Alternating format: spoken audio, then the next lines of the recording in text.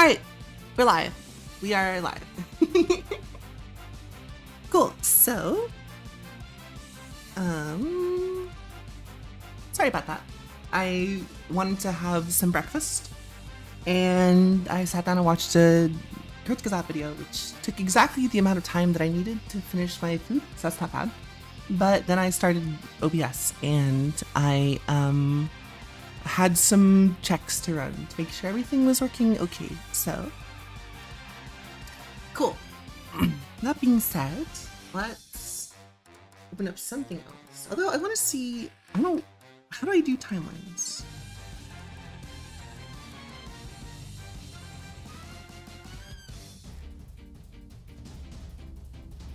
Oh, I don't know, like 1, 2, 3, 4. 4 is fine, I think.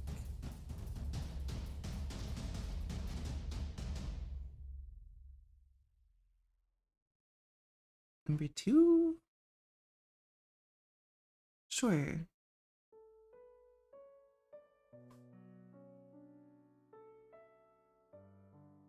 I want to grab all of layer 4. No.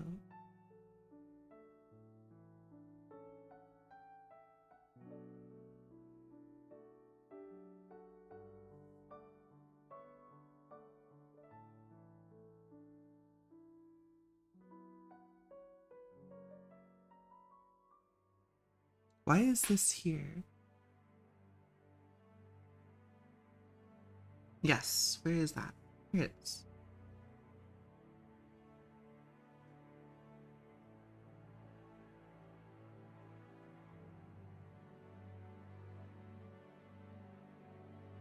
Hey, how's it going, Diavola? Welcome, welcome, welcome. I was trying to find a guide on YouTube for my project. What project are you looking for? I can help, see if I can. Hey, how's it going, Kit? Welcome, welcome. Were you also watching the, what's it called? The Kurtz Gazat video?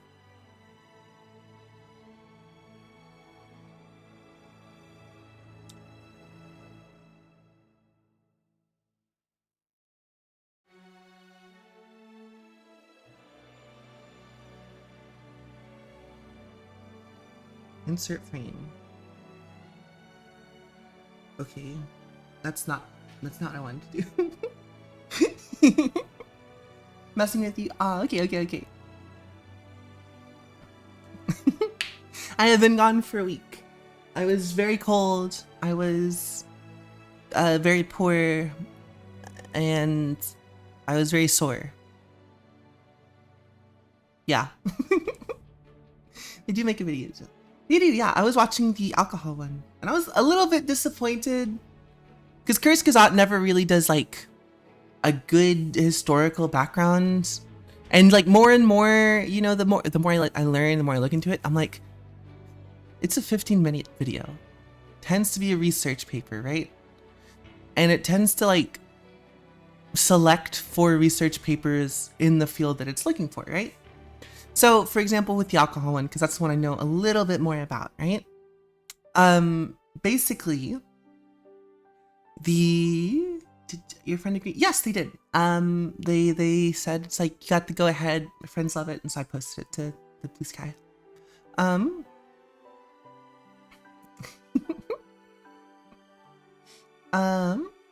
So what was I talking about? For the alcohol one, right? Alcohol is very bad for you. Like, no one's going to disagree that alcohol is very bad. But also, modern day alcohol is just a much higher concentration than ever before. Continue, sorry for the interruption. That was pretty much it. That was what I was doing. I'd like to add a free frame here.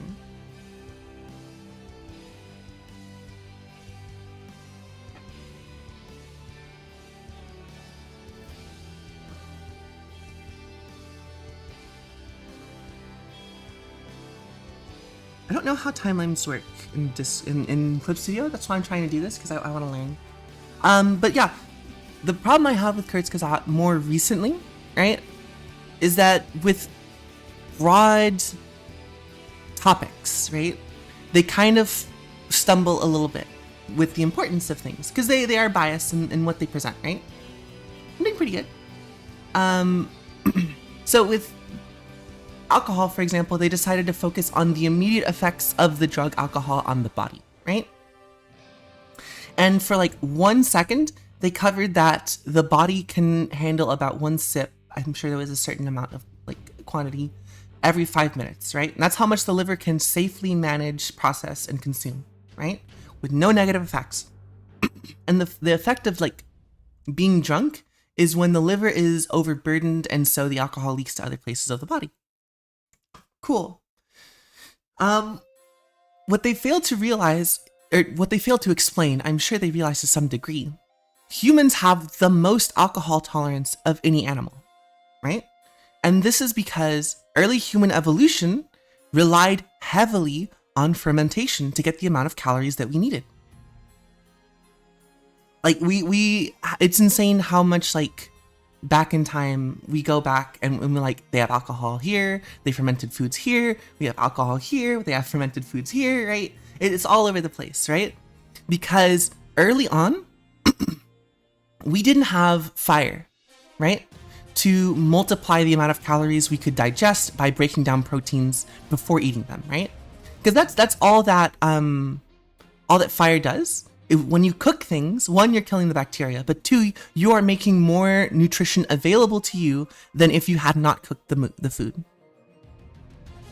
Before fire, we had fermentation.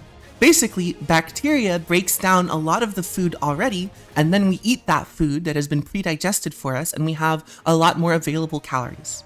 This is incredibly vital, and it's why almost every single culture that like traces its roots back to the Paleolithic has like fucking fermented foods. Like even Neanderthals would leave like horses in like frozen lakes and then consume them after they'd been fermented over the winter. And Kurzgesagt only gives one benefit to alcohol, and that it's a social benefit because the drug lowers your inhibitions and makes it easier to interact with people. And because youth of today aren't drinking, we're also seeing a sharp decline in like interactions and dating and all this other stuff. And it's like, there are more important factors at play for people to like stick together than alcohol, right? But the way they present the data makes it look like alcohol is the cause of this. And it's not, right? Alcohol does lower inhibitions, sure.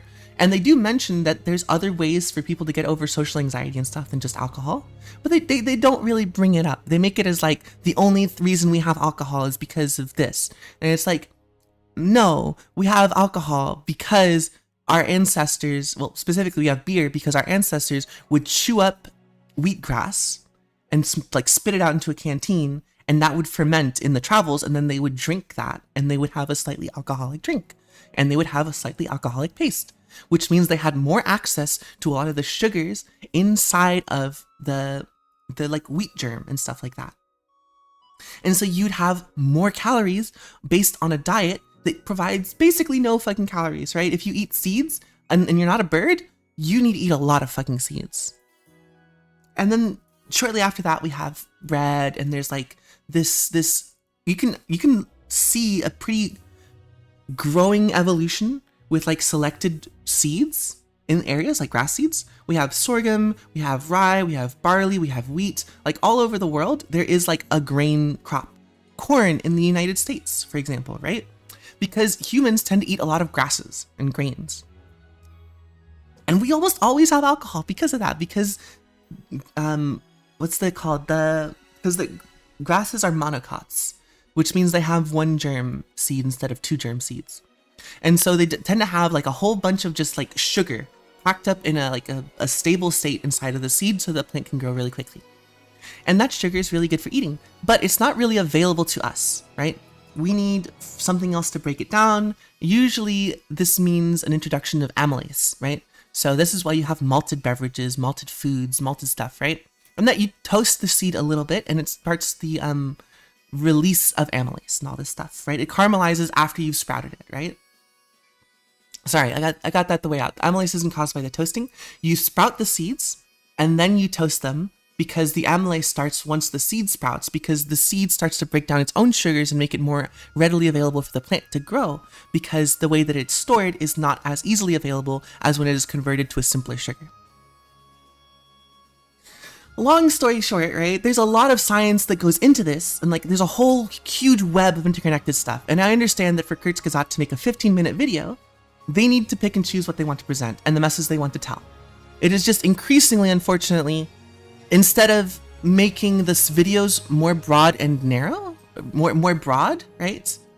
And then like narrowing down individually, what I have seen personally is that they are narrowing in to like true facts for a specific like social message that they want to convey, which is fine, I guess. But it also like gives the impression that the only reason people drink alcohol is to get drunk. And it's like, there is a lot more that can go into alcohol than just getting drunk, right? There's an entire culture, there's an entire history, there's literally a biological tradition to it, right? And so it's the same thing with fermented foods like cheese, or fermented foods like sourdough bread, just to give an example, or kimchi, or salami, and all these stuff. And Kurzgesagt also put out a hit piece on, what's it called? Nitrites, right? Which is a type of salt that is used in the curing process for dried meats. And they did this like as a way to show that, hey, this increase in nitrites in the diet for preserved foods is causing an increase in like negative health effects. And it's like, yeah, that's fine, but there's also an entire culture around a lot of these foods and like processes and like fascinating biological structures. And they just kind of present it in a way that is shaming of that, instead of understanding that it's literally just like a quantity problem, right? People didn't used to drink as much alcohol because they didn't used to have as much alcohol. Additionally, the alcohol wasn't nearly as refined, right? It was an important like part of our literally calorie gathering, right? Same thing with every other fermented foods, right? The nitrites weren't always a thing, right? Nitrites weren't always a thing, sort of. I'll get back to that later. But the nitrites made it safer because it would kill more of the bacteria that was unsafe for us to consume. Did we have a way to do that prior? Yes, sort of. Celery has a lot of naturally occurring nitrites in it. So oftentimes celery salt was used as the like antibiotic. And now when they say no nitrites added, if you look on the back, you're gonna find like celery salt or something. Because it's like, yes, you have the bacteria. It is the most effective way we have found to make products safe, right? If you are eating an entire stick of salami every day, which God knows that I would do that if it didn't cost $15 for like a stick of salami. I would do it every single day because I love salami. But one, it's expensive, and two, it's just bad for your health to do that all the time. The only times you'll see me do a lot of that is around my birthday when people give me a lot of salami. But, you know, they said at the beginning of the video, one sip every 5 minutes lets your body digest the alcohol properly. And that has to do entirely with how much alcohol is in the sip, right? So if you want to drink alcohol, if you want to be part of this culture, if you want to do all of this stuff safely without developing alcoholism and all of the negative features that come with it, try to stay within the safe margin, right? And it's fear tactics with science, right? And Kurzgesagt will admit to this a lot because they like, ooh, we gave you existential dread, ooh, right? Because sometimes learning facts can make people very depressed. And I think that it's really cool that Kurzgesagt shows facts. I really do. And recently they've been a little bit more of like an effort into trying to like give hope with their videos, right? Early on, like in high school, when I was in high school, they were just like, we're all gonna die. This is the end of the world. And they just kind of leave it like that, right? They've done a little bit better of a job to do it, right? But it's still missing something. For what it is, I still love Kurzgesagt. The animation is really good. They're highly educational. I really recommend it. I also do not recommend, just like with anything, don't use it as the only source of information. Don't use me as your only source of information, right? Go out there, explore, learn, find me a fun fact that I don't know about yet. I love to learn fun facts and stuff, right? People need to have conversations on these things because they're really fun. But also I just love fermentation. I think biology as like a way to like, because I love growing stuff, right? I love plants, I love animals, I love farming, right? I love just like the fact that as a human being, I am part of like a 200,000 year long history of like bioengineering. That's really cool that like we are the only species on the planet that has such an extensive record of bioengineering. And I love that, right? I love that I can learn about nature and then use it to my own ends, right? Because so often media portrays nature as like this violent, evil thing that's trying to like take down humanity. And it's like, they always forget that humans are part of nature. And I love the characters that are the like the forest hermit or whatever that lives in perfect harmony with nature. And it's always just like, they're really smart because they just kind of observed and then implemented what they learned. I really like that kind of that balance of like learning, observing, and implementing. And nowhere is it harder to like know the specific details in like microbiology. For the longest time, we had no idea how alcohol works. We understood you put seeds in the ground and they grow, right? We didn't understand necessarily the mechanic, right? But for the longest time, we had no idea why mashing grapes or mashing seeds in water and then letting it sit for a while would ferment, right? It was such a trial and error thing. And only like after people like Louis Pasteur, I forget the guy who discovered cells, and people like, it's not Howie Mandel. It's Mendel, the scientist that did the peas. the Punnett square, what's it called? He's the Gregorian. Anyway.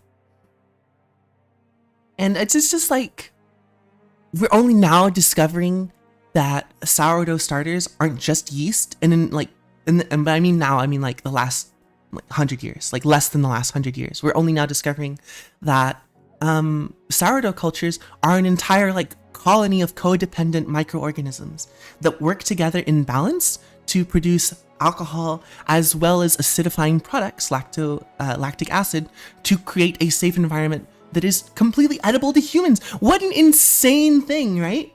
What an insane fact that like this cocktail of microorganisms is just completely edible to humans.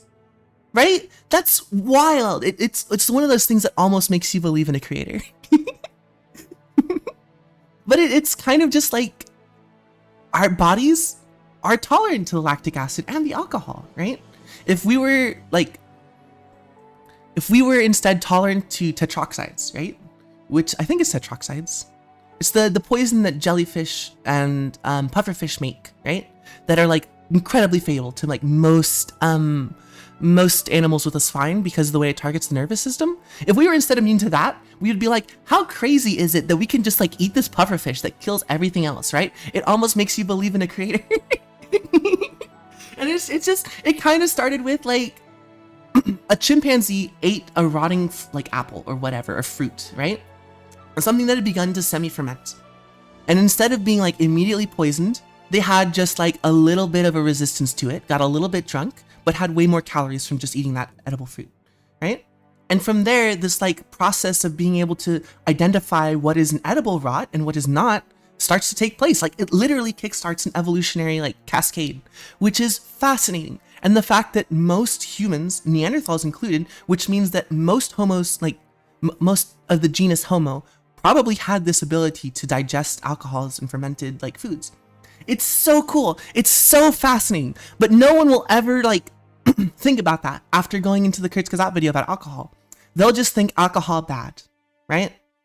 And in the same way that like they watch the video and they're like, uh-oh, cannabis bad. And it's like, yes, drugs are bad in a fucking massive quantity. You should not drink every day 5 times a day. That's stupid as hell. It's so dumb. But also alcohol was the first we used alcohol created by bacteria, which already used it to like kill other bacteria as a way to sanitize water, right? Workers in Italy were given what's it called? I think it's called made drink or something. It's basically they'd water down the alcohol with water, right? But because water at that period was so full of bacteria and they didn't have a way to sanitize it like properly, women, even pregnant women, would drink watered down alcohol, wine, right? Because it was the safest way to drink water. And people don't realize, like, sanitation has come so far. The fact that you can drink water out of a faucet is insane, right? This is water that has traveled 100 miles, right? Through pipes, through metal pipes, right? Underground, right? And then it shows up in your thing and it's like, tastes a little bad. And it's like, you're alive still. You don't have diarrhea. That's insane. For like most of human history, like you could just get a disease from drinking water and then die. You could just get dysentery and just pass away because you got some bad water. And it's like entirely the amount, but people don't often think past oh, I've been told this, right? There is a disturbing lack of interest in the why, as I am learning. But yeah, now that I've thoroughly killed all of audience interaction for the last 20 minutes, I should probably go back to doing what I was doing. Even though I could easily continue talking about alcohol and like fermentation more specifically.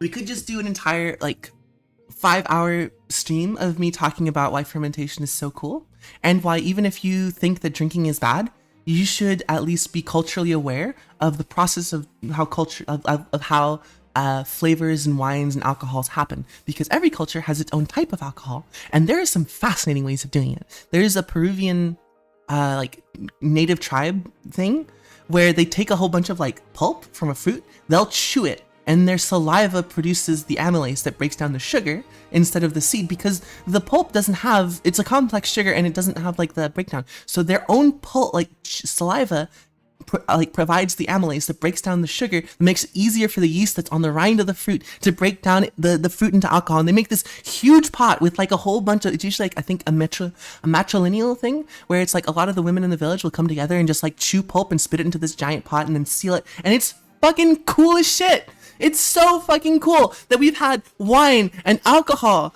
and mead. And don't even get me started on mead. We had to go find bees, little fucking militarized insects that are we don't want you to take our honey. And then we had to take their honey and then put it in a pot. And then we just let it sit there instead of drinking the honey, which the honey, by the way, is probably the most calorie dense, naturally occurring, shelf-stable material on this planet. And we use that to make alcohol.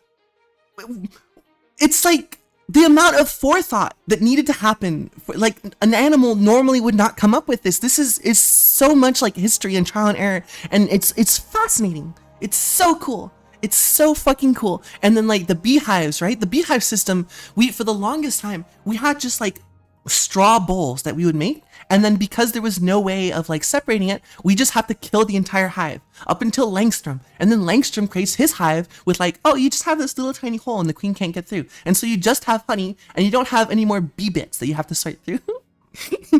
And you get to keep using the bees. And then we had to learn about the bee cycle, the life cycle of bees, because they were oh, this is cool. But halfway through the summer, all my bees leave and they leave a smaller hive of not as good bees.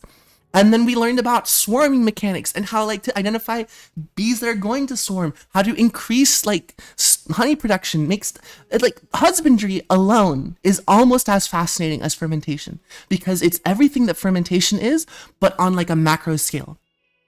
Macrobiology, microbiology, all of this stuff is so cool, and it's so fascinating that over 200,000 years, humans had to go through this trial and error process to be able to do this. And if we hadn't, we would never have made it out of Africa.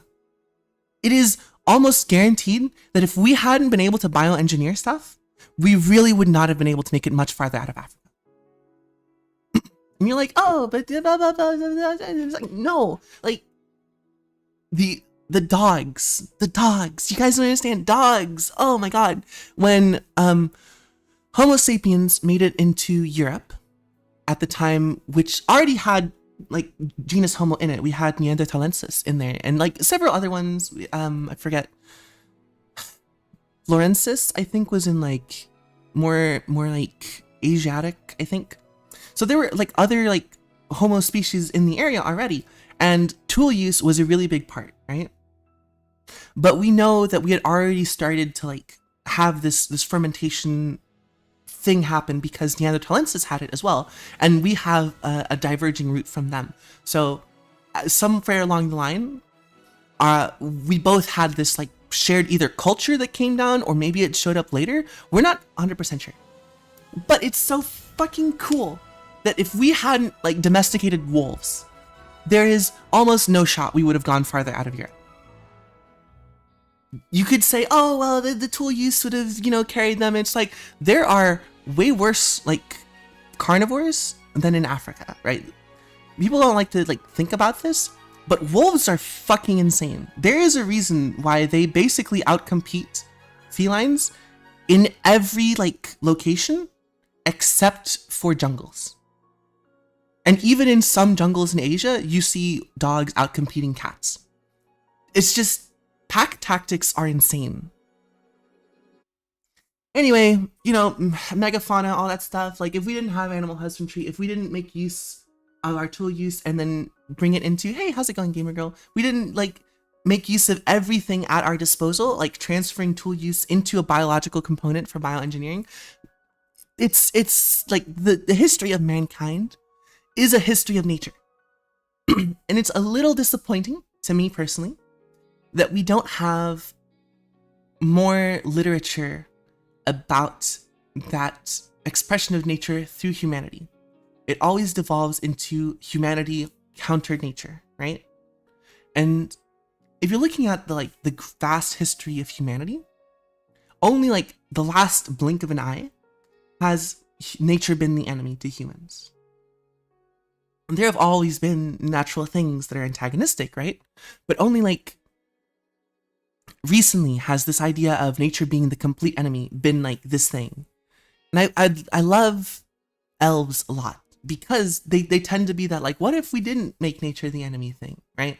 And there's also a lot of racism there, so maybe they're not the best example, but you know, nothing can be perfect, I guess. I really want this like, I want to express a culture that has like a more fine attunement with nature. Yeah, like recently. I mean like since I think basically the industrialization period. That is when 99% of everything that used to exist doesn't exist anymore. That's a weird statistic to use because 99% of all the people that have ever lived are also dead. There are more dead people than alive people, right? So you could say that most literature focus around the stories of the minority of people that have been alive.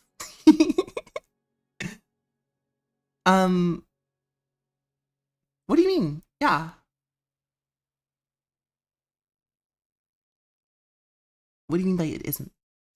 Like most people being dead? I might be misinterpreting something.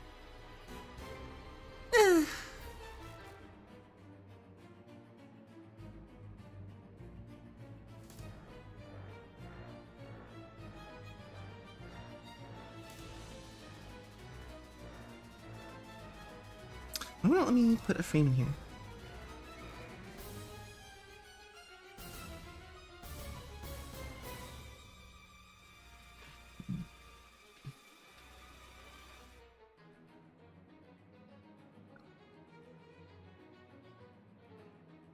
This is weird. I come back to timeline 1 and I click on this up here. Oh, I can't because it's a keyframe. The nature does everything in its power to extinguish life.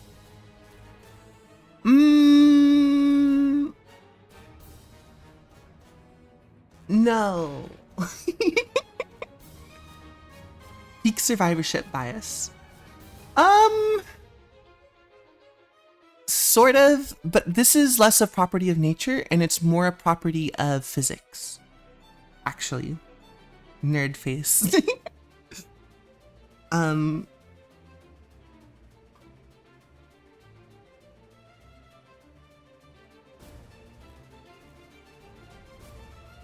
Yeah, this is what it should look like.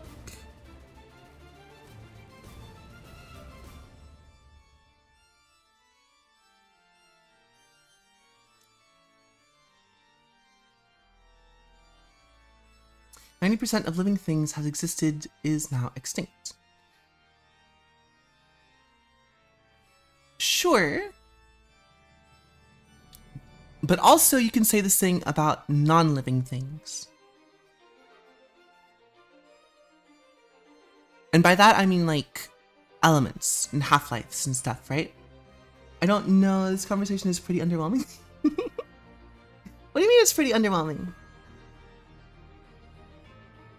The problem with that line of thinking, right, is that you're right, it is kind of underwhelming. And it's kind of like a matter-of-fact thing that doesn't mean anything, right? Unless you give it meaning, it doesn't really mean anything. Time is linear and it goes forward. And it's like, yeah, okay. And? What part of it is underwhelming for you? That's why we have keyframes enabled still. That's probably why. Where is it?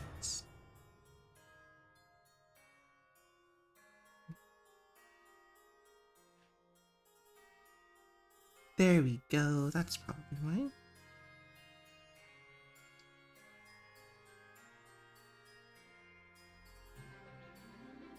We figured it out, y'all. I'm curious. I want to find out. Big biology person. Might like a bit. Feel free to continue. That's fair. For me, I think it's just like cool to understand how things work, right? Because biology is not too dissimilar from physics. It is just the fact that on a grander scale, the physics works out to have its own like set of desires and goals, right? Nowhere can we see this as more prevalent than in sentient creatures, but also in what is it called? I forgot the technical word for it.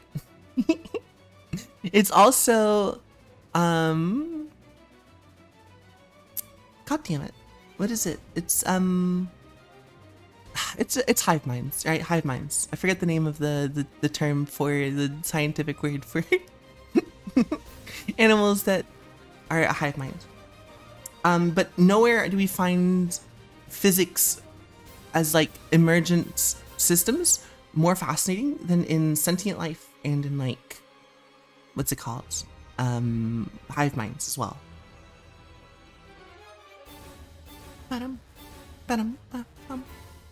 Also, good news. I asked somebody who knows a little bit more about aloe vera, and they're just like, yeah, that's just how aloe vera are.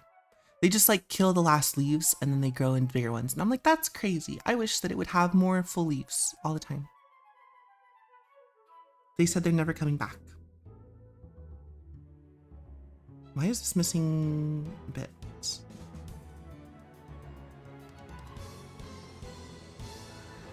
Cool. All right.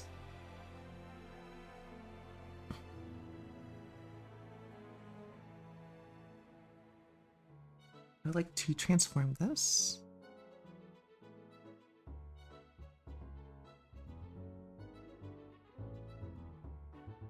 That should take everything with it, but it's not. It's instead... Okay, Oh, it's because I grabbed the wrong one. That's probably why.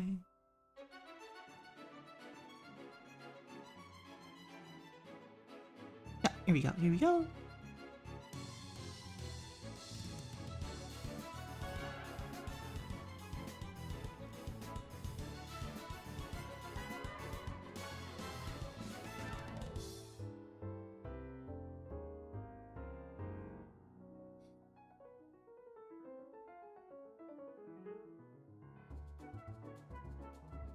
I just want to have this sleep all the way out.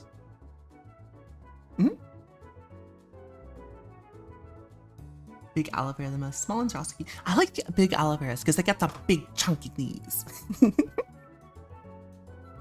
That must make harvesting really stressful for the plant though, because the way I've seen it, right, is that you harvest the ones at the bottom because that they're really big, and then you leave the ones at the small on top. But if it grows centrally by draining and going up, has me a little bit concerned. See the bloom soon? The bloom probably won't happen for another 10 years. I don't know how old this aloe vera is, I'll be honest. But I got it from a nursery, so I don't think it's more than like years. Aren't they similar to agave where they only bloom like once every like 10 years or something? Let me see. Let me double check that. Oh, the ones here. Yeah. How close are they, do you think?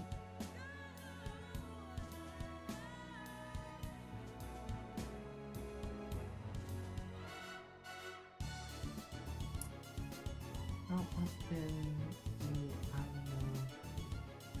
do at least once per year. Once they reach maturity, at least 4 years or older. Never mind. So the aloe vera plant blooms once a year, supposedly. Interesting.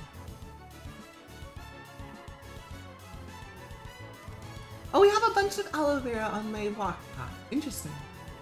That means that the seed that I took from one of the seed pods on my path is an aloe vera. I thought it was an agave. Interesting. Although agave have insane blooms. That's crazy.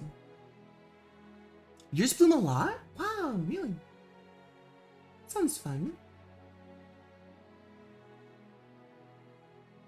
I wonder if mine's gonna make any pups soon. I haven't seen any, but it's been a year, so we'll see. Once it starts to have a pup, I'll see if I separate it. I need to get another pot. I need to get some good, like, cactus mix or something. I need to get some coarse sand. Animation tutorial? Yeah, you can, sure, what do you need? I'll explain. You don't need a sub for it.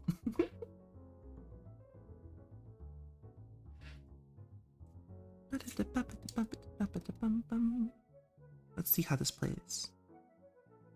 Nice.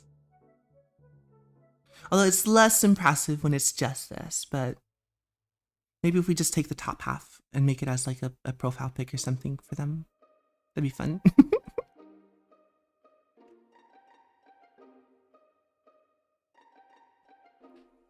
If you would like to give a gift sub, that's always nice also, but I'm not requiring of it. But I'm not busy right now, so you don't need to. Maybe I wanted like not do money for education, right? Because my big thing is like education should always be free. So I don't want to like incentivize people paying for it, you know? Thank you, I'm glad you like it. Thank you, kid, for the gift sub. Robotic humanoid got the tier 1 sub. Thank you for the gift sub, Kit. I hope that you are able to make monetization from the side channel quickly so that you can get your own money from this kind of stuff. Okay, so timeline 1 should be unaffected by fuck. I was really hoping that this would be like a timeline specific thing. Maybe if I make it a keyframe thing.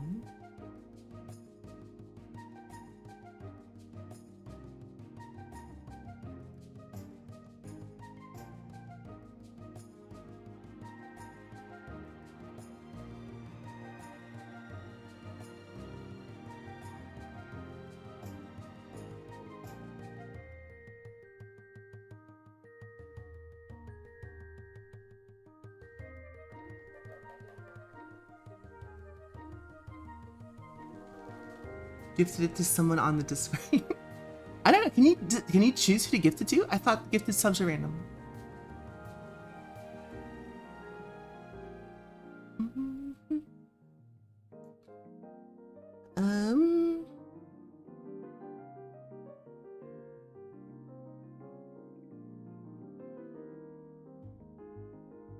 I don't really know how to use timelines in CSP. I should look up a tutorial. What are timelines good for CSP? So I might be trying to use it for something that it's not. You can have them be random. Oh, okay, interesting. Good for CSP.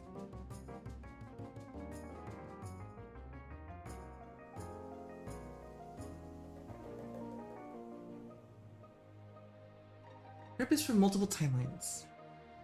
Go over how to draw intersecting shapes that look believable? Yeah, sure.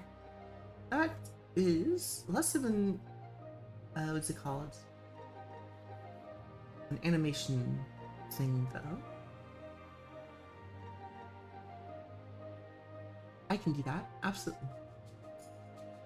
Two PNGs stacked on top of each other. So when you draw,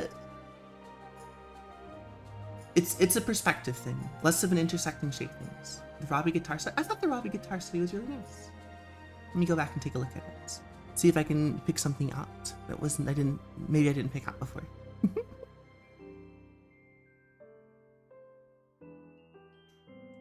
Should probably just go to images.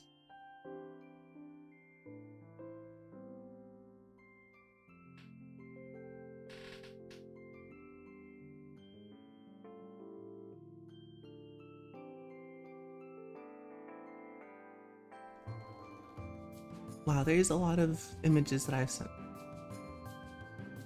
Yeah, I think the Robbie looks really good. What about it makes you feel like it's just a PNG on top of itself? What do you think? Where specifically? Give me a problem area.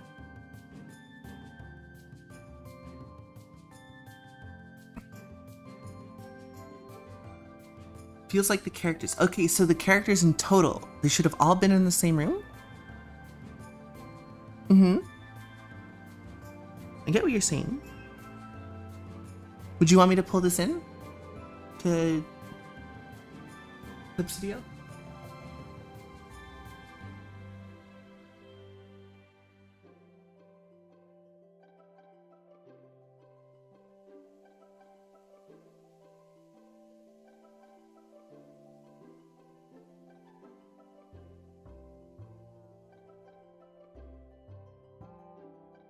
Yeah, okay, cool.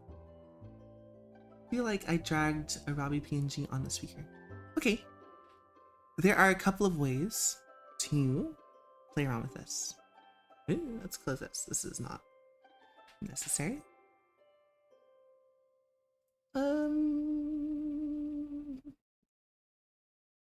It's its own, yes, I never put these into their own folder.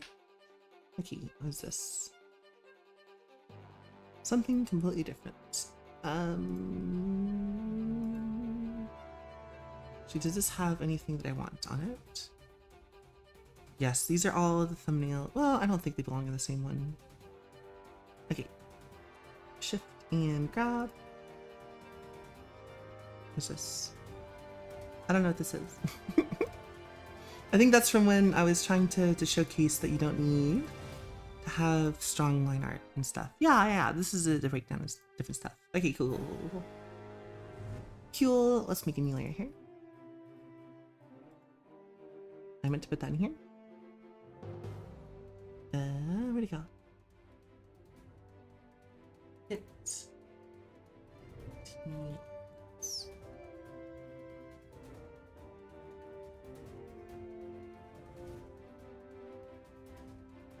Absolutely lost the plot when drawing the foot closest to the observer. Okay, let's take a looky-loo at this. Which, first of all, I know I've said it before, but always an excellent study. I think you did a great job with the 1-2 reads. Like I said before, just want to make sure it is publicly known. Because your 1-2 reads are very strong in the sense that they have, that's not what I wanted to do. Is this going to be in the folder? Yes. Okay, cool. You do a great job of having the silhouette be like outlined by something else inside of it. That's really good. I like that. you've taken the time to like select the features that would be different to the character, right? So you're taking advantage of Robbie's faceplates to be a different color. Because if you didn't have this color, Robbie just kind of has a box there.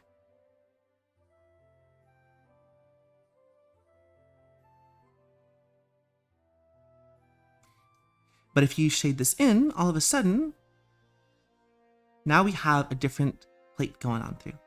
So that's really good, but that's separate to what we're trying to discuss.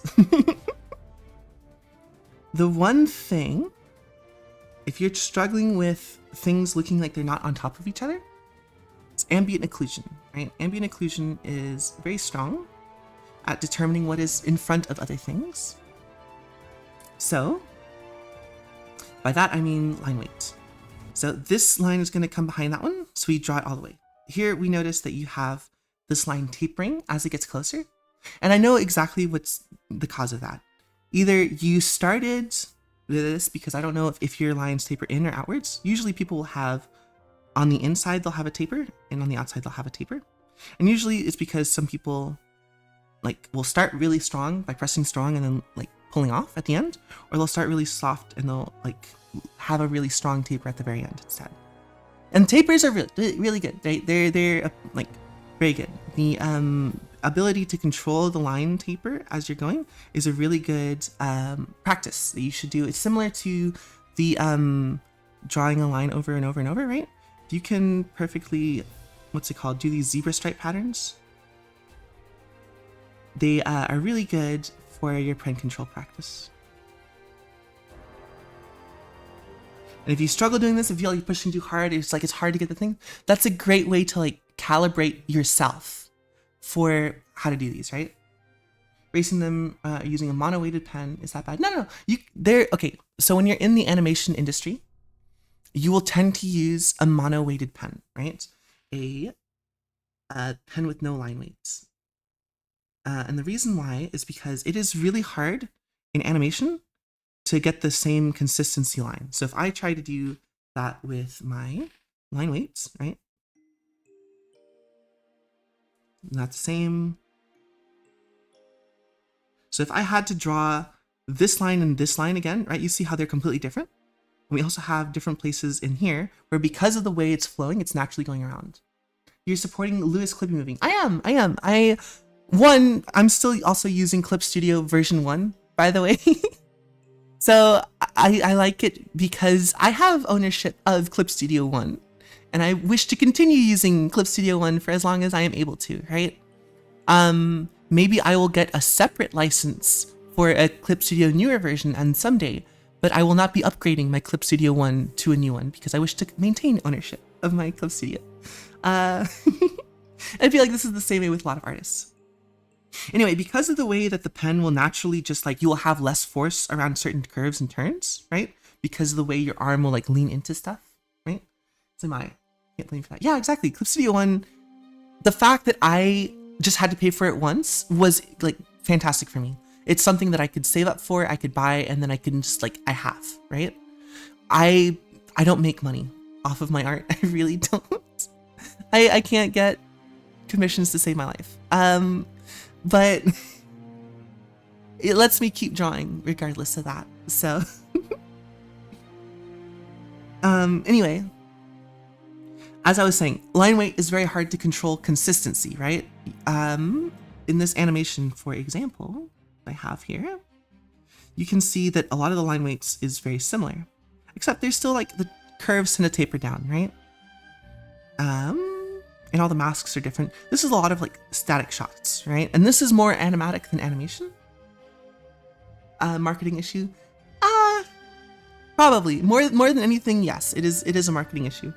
I also have my own holdups on being able to create consistent stuff. But yeah, you can have, and I'll do this with the mono weight so that you don't feel like this is something, right? This is pushing as hard as I can, same weight, right? If you are getting the tapers, that's fine, right? What we can do is we just go over it again. And now this is not really a line, right? This line right here is technically not a hard line that we would see in real life, right? This guy isn't cute. You know? This isn't my art. See, this is Kit's art right here. So Sky Striker Pilot in the chat. We're doing a critique of their stuff, so I've been helping them go through. My art looks a little bit more like this, and where's the rest of this? This, and I'm probably really zoomed out, so it's hard to see fucking anything at all. But and this, if I'll load, there we go. This is more like what my art looks like. The Ego Raptor looking, yeah. No, I got you. But those pieces are my work. Right now we're doing a critique of Kit's stuff because they wanted to know how to make intersecting T-lines a little bit more believable. And what I'm going to emphasize here is that if you use the single line, this is your lowest line value, right? Thank you. Wildest string of all time.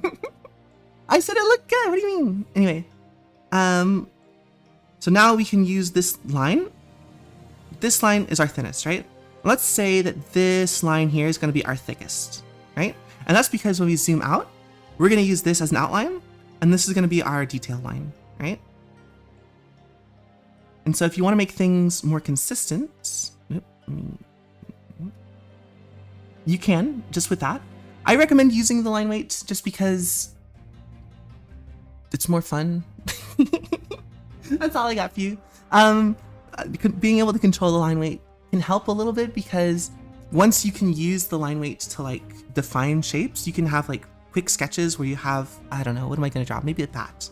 I've been watching a lot of Batman stuff recently, right? So we'll draw a bat, right?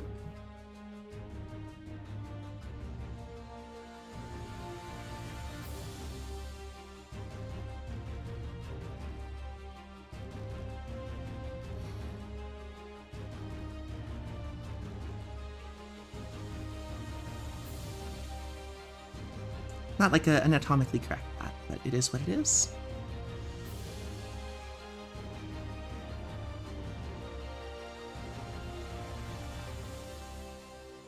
And you can use the line weights to like emphasize bold patterns without having to go over it 700 times, right?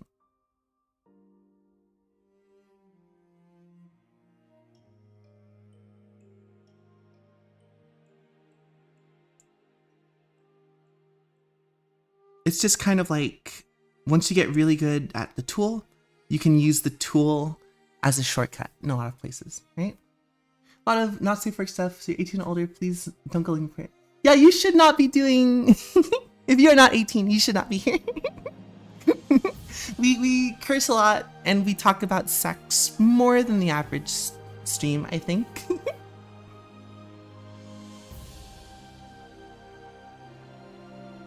Unfortunately, the freest way to be a person on the internet right now is to be an 18 plus person, right? To tell out, yeah. The freest way to be on the internet at the moment is to like be 18 plus and then block anyone who's not, unfortunately. I really think that it should be more on the parents as like the restrictions of stuff, but that is not up to me to decide, so it is what it is.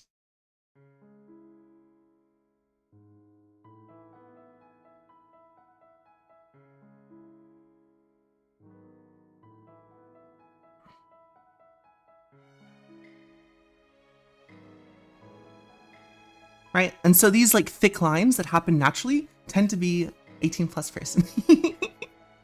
Yeah, honestly, you know, if I label myself as like child friendly, then all of a sudden I can't like talk about the yaoi that I might write or something, or the regular porn magazine that I want to do, like the Green Lantern ring, right? That I want to do. I think it would be a star sapphire, right? But I think like it's violet, and I specifically want it to be pink. So I don't know if I'll do like star sapphire shows up and it's just like, why is your ring pink? And it's like, what do you mean? The ring is pink. It stands for love. And it's like, no, violet is the one for love. Why do you have a pink ring? And then anyway, bats are crazy. But anyway, that is neither here nor there. I can draw properly.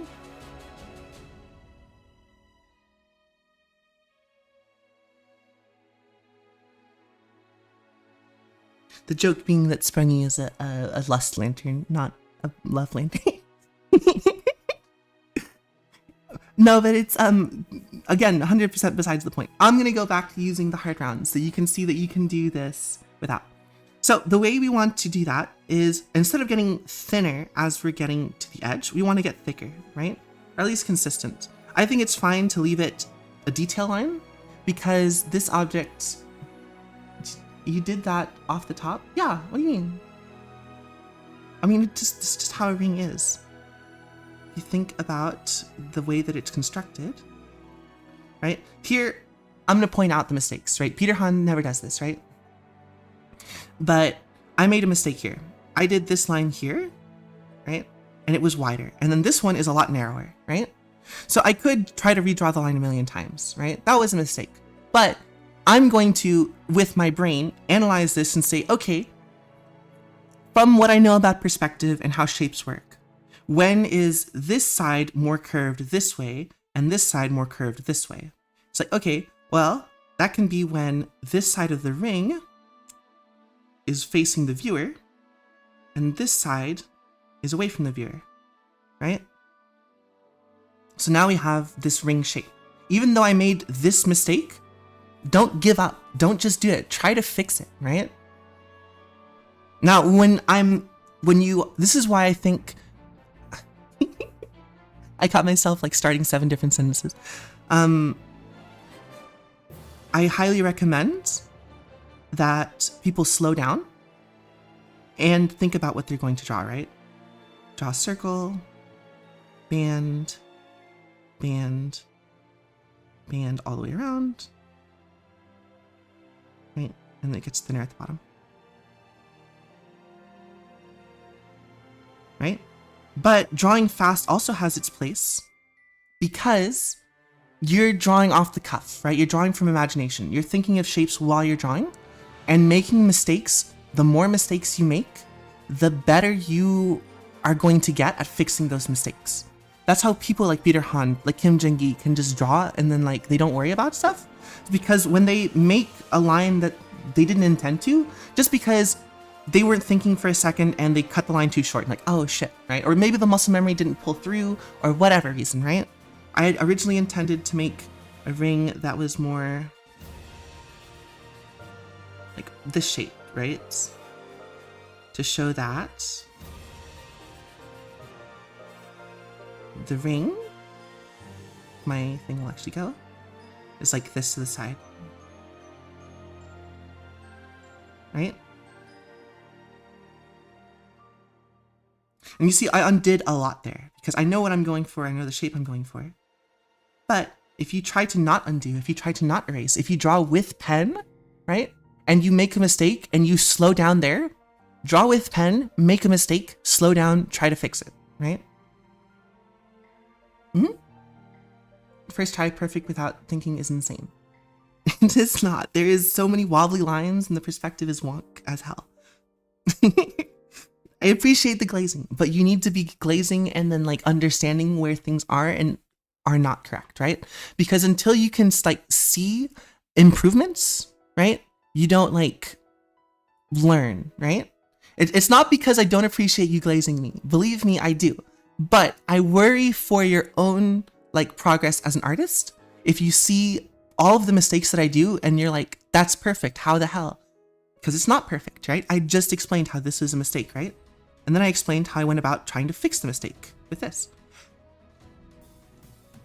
I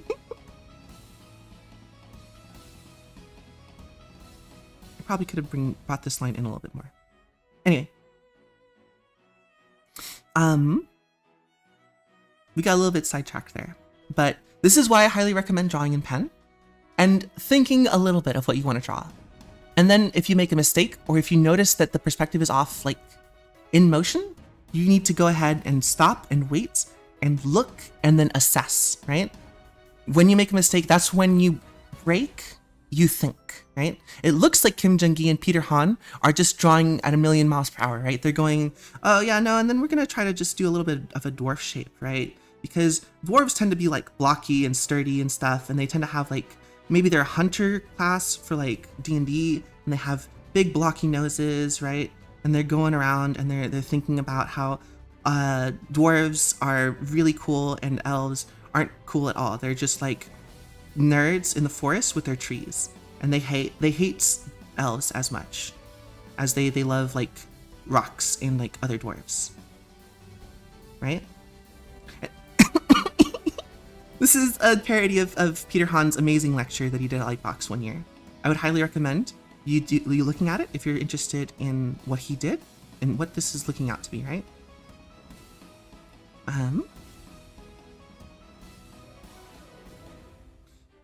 Because there's a million mistakes that I'm doing as I'm drawing this, but I'm not worried about the mistakes. I'm worried about how can I fix the mistakes, right?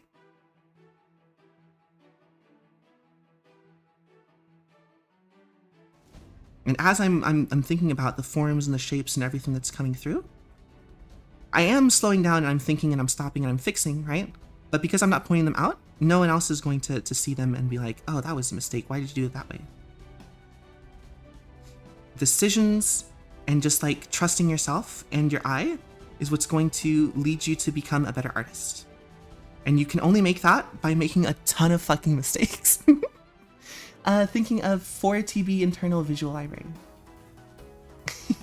Tablet is a bit jank, all my lines are incredibly shaky. I'm trying to work on them into my style since I can't fix it.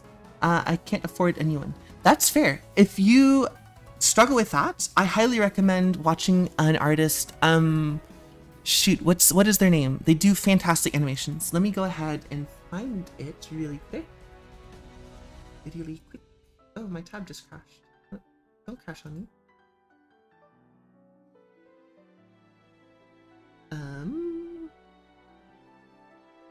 Is my live still up? I think it's still up, right? Hey, I'm connected back to YouTube as far as like videos are. Hey, how's it going, Brooke? Sorry I didn't notice you. My YouTube crashed and I didn't realize. Let me find the guy I was talking about. They do animation and I see them every once in a while and I highly recommend them.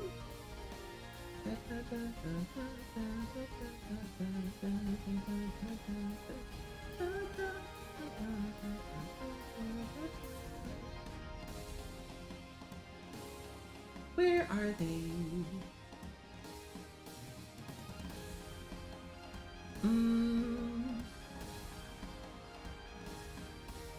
There's so many things that I haven't subscribed to.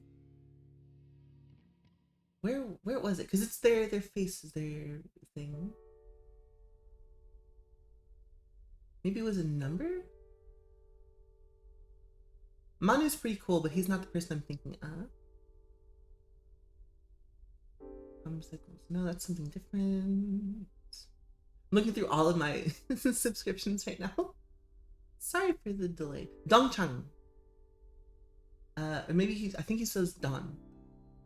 Because he says his channel as like, hi, I'm Don.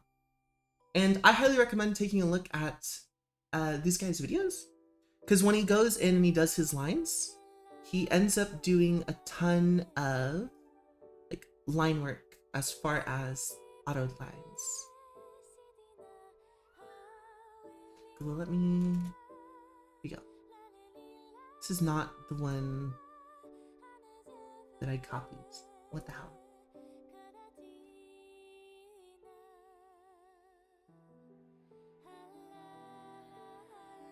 Yeah, the Canadian guy. He worked in a lot of animation in Japan as well. And you'll see that in a lot of his, what's it called? A lot of his, like, final renders and stuff, he'll use the curve tool a lot, right? And being able to, like, learn to use that to make any shape, that's how you're gonna get stuff that's way more, like, line art ready, right? The people will see, especially for animation. Calling him a small creator, yeah, no. If you know, then you know exactly what I'm talking about, right? Especially with his, like, how to get quote-unquote like final animation ready prep stuff, he uses this curve tool like religiously because it helps them get the on point lines that you need for like animate eyes and stuff.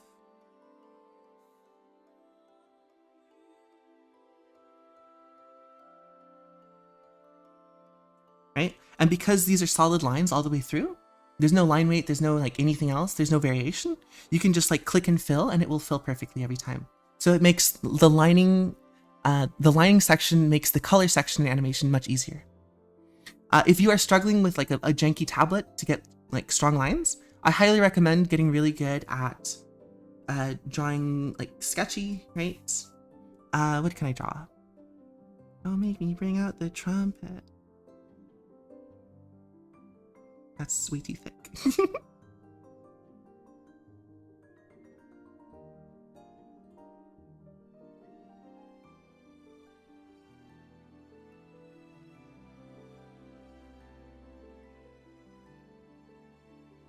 And then coming through with like the curve tool and finding out where all those like curves you can do. So this is probably too much for this one curve.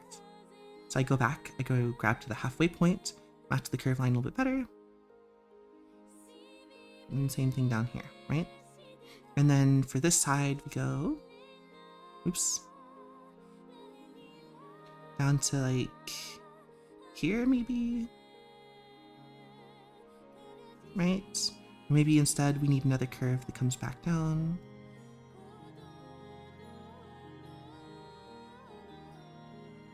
Maybe it's something like this. That looks a little bit better, maybe. It's my first time trying to do this, I'm sorry.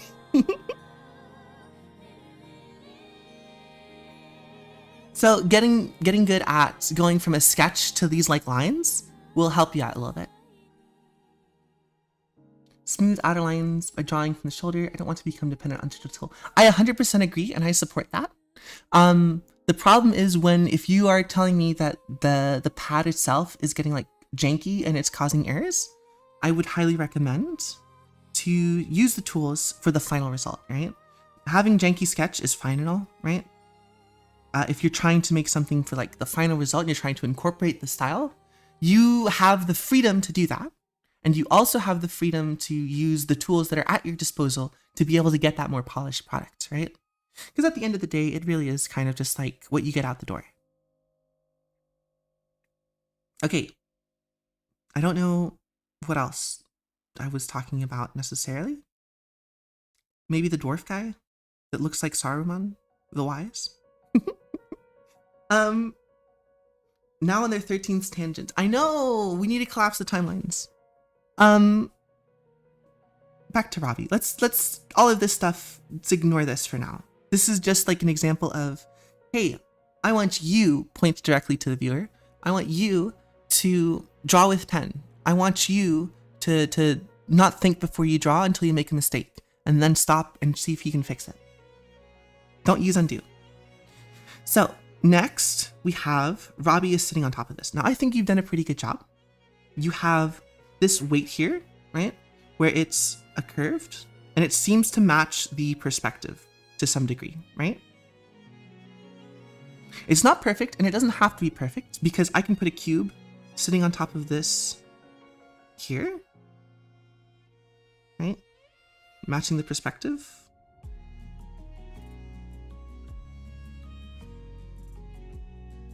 And it can go any number of directions off of the shape, right? That one's probably not the best.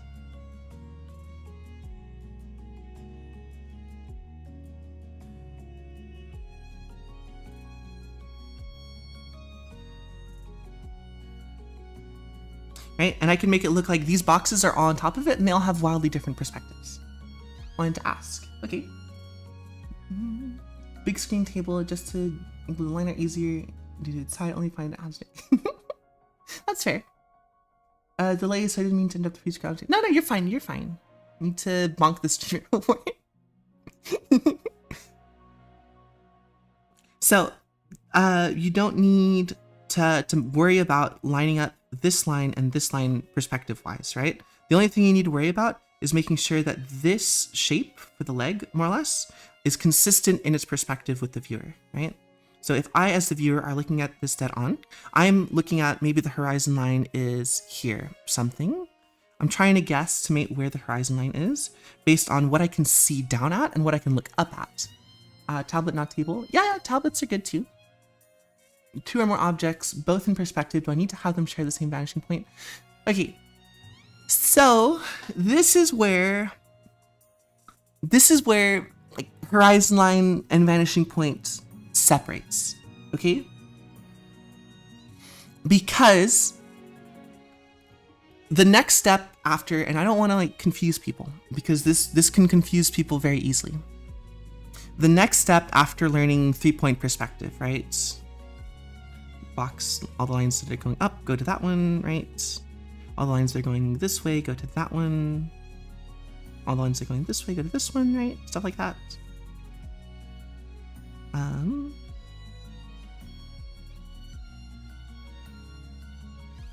Right? The next step after 3-point perspective is learning that every single object has its own separate 3-point perspective that is completely absent of a horizon line. The horizon line is not, technically the horizon line is the vanishing point for a perspective, for an object, right? But the horizon line is the vanishing line for the viewer as an object, right? If you are sitting here watching something, I'm just gonna put you on a stick, right? Your horizon line is there, right? This is your vertical line, and we have one that comes towards the viewer that is now watching the viewer. So you have your 3 axes, right? Your up, down, your left, and your right. Your yaw and your roll.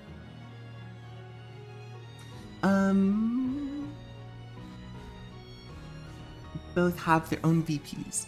Is there a difference between left, right, right? Yeah. I'm sort of getting that. You are on the right track. The horizon line is the viewer's vanishing point, right? It is the box that you look at. Anything above this is above eye level, right?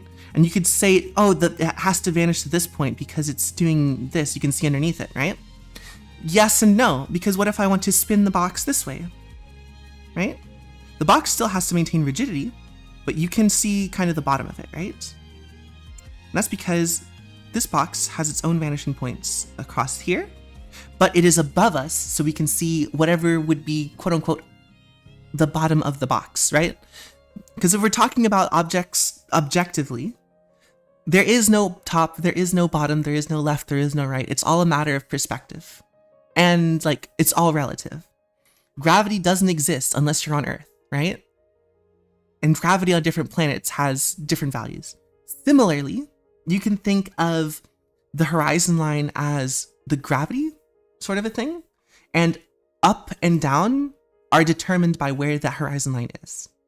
So if I'm looking at Robbie, I can think, all right, I'm looking at the front of it. I can't see the bottom of his chin. So the horizon line, I assume, has to be below that, right? I can see the top of the hand, so I think it's above that. I'm going to put it like right about here-ish, right? So that means this shape for the leg. Hey, thanks for the follow, Albin. Appreciate it. I didn't get jump scared this time. We know that this Robbie leg shape has this kind of volume, right?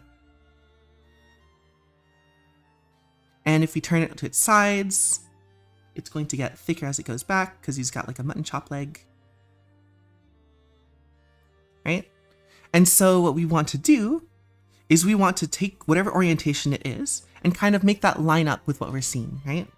So this from here, this goes that there. The plane for the circle looks like you have it angled this way slightly. And that could be any number of reasons. Maybe the leg is like tilted because of the handle. If so, you might want to add some like more ambient occlusion line there to make it look like this is below, right? And so that way it's angled this way, right? Because then the perspective, the vanishing point lines of the cylinder need to match up with that, right? Leg is not cooked beyond repair. I think it's fine. Mods, kill that man. Unless he got removed. But yeah, I think the leg is fine. Like, I don't think it is believable perspective. It is good, right? They are different sizes, but I don't think that's what you're asking. So I don't need to point it out, right? What I'm worried about here is you want to know why this looks like it's just slapped on top. And in my opinion, I think it's because you have not properly given line weight to this object, right? We don't really know which object is in front of which other object, right? What about the guitar? It's nice.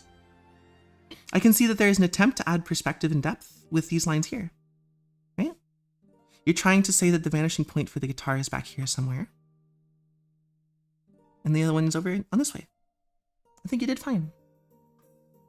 I'm not looking for perfection. I'm looking for you tried. Guitar meets leg here? Yeah. You had a little bit of a fumble because you had it aimed back this way, right? And because you're thinking of vanishing points as like here-ish, here-ish, and then here-ish, right? You're like, okay, if I do that, then that means the box would be like this, sort of. That's the way that you're thinking of it. I think that's fine. Now, knowing what you know now, how do you think you would change it?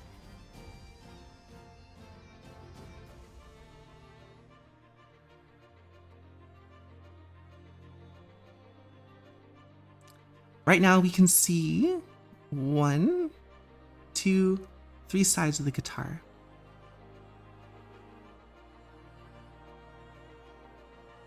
Which is 100% possible, right? We can't see 4 sides to the guitar, right?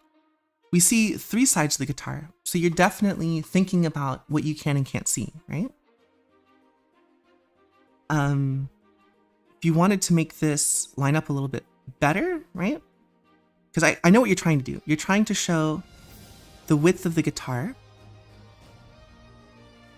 And then you have the neck getting closer to the viewer. And then you have the back of the neck, right? Then you have the other guitar. The other neck of the guitar. And you're trying to show the bottom of this guitar as it comes out, right? So you're thinking about this guitar in space, right? Line weight will not fix the problem of perspective. Probably do this so you can see more of the back.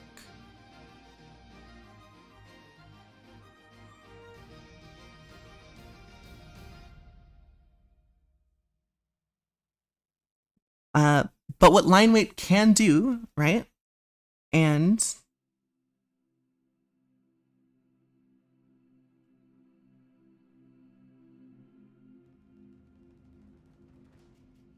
what line weight can do is denote that this object is in front of this other object because of the way that this line gets thicker as it meets it. Similarly back here, this line is going to get thicker at the edges, where that ambient occlusion is going to happen. Zoom in a touch. These eyes are old. That's fair. I just don't know what necessarily to focus on here, right? So when we have this, we can think of it as, let's say you cover everything in some slime, okay? If you cover everything in slime, it's gonna have that film, that layer that goes over everything, right? So if we have Robbie,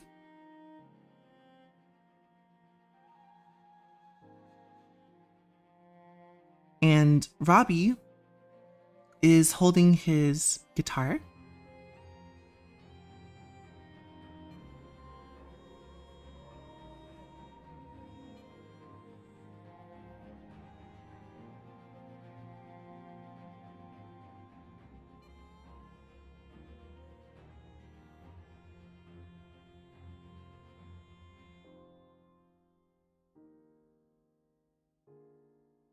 right? And let's say Robbie has his eyebrows and everything, right? And the guitar has the guitar shape, but it also has all the like the details and the stuff and the strings and everything, right?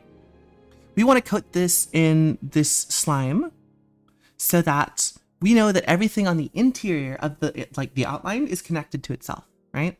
So we add the slime layer to everything on the outside.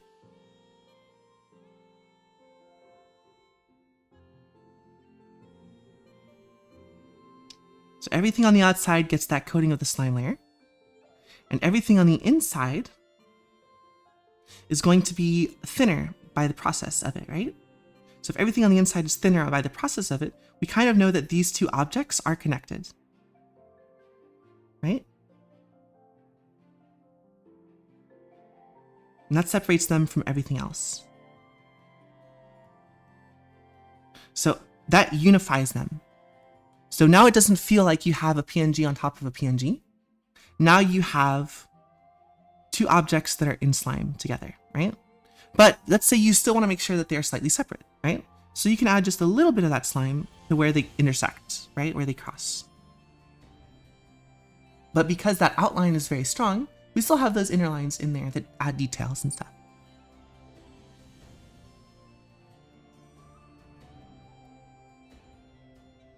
And this is all with a mono pen, right? I was very exaggerated because this is really small and hard for you guys to see. With these edges, you can kind of just like make this outline thicker, right? And you can leave all the interior lines, right? I could probably even thin this back out. We don't need it thick everywhere. This is an interior line. But we do need it thick where it's going to be in front of the other one, right? We want to make sure it looks and we know for sure which object is in front of which other one. So this is going to be thicker. So we have this little ledge in here that means that it's feeding into that one, that slime layer.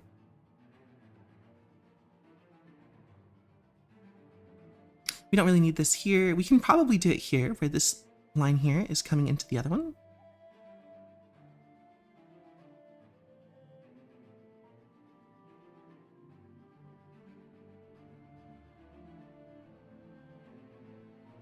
This is how you're adding artificial line weight. He's positioned on the speaker, it makes a lot more sense. Please do not erase. Please no erase? What do you mean?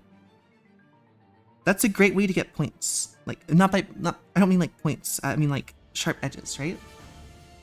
The mini Robbies? Sure, I'll leave them there. But yeah, even if you're just using like a single like weight pen, mono weight pen with no line weight, you can still get these kinds of like, if you just, especially in Clip Studio, where you can just press a button and flip from like draw to erase, you can get that kind of stuff, right? And the reason, and it's good to zoom out to take a look at everything, right? The next place I want to look at maybe would be in here with these legs, right? So these are detail lines, right? They give, well, they're form lines, but they're not like hard lines because this is going to be in the light. So realistically, we want that, right? We want it to be broken up so that we kind of can tell that this is a form line and not necessarily the line, right?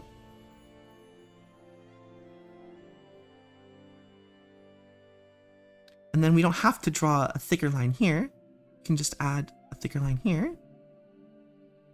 And then have this feed into this one, like this. And the same thing with the guitar, right? This is thicker because it's crossing something. Oh my gosh. And then we have this taper line in here. If you zoom out a little bit to take a look, you can see that it's helped a little bit, right? Oops.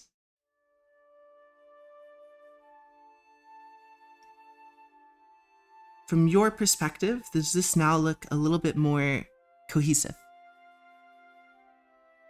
Can you draw a cup on the speaker and explain the process of finding the proper perspective? Yeah, a cube. Sure. Let's put a cup. Because perspective is... As an artist, you are a magician. You're an illusionist, right? You gotta find the space for everything, right? So I'm gonna put a glass cup right here, right? So what is my goal with putting this glass cup here? So we have to understand a couple of things, right? If the glass cup is sitting on top of this speaker, right? And because I know that a cup has this sort of like cone shape, right? We know that this is a flat plane. So this, whatever I draw my cube on, has to share these perspectives, right? Now I can rotate these perspectives, but I have to understand that as I go away from the viewer, these lines are going to get a little closer together, right? They're not going to be perfectly rectangular, right? We're going to have to go at an angle as things view away from the viewer, because our perspective line is here-ish, right? We're looking in this direction. And that can change if I move the canvas over here and if I move the canvas over here. So that's going to change. We have to be aware of where the horizon line is and where the center is. Explain the decision well. 100% made it so much more coherent. Thank you. I'm glad I'm being coherent for once. So I want to make my cup. I can first decide on the perspective, right? So I know that this is going to try to share the same plane. So the parallel lines are going to be this line and this line that I draw here, right? So those are going to be parallel. So I'm just going to draw. And then I don't have to worry about that other one because it's going to be over here somewhere, right? It's on the other side of Robbie's leg. But I still need to draw that circle, this oval, I guess. It's a circle, but it looks like an oval. Frustrating to understand something intuitively, not be able to fully articulate or explain this. Yeah, for sure. For sure. So as I'm drawing this, I'm now going to pay attention to the perspective of this cup, right? Because I know we're looking down from the horizon line, right? This is the horizon line. So looking down at this. So if I was to draw a cylinder in this perspective, right, with this oval, we know that these lines are parallel in space. But because we're looking down on it at an angle, this top side has to be bigger than this bottom side, even if the lines are exactly the same for a cylinder, right? Because the closer an object is, the bigger it is. And it sounds redundant to say that, but the closer an object is, the bigger it looks. So the circle that is closer to us in the cylinder has to be bigger than the circle that is farther away, even if it's just a little tiny bit. Cool. But now we have a problem because the cup that I'm drawing is bigger at the top than at the bottom. What does that mean? Pretty much nothing. It just means we're going to draw it a little bit bigger and then use context clues to make it look like a cup. Cool. So then I want, let's say, let me look at this all. I think the cup should be about this tall to Robbie. I think he should be able to pick it up and knock it over. So that's about the height that I want to go to. We're just going to draw a bigger version of this oval, right? We're going to try to match that as best as we can. We're going to take a look out because I don't know necessarily if this is what I want. That's a bit big. I'm thinking that maybe instead of something that big,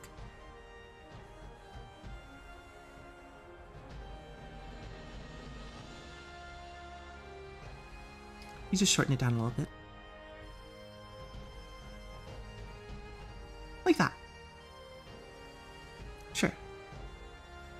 And that's kind of just like vibes based. That one's 100% vibes based. Jumped directly to cylinder and messed up. It is, yes.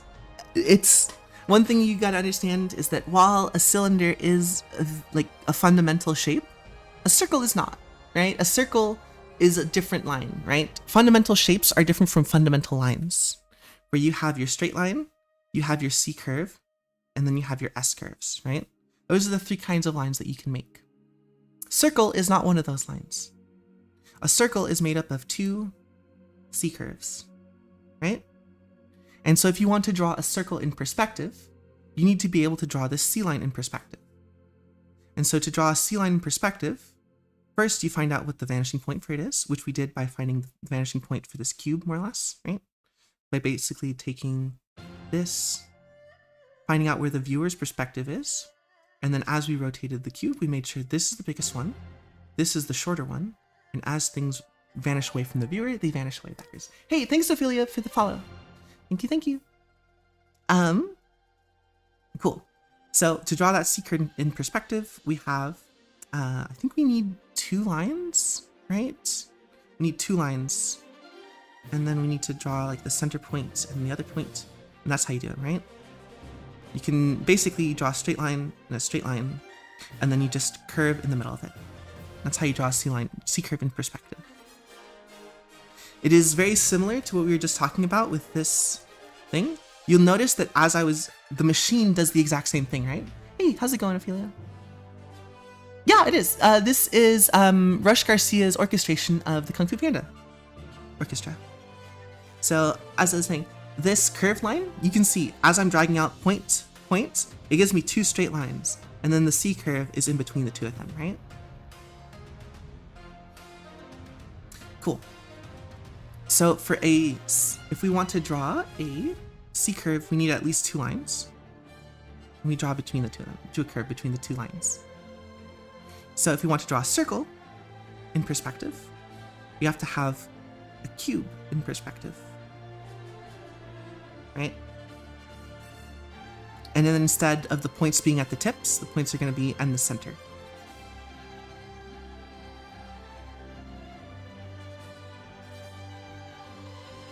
Does that make sense on how to draw a circle in perspective? Curves are very important and they're very intense. I'm gonna be honest with you. I bashed my head against the wall a million times until it looks believable. Yeah, I think Rush does some fantastic job in interpreting a lot of these orchestration stuff.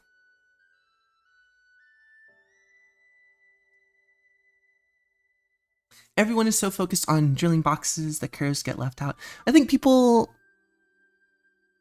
have a variety of ways of learning. I don't want to make any assumptions, but lines kind of get left out for practice, even though they're not, right? Even Peter Hahn's method has you drilling curves and lines more than drawing boxes. But people find drawing boxes boring. And even more than that, people find drawing lines boring, right? The people who are like making the thing that's like, I don't like drawing lines. That's why I use AI art to do my paintings. And it's like, yeah, I mean, at a fundamental level, I think most people don't like drawing lines. There's the fucking leaf blower. Oh my fucking god. No. Anyway, perspective can be hard. Yes, it's one of those things you have to build in your brain.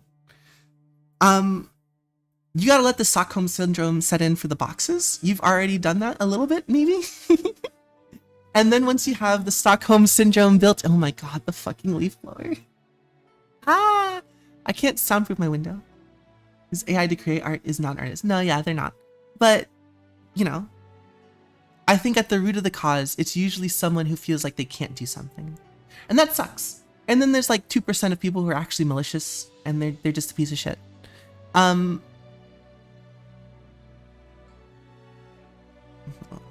Let's use AI. Stream regular. Yeah, exactly. Boxes. Once you let the Stockholm Syndrome set in for the boxes, you gotta let the Stockholm Syndrome set in for the lines. Because man, let me tell you, sometimes it's very relaxing. I'm drawing the line multiple times, by the way. I'm not just like sitting here looking at this line. I am drawing over this line over and over again, getting that muscle memory to look really nice, right?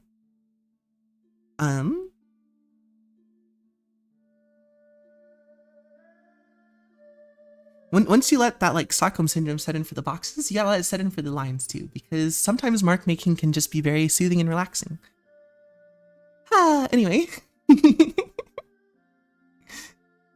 Yeah, exactly. We need to have more gaslight yourself into liking boxes and lines. Because that is all that drawing is. And if you find yourself if you find enjoyment in the most fundamental aspect of a craft, you will forever love that craft, I think. And I think the people who we define as like talented are the people, I fight with talent all the time, but if there is any such thing as talent, I think talent is the ability to become obsessively, like obsessed, completely, compulsively obsessed with something to the point that it takes up all of your thought. I think that is talent, if there is such a thing as talent. And the good news is, if you think of talent that way, you're never going to be mad that you're not talented, because you just break it down to like, I don't care about this enough to do it forever. And that's fine, right? But you can build up that obsession. Anyway, we're drawing a line here. So there's my cup, right? And I'm going to do perspective with it, right? So I gotta erase all the lines that don't belong, right? So we're gonna switch over to our thing. Robbie is in front of the cup. We're gonna erase all the lines that we would not be able to see because Robbie is in front of him. Cool.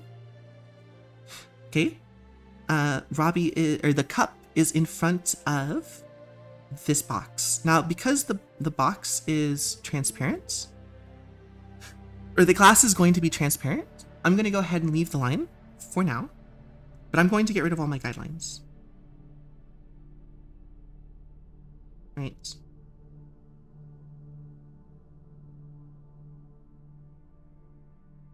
All my guidelines are gone. Let's come up here and fix this rim, because that one needs to be fixed for sure, because this is structural. Same thing with this. And here I might go into looking at what can I do to do this? Because what can I do to do this? What can I do to improve this? Because there is a tangent line here. Wow, look, a tangent. Amazing. I almost planned this out, right? So how can I make this tangent less of a tangent? Well, we can cheat a little bit. We can always cheat just a little bit, just for fun, right? We make this line weight thicker, and we're going to go ahead and cheat the perspective a little bit. We're going to make sure that this cup line ends up going directly straight into it instead of curving into it a little bit. And we can add that curve back into it with like the tangent curve for the line weight. The same thing on the other side, right? We can probably do on this side, because this side down here is glass. So if we look back a little bit, okay, cool. I might actually take out that curve, because I think with thickness it's good enough. But now we have this glass in here, but this is still a little bit weird, because even though it's like a clear glass, it looks kind of wonk, right? Would a valid option would have been to move, look up a little left? Yes, you could also have done that, 100%.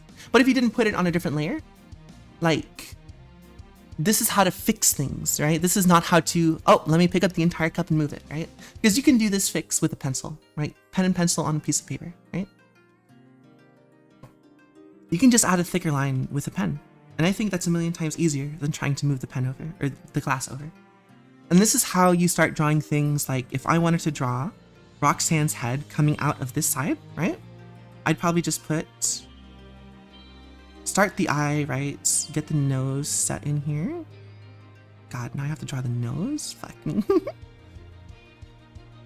That's too big for the nose.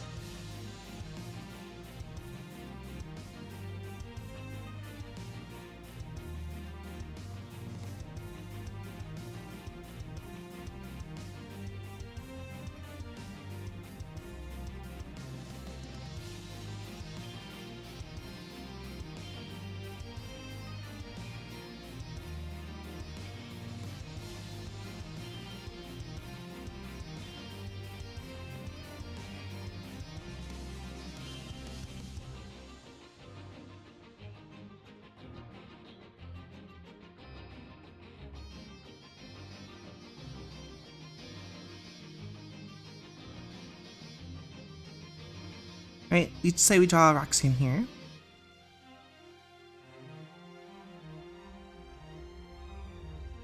And so she's gonna like curve into this, right? I don't want to escape it. I want to like really lean into the fact that this object here is cutting off part of Roxanne's face. Because what that's going to do is it's going to give me like pressure of like, this object is in front of this other object.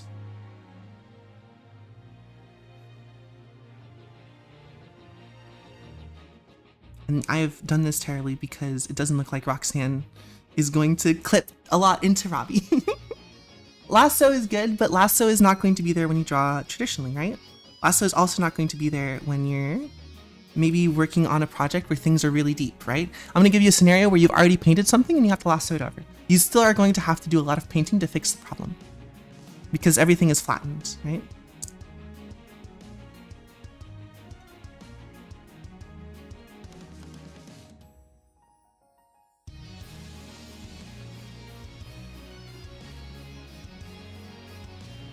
And so just kind of being able to think of these objects in space is going to help a lot. Because you can, just because the thing is hidden from view doesn't mean you don't think about the volume, right? Being able to superimpose things and being able to have object permanence on like an illusionary view, on an illusionary plane, right? Because the paper is flat, but when you're drawing forms in your brain, you got to think about things as if they're 3D. Right? So the illusionary plane that you're creating, you need to have object permanence, right? Just because the hair is disappearing behind Robbie doesn't mean the hair disappears completely. It comes back down here, right? Just because the neck or the shoulder is going to come out through here doesn't mean the body is going to disappear. All that means is, oopsies.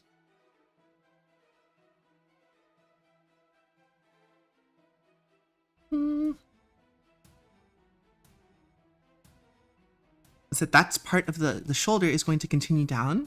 Maybe it won't pop up there anymore, but we'll definitely see Roxanne's waist here, right?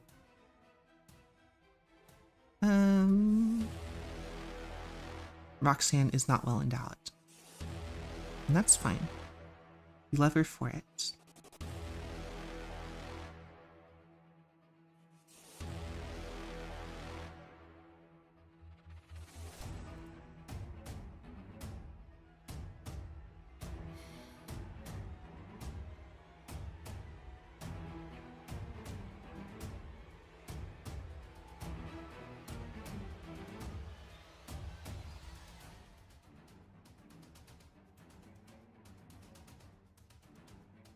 I'll give you 2 guesses as to what... I'll give you 4 guesses as to what finger this is.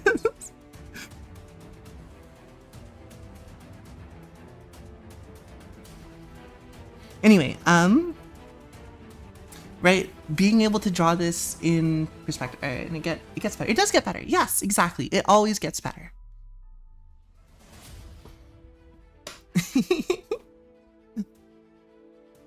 But I do highly recommend drawing with like pen and paper because, what's it called?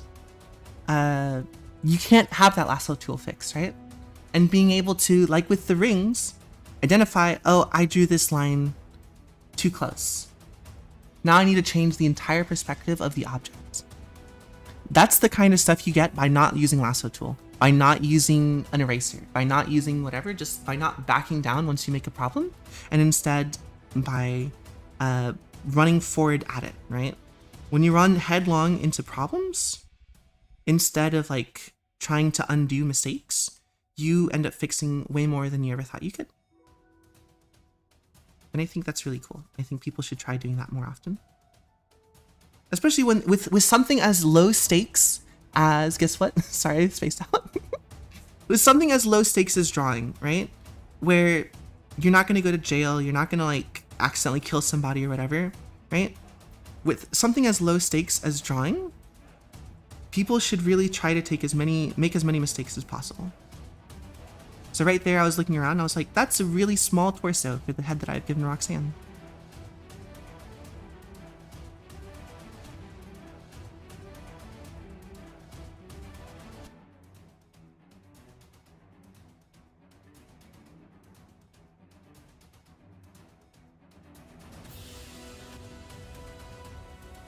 But yeah, back to the cup, just to finish it up, right?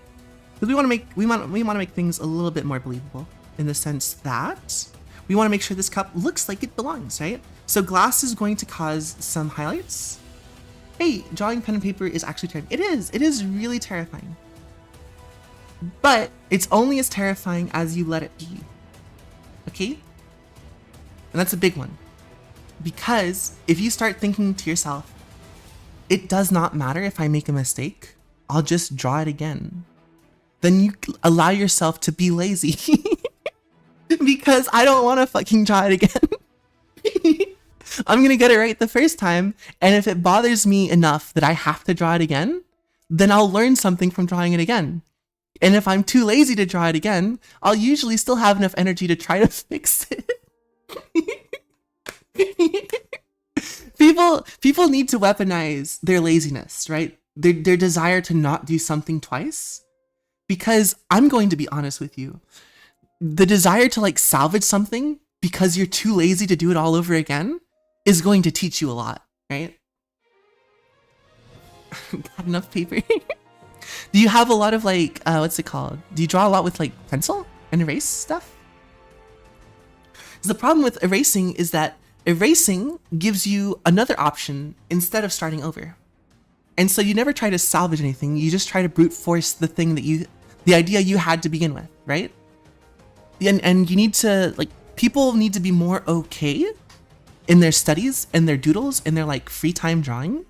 People need to become more okay with, I'm having a conversation with what I want to draw and what my body is physically drawing on the page, right?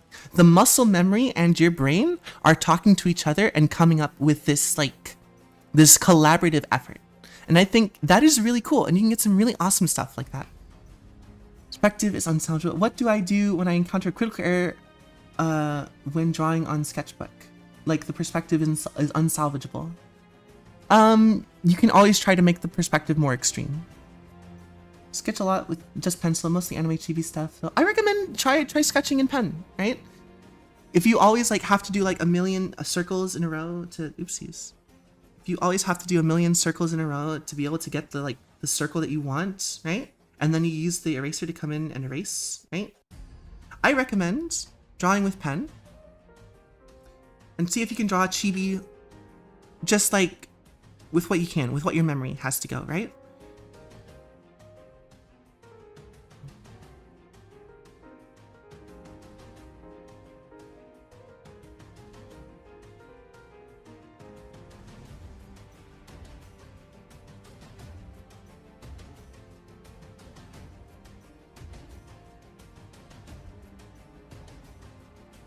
This is becoming horrifying.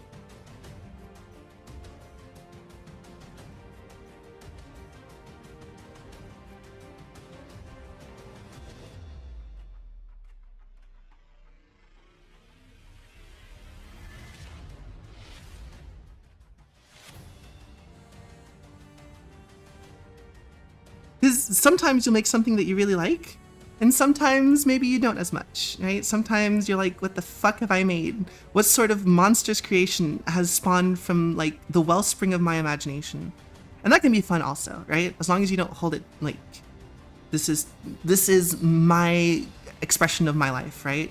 As long as you're more just like, oh, that's kind of weird. I like how funny and scrunkly it looks. Yeah, be fun. You should, if you're, first of all, you should be over the age of 18 if you're watching the stream or joining the server. But feel free to join.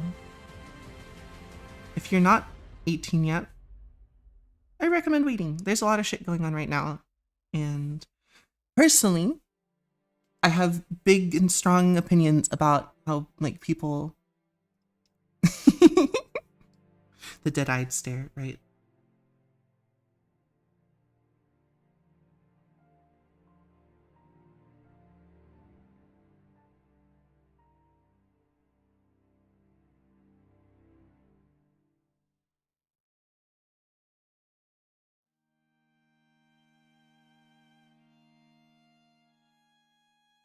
That's me.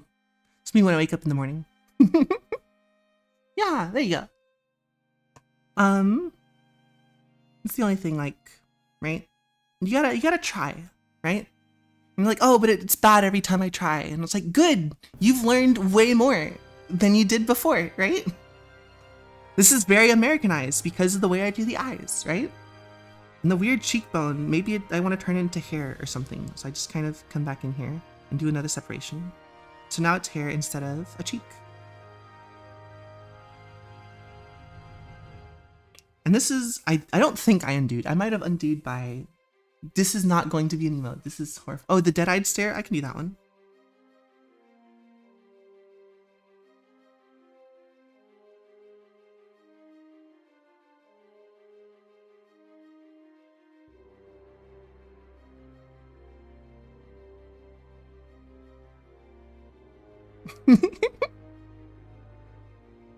Neither will be an emote, unfortunately. I'm not doing that shit. Anyway, I tried to make sure I was drawing without doing undo or anything. I might have through muscle memory done it, but the point is, right, with a pen, you can't. So it's a great way to practice because, listen, it doesn't fucking matter, right? It doesn't fucking matter. Like, listen, if you like draw something, if you're trying to make a product, right? Then you have my permission to draw in pencil first, right? But if you're just drawing because you're trying to learn, draw in pen, right? Nothing's gonna hurt you, I promise. And if someone is mean to you because of the pen drawing that you did, don't talk to that person anymore. Just don't show them your art anymore, right? If they are not willing to be supportive, then they can wait until you draw something that you like to show it to them, right?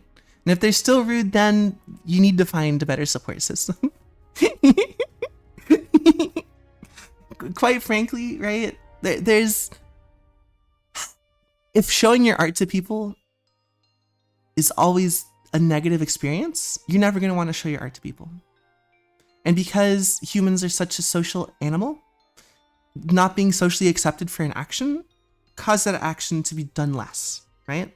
That's why people who work hard and become artists, yeah, it's okay to just like, I didn't get enough likes from the Discord server, maybe I'll wait a couple of weeks or something before I post any art on it again. You need to find that place where the people, you post your art and they're like, wow, I really like that, I enjoyed this about it, right? And they're not just like, oh, you should fix this, right? Because unless you are specifically asking on what to change, they need to keep their motherfucking mouths shut. Shut up. Shut the fuck up. You don't need to say jack shit about Sned or like Zworm or like whatever the fuck this guy is. We did it. What the fuck? Gifted sub. Hey, thanks for the gifted sub, Turtle. No, thanks for gifted sub, Kit. Giving it to Turtle. Thank you so much. Having a pen to sketch now. Yes, we want more people sketching. Let's go. I need to finish this glass cup. The final thing is, right, when we understand glass usually around the edges is going to refract the most light. So we tend to have like a clear all the way through line there. And just because this is going around the outside, you might get like a little bit of like an indent there or something, right? So this is the inside of the cylinder sort of a deal, right? And so you might get a little bit thicker down this way instead, because that's the inside of the line.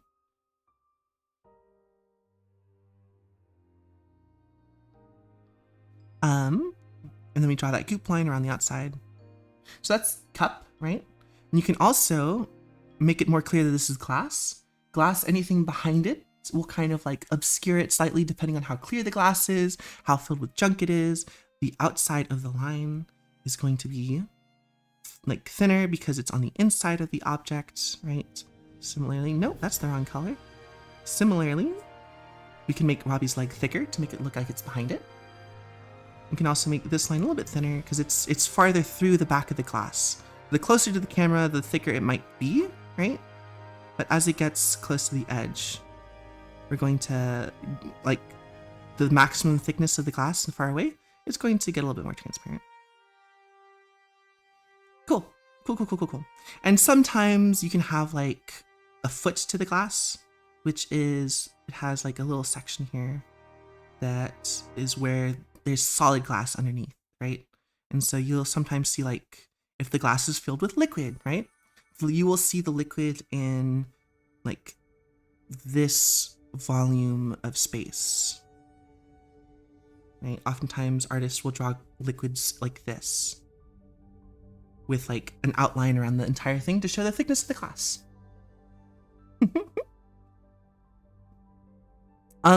As far as I'm finally putting together that you did the gift sub to get the emotes. I'm still not doing that. There's like 10 emotes I still need to get through to be able to do anything. We're not doing that. We're not doing any new emotes for any amount of money until I finish the current emotes that I have done. And we need like more community approval than just like one person who's like, you should really do that. No!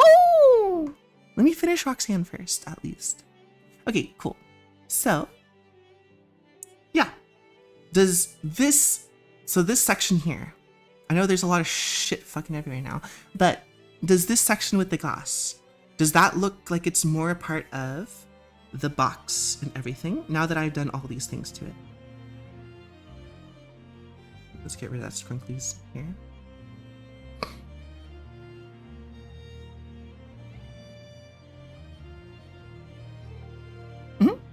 So line art, line weights can help make things look like they're part of the same thing because we're adding that goop layer to it, right? That slime layer that makes sure everything's connected. That's one way to do it, right? There's artists that will do it a million different ways. And to that, it's just a matter of mastery over perspective. I don't recommend pushing all the way through in any one skill. You can. I did, right? And I'm kind of playing catch up with colors and animation and a whole bunch of other like parts of art that I kind of neglected in favor of anatomy and line control. I know that Robbie is the furthest to the observer. Robbie is the oh my god. I mean the glass no longer gets strong line weight? What do you mean?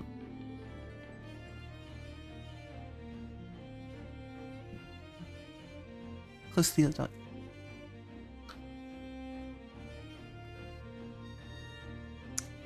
It does have a strong line weight because this is the interior line. This is the interior line and it is a thinner line. Similarly, this is an interior line and it's thinner than this line. This is a way to solve it. I said bold lines show that an object is closer to the viewer. No. This taper here. This taper? Did I say bold lines? That doesn't sound right.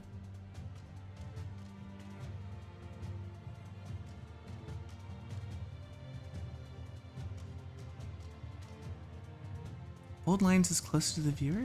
Anatomy and focus be too much on pretty color. That's also a valid thing. There's a lot of people that do pretty color. I like anatomy a lot though. It's very rigid and structured. Bold lines are going to tell you what is in front of another object. So, and what I mean by that is not necessarily the bold line itself tells you that what is in front of something else. What I mean is like when this bold line, which is the outline to this object, right? When that comes in contact with another line that is in front of it, a trick that you can use instead of just like a T-line is to make the T-line sections like fold over, right? And the reason why like these little like angles that I'm doing, what that does is it shows that whatever this pipe is or whatever, right? It's in front of this object, right?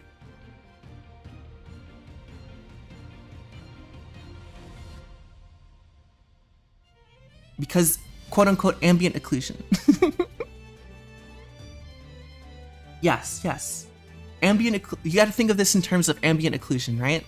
When things are close together, but one's in front of the other, you get more shadow line, like quote unquote lines, as objects start to pull away from each other. Stylistically, that means that we add a lot of these lines. If something has volume, like Robbie's leg, for example, think of Robbie's leg like this pipe. I'm not going to add like a line on the inside, because what that's going to do is it's going to like infringe on the volume of this space. However, if you have, say, finding some space here, a pipe that is like this on top of another pipe that is like this. These are just cylinders. Why am I calling them pipes? I'm trying to be fancy, right? You could have this like shadow line, this cast shadow that comes down. So there is a chance that from that perspective, right? The perspective of like adding line weight and stuff, you could see it as if we draw this from on top, right?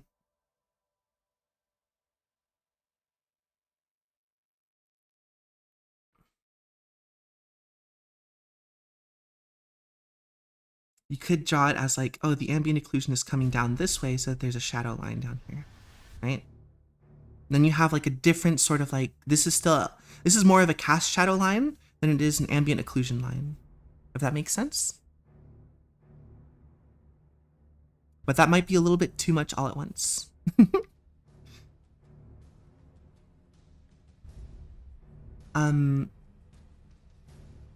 So line weight tends to also be artificial, right?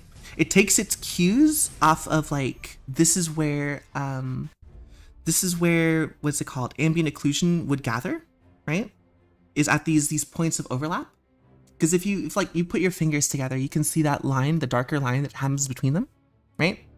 And if you put your finger in front of something else, you can see that there is a little bit of like, whatever is closer to you has like a brighter aesthetic, and the line, quote unquote, lines behind it kind of tend to blur together a little bit because of the way that light waves sort of like blend. If you don't believe this, put your fingers really close to your eye and then bring them close together. And before your fingers touch, you can actually see the skin try to like connect, right? And so that's basically just like the light bouncing around and being really like unpredictable in a small space. And so that's what this kind of blur effect is, right? What it does is it's giving that effect that light is getting to this corner and it doesn't really know what to do, so it stands out more. But that is more an aesthetic thing than like a realism thing, right? That just helps you define forms better.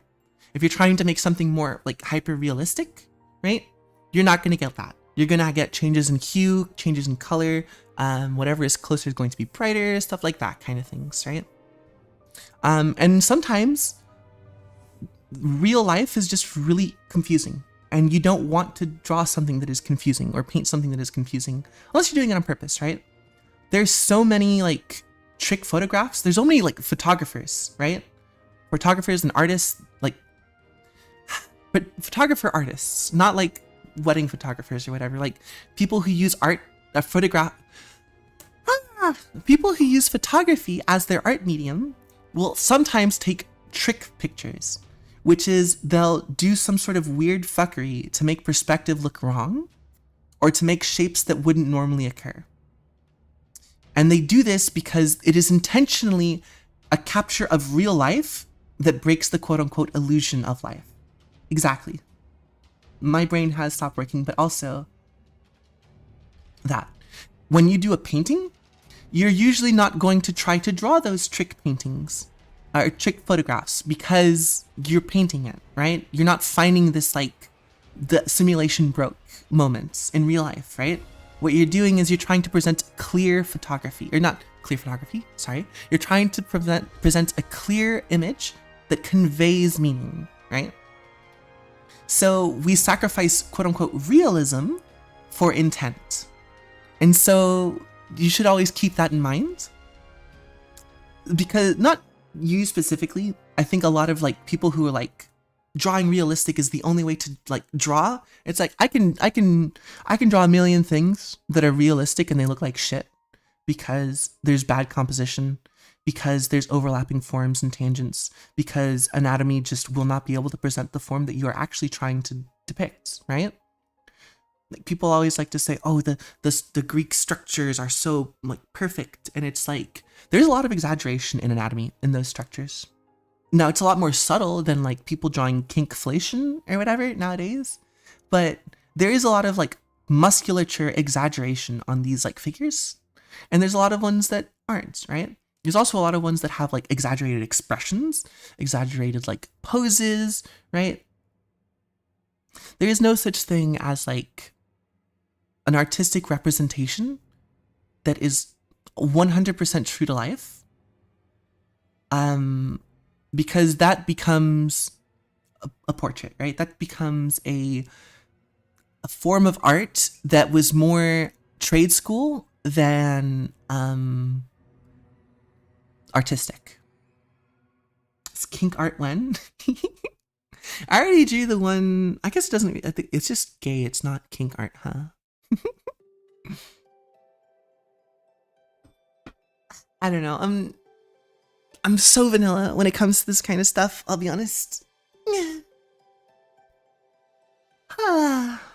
Okay. So I want a takeaway from this to be: this does not solve perspective. But the question you asked was not, how do I make this look super perspective, super whatever, right? It was, how do I unify this piece? And adding a bold outline around all of the things that are touching is in itself going to make the piece look more unified. And so I need to see you deforesting something or turning into a snail. These are not kink things. This is just a silly little doodle.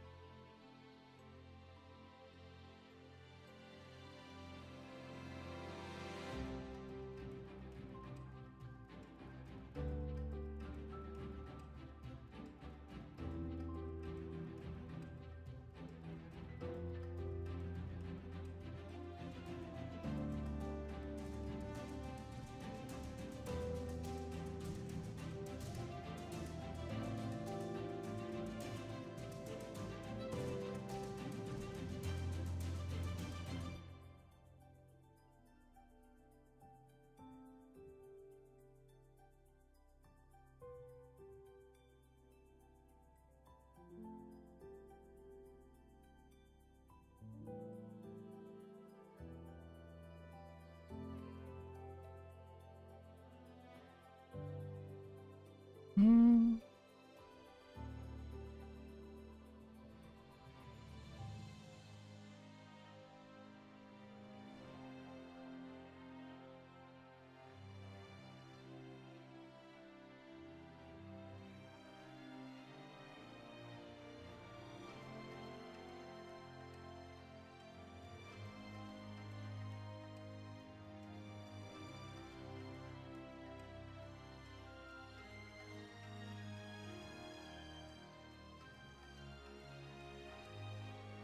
Are you happy now?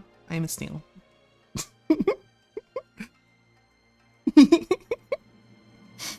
Starting with the kink shame. Remember not to erase anything on the page and save me a copy of the study. I'm currently taught me to work on the same sketches.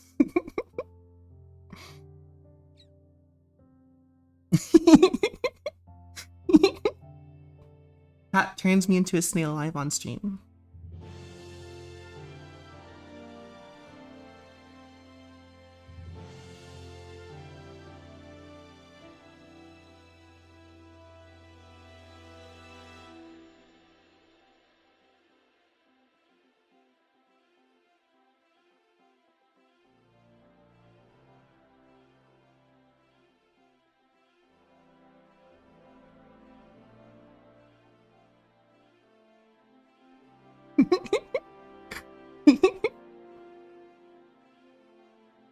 Here, I'll move this slightly down.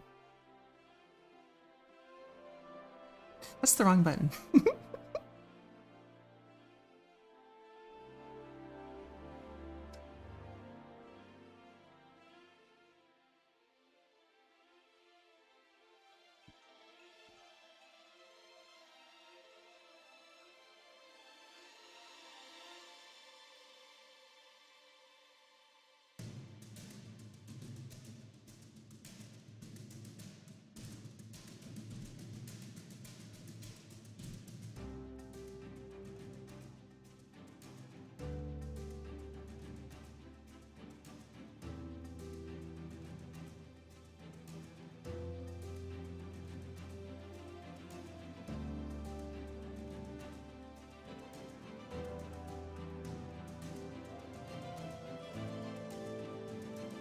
Okay.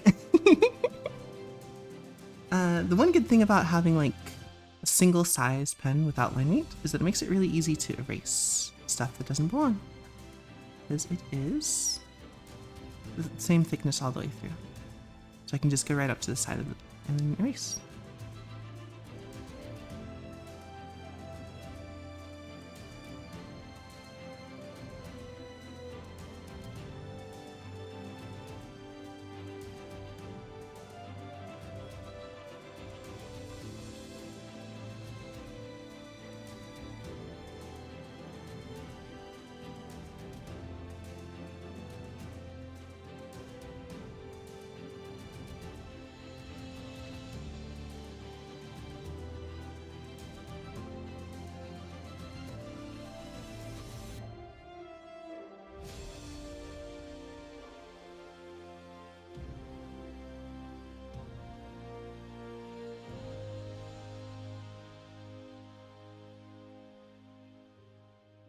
Alright, I'm gonna huge W to Twitch for not nuking the stream because this high quality, not safe for work is fast.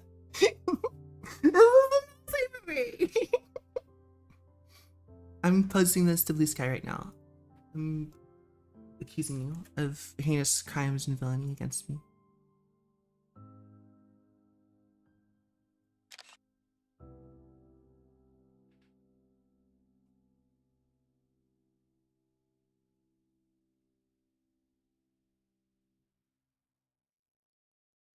We should probably do emotes at some point, right? We'll do those now.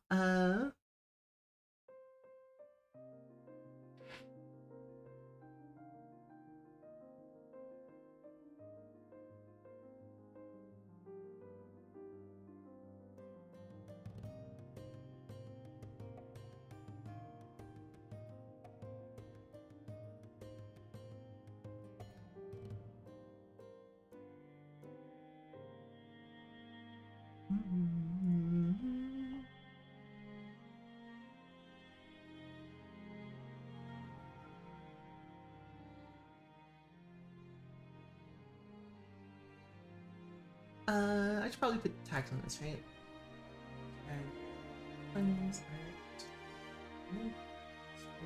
Art.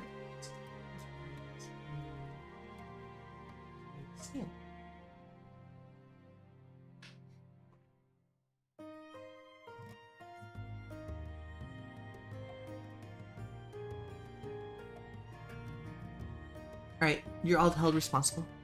We're gonna turn everything into an email. We can't turn everything into an email. If we turn everything into email, we won't have room for emotes. Feature email. Not safe for work. A cute snail? Question mark? Listen, this isn't any, like... Why is this not safe for work, you might ask? Because no God-fearing artist would ever draw this. And apparently that's how it works nowadays. Visa is going to take this down because God said no. Also, another variant had I don't know if Snail Sprungy should be up there with Vampire Sprungy and Cuban Sprungy, but...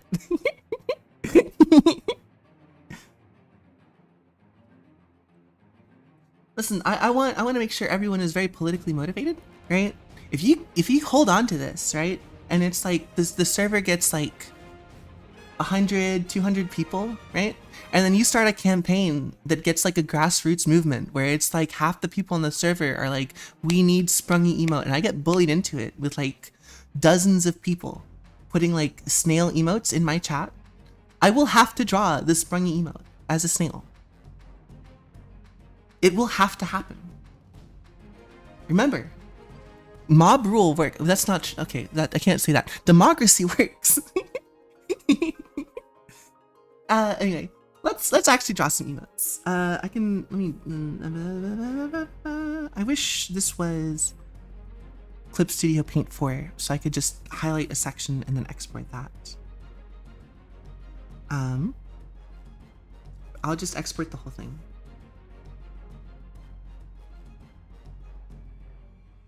Where do I do this? I swear I had a folder for critiques.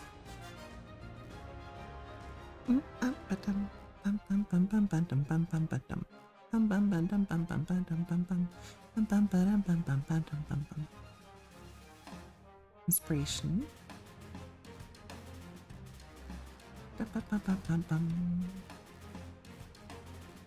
Maybe it's an art project. Did I put it here? No, I didn't.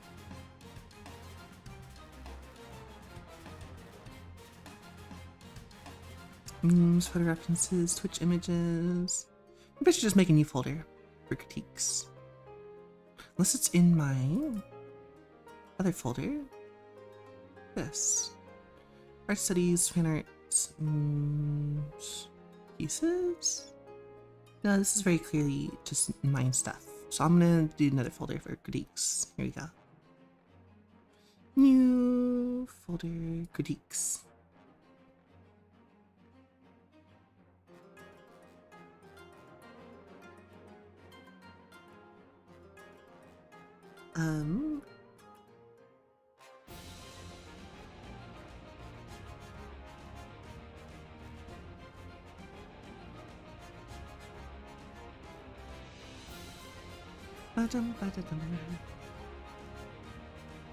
I don't know how I feel about sending you this image of just like this, and then it's just got like a snail on there. But whatever, here you go.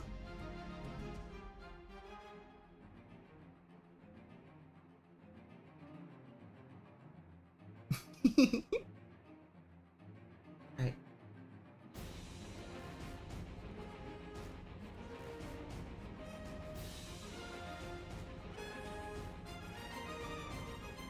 I'm going to send this to another channel. Nope, this is not in ship posts. This goes in art.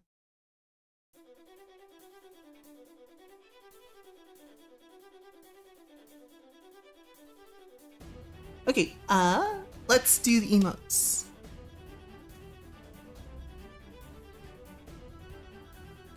That's not on this one. It is on another one. So we're gonna open up. Thanks, some people. Yeah, of course. I think the most important thing is being able to answer questions like that. Every time I get a little bit more coherent when I answer them.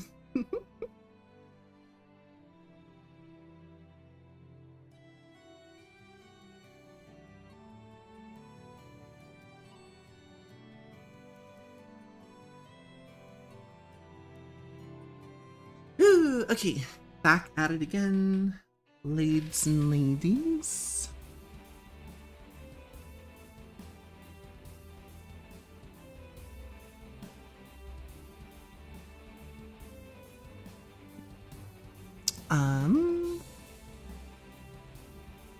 Right, and we're in here, we're drawing some. I think we're pretty much just, we're finished. We're just making sure it looks nice, and then it's gonna be colored. So, me, newfound hope, a touch perspective every time. Yeah, that's good. That's what everyone, we should all be for each other. We should all be there for each other. We're all on the same journey we call being human, and I think it's important to realize that.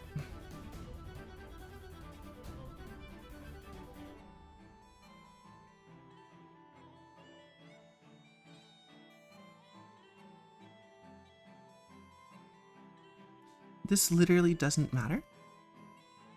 Oh, speaking of artists that I think, well, artists that I love, for example, Roxanne has been in the cameo box for what feels like forever. I know, I know. It's this one, and then we gotta do the boba one. I'm thinking about giving her that piercing.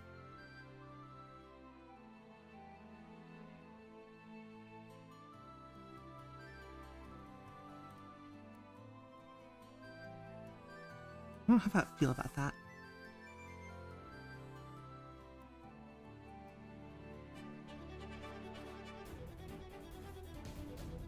I'm sure it's fine. I am focused. What do you mean? Focus on what?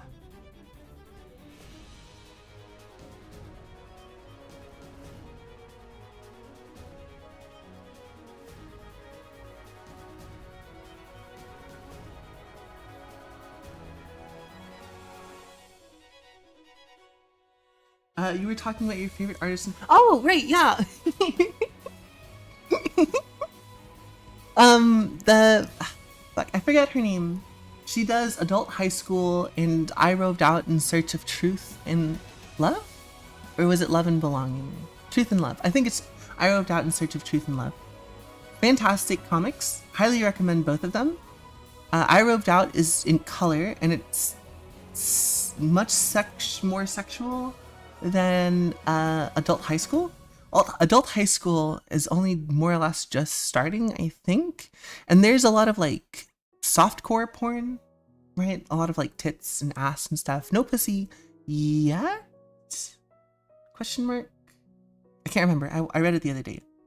I think it's Alexis Flowers is the name of the artist, but the name of the comic is Adult High School, and if you search that, you should be able to find it. Should be able to find it, I think.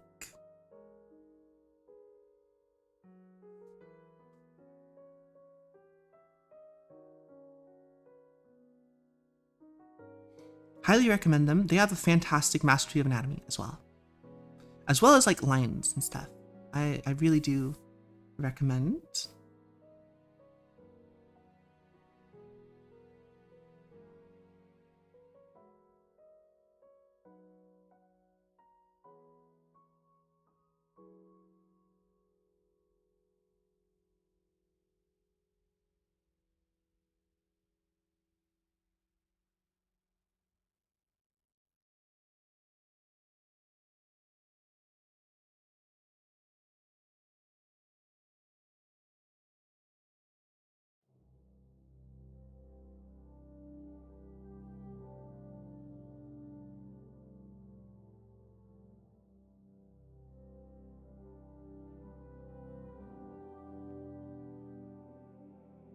If you, yeah. So she does a couple of webcomics.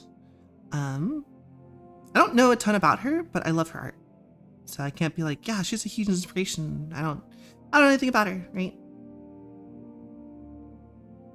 I used to like artists and stuff. I used to like Ule Tiger a lot as a voice actor, but like I reached out and I was like, hey, you can help or whatever. It's like I can pay for some lessons. I don't have a ton of money, and they just kind of hit me with the business reply, and I was like, I don't really like them anymore. I'm a very petty person, I think. So that's all right.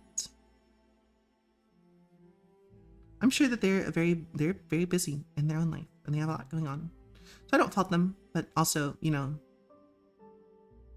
it is the thing that drives me primarily to like an artist or like whatever is creators I used to look up to.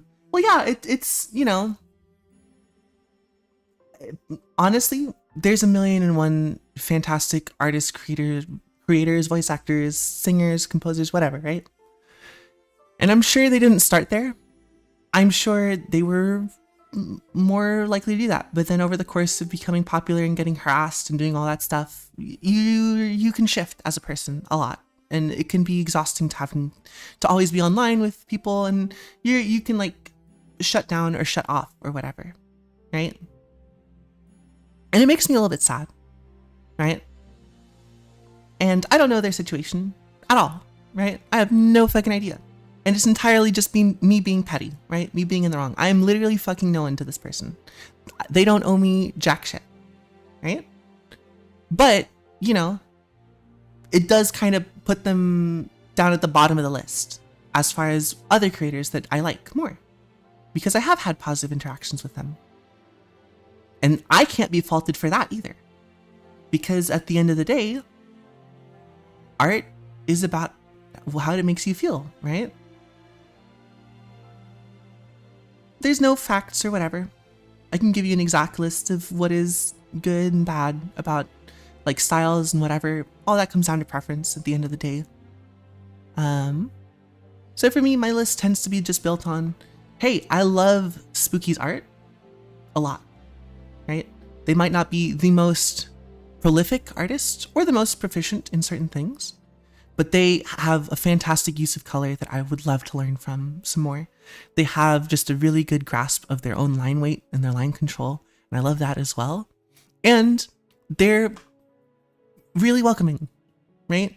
I reach out and I ask questions and they answer, right? And I've been on their Discord for like about a year, right? And I've been that like weird fucking punk that didn't go anywhere. Like doesn't really belong, doesn't really do anything, but I'm just like always like I'm Kit, right? I'm just happy to show up, crack a joke, be included, say something, get a response back. And eventually that kind of like earnesty, I feel like being that genuine and like earnest eventually gets you places, right? It gets you remembered. And then like eventually you do something that like catches the attention, right? But you don't want to like tag along to anybody, right? You want to be that kind of earnest with a creator or an artist or someone you look up to if they're going to be reciprocal in some way, right? I'm not saying go out and find your favorite artist and get bullied by them until they accept you. That's not how that works. That's toxic as hell. That is toxic Yuri, and we don't do that in real life. Four paragraph in the ask me process goes me. And again, it's just like they don't respond to everything they get, and they get a lot of hate mail, and they get a lot of ads and like AI and bots and stuff, and it's understandable, right?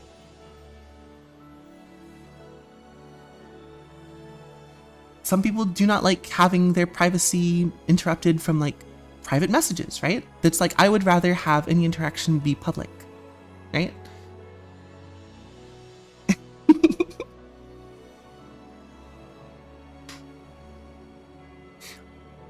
I don't know how it's going to be, right?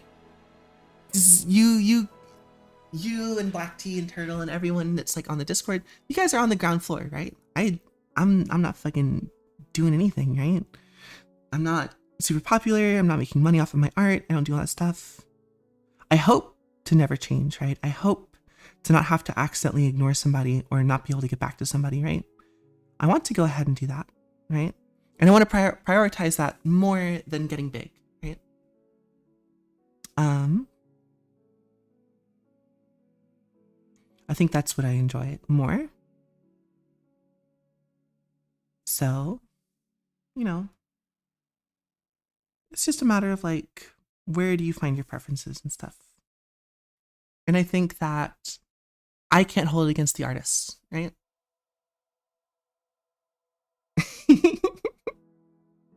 Low engagement on the socials. You know, you never really know how somebody else thinks. And if they don't want to be interacted with, that's fine, right? I think it's got to be fine. We got to be okay with that. Because we can't just like make judgments of people based on our perceived, based on what we perceive their action to be.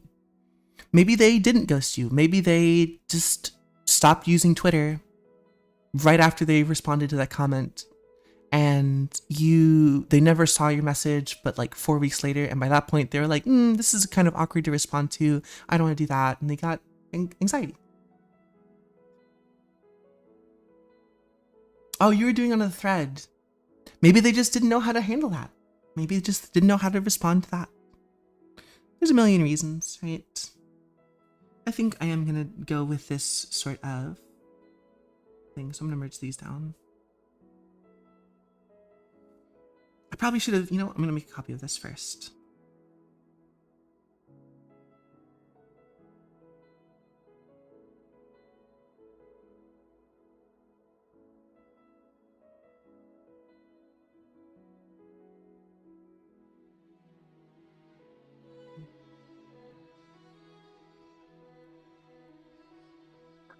You know what people are going through out of your pettiness? Block this.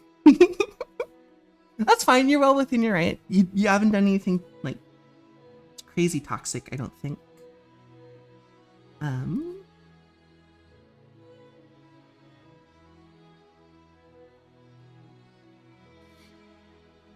I just think that, it is a little bit petty of me to not want to work with somebody in the future because I was a small creator and whatever, and you kind of like ignored me, steamrolled me, and it's just like, I understand that you might have had a different thing, but I'd rather be on a different project.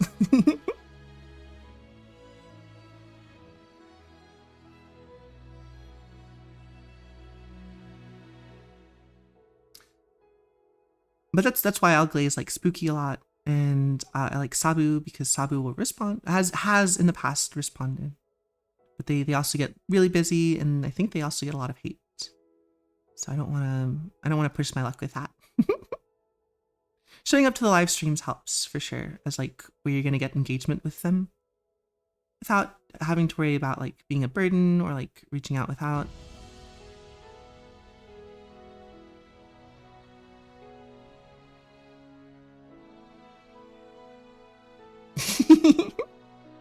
It's not that. It's like, I know that I'm 100% valid in not liking the creator for that, right? And it's not like I'm going around like spreading misinformation or anything, right? It's just like, this is the experience I had. I think they still make fine work. I just have a preference against it now. That's fine. I think that's fine. I'm sure that like, I am going to be passed over on a lot of stuff. Just because I'm a brand risk, I think. I think I am a huge brand risk, in my opinion. Because it's like the only thing, you can always count on a liar to lie, but you never know what an honest man will do.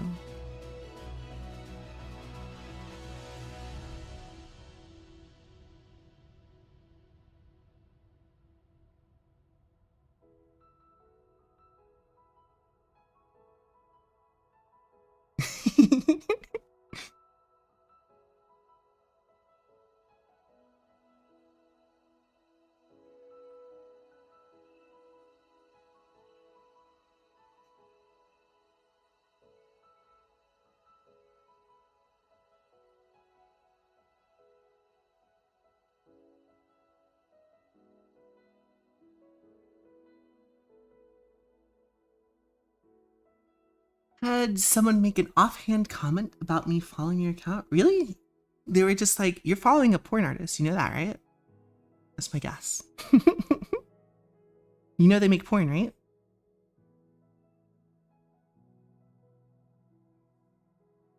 I feel like it's only gonna get worse.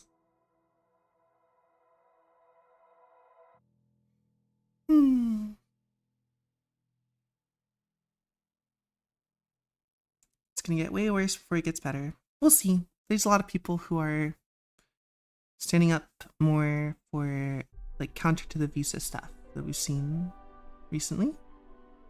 That's nice. It's still a long way to go before like sex work or pornography is something that is seen as acceptable, right? Because really there's no reason why it shouldn't be. Even like quote unquote public morals, right? It's like I maybe disagree a little bit with violence in public drinking, but every Sunday like a third of the globe comes together to like drink and then talk about how a guy got stabbed to death or crucified. Take it out, never back. Probably frustrating because they're viewing me a certain way for following you.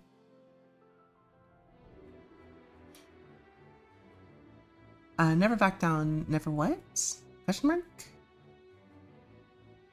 Stick it out.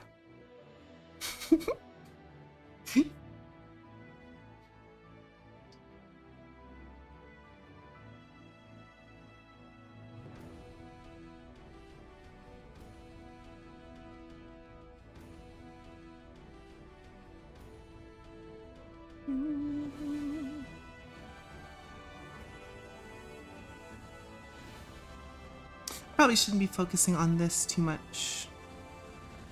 I should instead be like drawing it again instead of doing all this line fixing. But I feel like I can just get it done if I do it this way. We'll find out, I guess.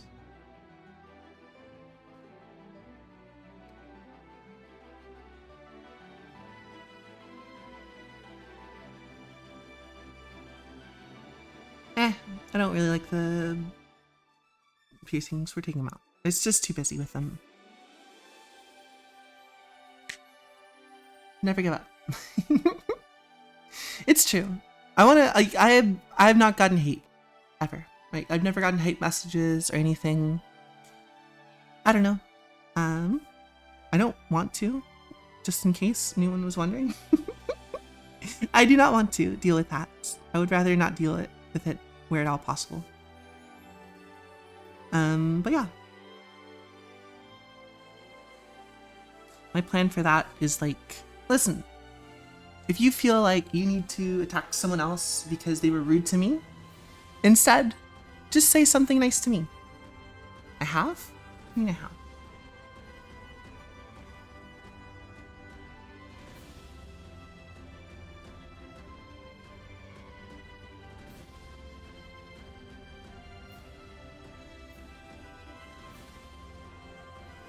Oh, that's different. That's not. That's something completely different. It's just people don't like it. What I mean is like when people are abusive or like quite rude to the point of like just like being a harassment publicly.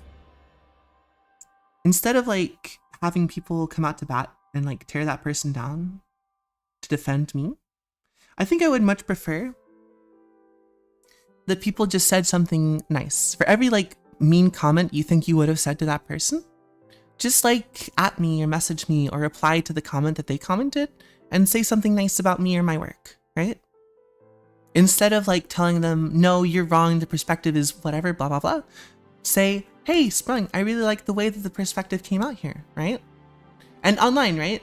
If you see someone doing like spreading misinformation or doing whatever stuff, if you see someone that makes a comment on, actually, the facts are this, this, and this is how we know because of geology and stuff, you should like that comment and underneath make a comment and say, wow, this is really insightful.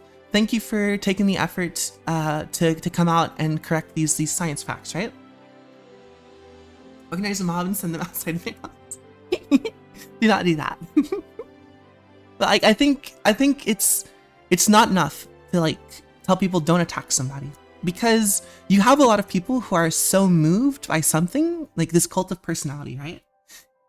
Because that's what it is, right? It's a cult of personality and people stop thinking and they just kind of like take action because you did something wrong against my streamer. Now we're going to fight or whatever. That's bad. Don't do that. What you want to do is think, right? Use some critical thinking about what's going on. And then leave a positive comment on the creator's work or somewhere in the thread where you think it would fit, right? In a sort of apathetic society we live in, small acts of kindness and positivity are so funny. Exactly, right? And so if I ever get hate, which I don't want to get hate, specify, right? I would be really appreciative of my community if they ignored that person and then just said something nice instead. Not to them, right? They were rude. Fuck them. No. Just say something nice to a comment that you recognize, right? Say that you say, oh, hey, that's Turtle on Blue Sky. They left a comment that they like the thing. And then you can reply, it's like, yeah, it was really good. I enjoyed that. Put the interaction that would have been fighting somebody into something positive, like interacting with another person that you recognize on there, or complimenting the poster, or if it's someone who's spreading misinformation as the post, instead of like trying to tear them down for saying literally bullshit on the internet that is becoming hate speech. Find someone else in the comment section that doesn't like what's going on and say, no, I get you where you're coming from. This does suck. I think that everyone should get along, and I believe that people are hurt because of this or something, right? I don't think we can talk them out of their hate. I think that's much harder, right? But if we ignore them and instead say nice things to the people who are willing to listen already, I think we can make a bigger difference there. We can remind people that, hey, they're rude, but not everyone is like that. We're here for you, and I'm glad that you decided not to post hate.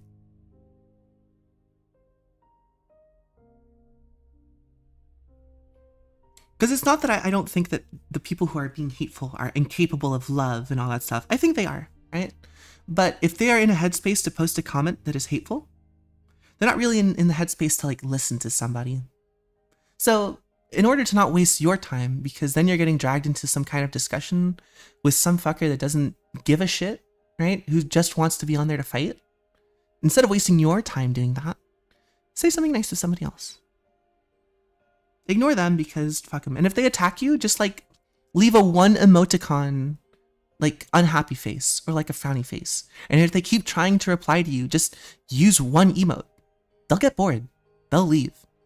And if they don't, they'll crash out, and that's even funnier. That's even fucking funnier when you're just like, your drawing here is so bad because the head is in proportion with the thing, and then you just give them like a frowny face, and they're like, oh, you can't respond with something even like a remote response to criticism that you're getting. This is why people are woke. And then you just give them hit them with one of these faces right here, like that.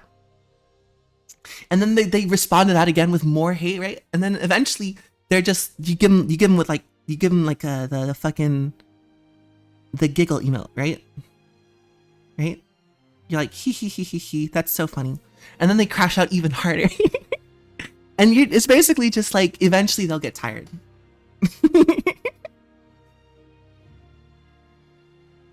Yeah, use the Calmojis. Give them the little the fucking the bear one.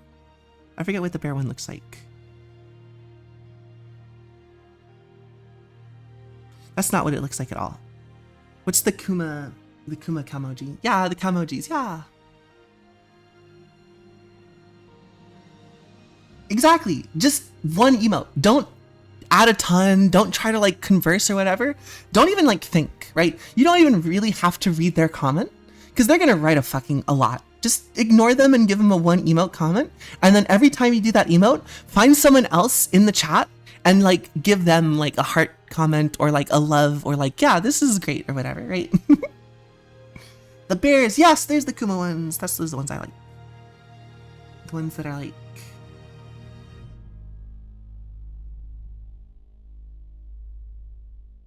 that's my favorite.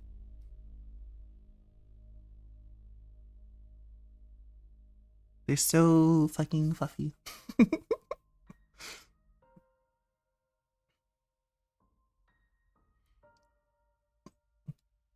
Truly is. That is how I would like to try dealing with like hate speech in my community, at least. Anywhere I have moderation control, I'm just gonna like fucking ban them. Like, just to be clear, right? Anywhere I have moderation control, I'm just gonna fucking mute them and ban them, right? But if I am in a place where I can't do that, right? Say that they are responding on Blue Sky, where I don't have moderation controls, because Blue Sky is just worse than Twitter was when it was mildly decent, as far as like moderation and stuff goes. I'm gonna just fucking gaslight the shit out of them. I'm sorry. I'm just a toxic person like that. That's how it's gonna go, man. I got more important things to do. I'm fucking sitting here drawing all day, man. I got stuff I gotta do. I gotta work on my art. I'm not just like AI generating that shit, dude.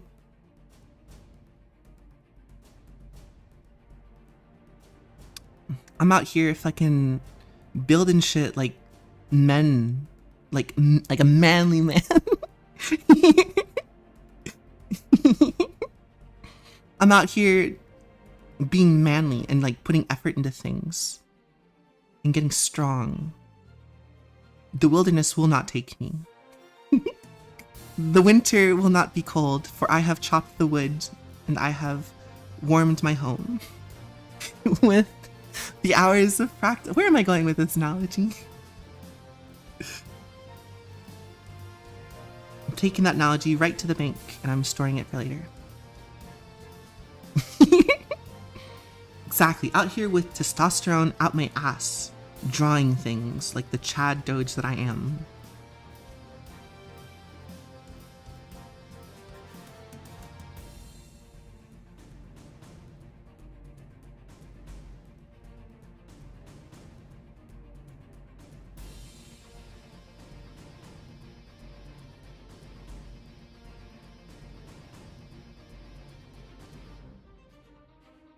I did see, because I've been watching a lot of the replies lately to Be a Man, swift as a coursing river.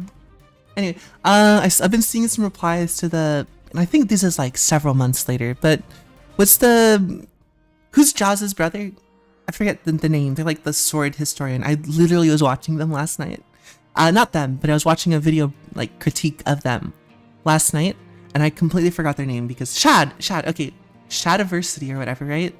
Doing all of his like AI like promotional pieces and stuff, and what's it called?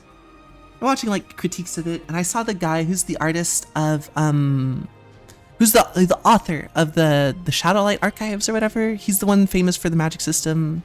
I forget his name because I'm also terrible with names, but they're really cool.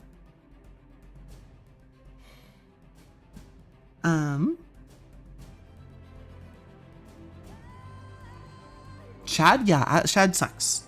His brother Jaws is pretty cool though, so there's that, I guess.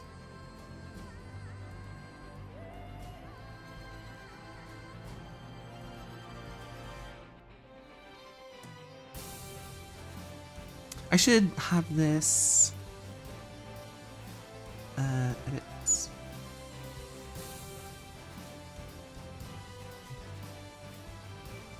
Is it edits? Where is it? It's view, right? No. Filter, layer. Select? No. View. It's gotta be in view, right? Window. It was in window the whole time. You guys can't see it, but here you go. This one is for you guys.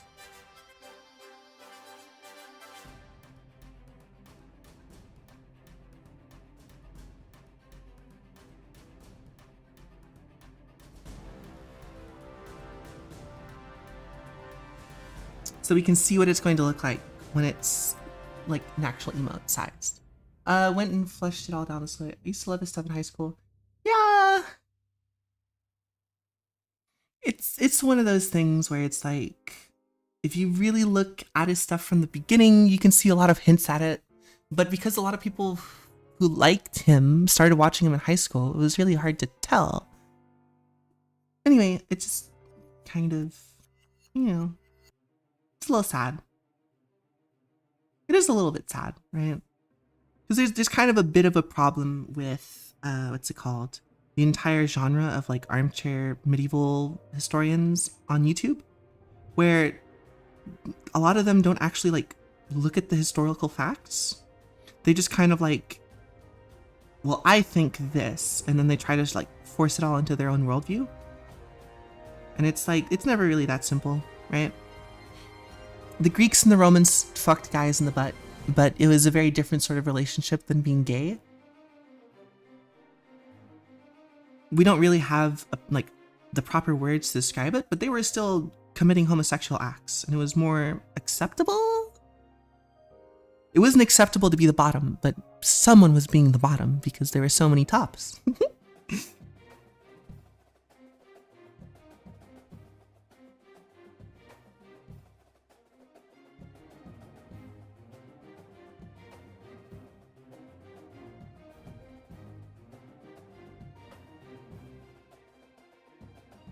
Jesus being racism, yeah, kind of, pretty much. Like, if you look at the text in the New Testament, there's a lot of like specific who you should be watching out for. That is a little fucked, but you know.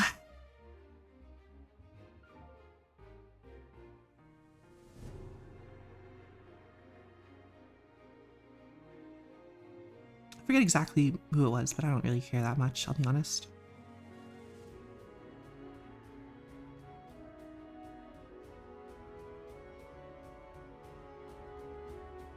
Actions through modern lenses doesn't make sense. It's not particularly fair to call him racist. That's true. That is very true. But those same actions today would not be tolerable. And so pointing to those actions and saying this is how we should do things is not correct, right?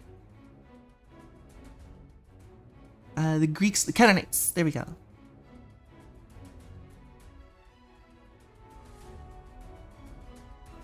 That's what it was.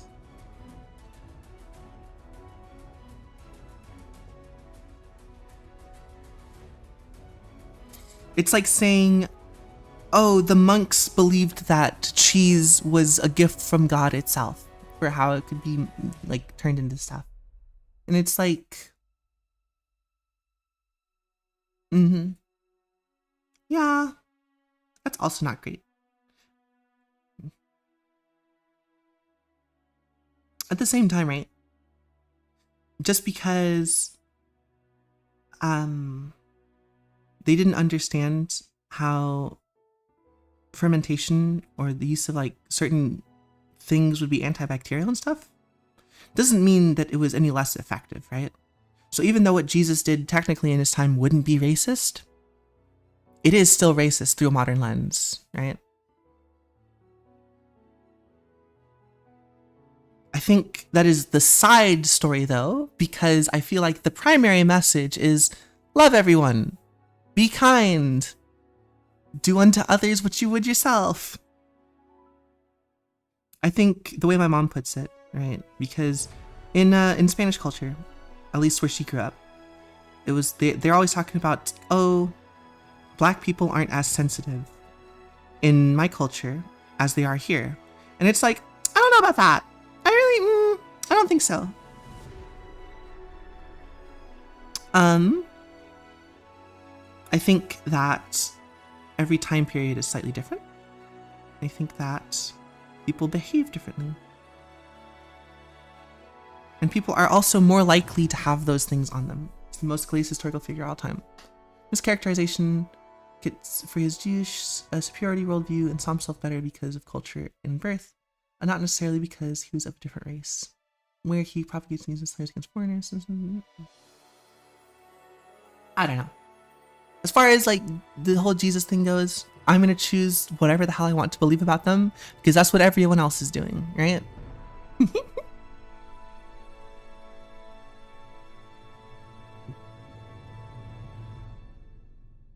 If someone is like, here's the historical facts about Jesus, I'm like, damn, okay, whatever. I don't care. He lived I guess it is almost exactly 2,000 years ago, huh? He lives like 2,000 years ago, man. I don't give a shit. Who gives a fuck? Exactly.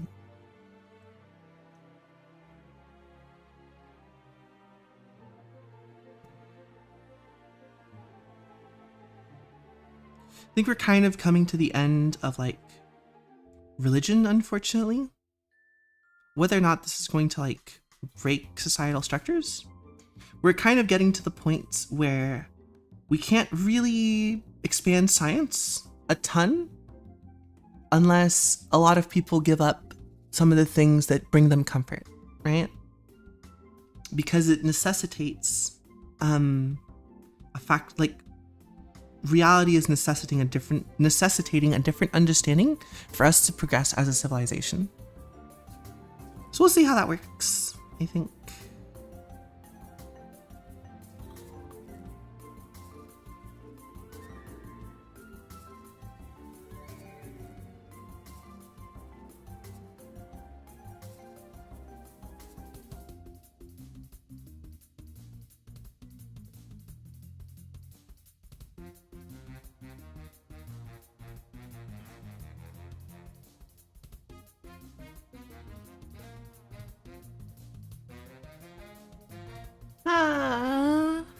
It's a better topic than religion and politics because I always get caught on this shit and then we're there forever. I mean, I can't really say much. I am using the Clippy mask, aren't I?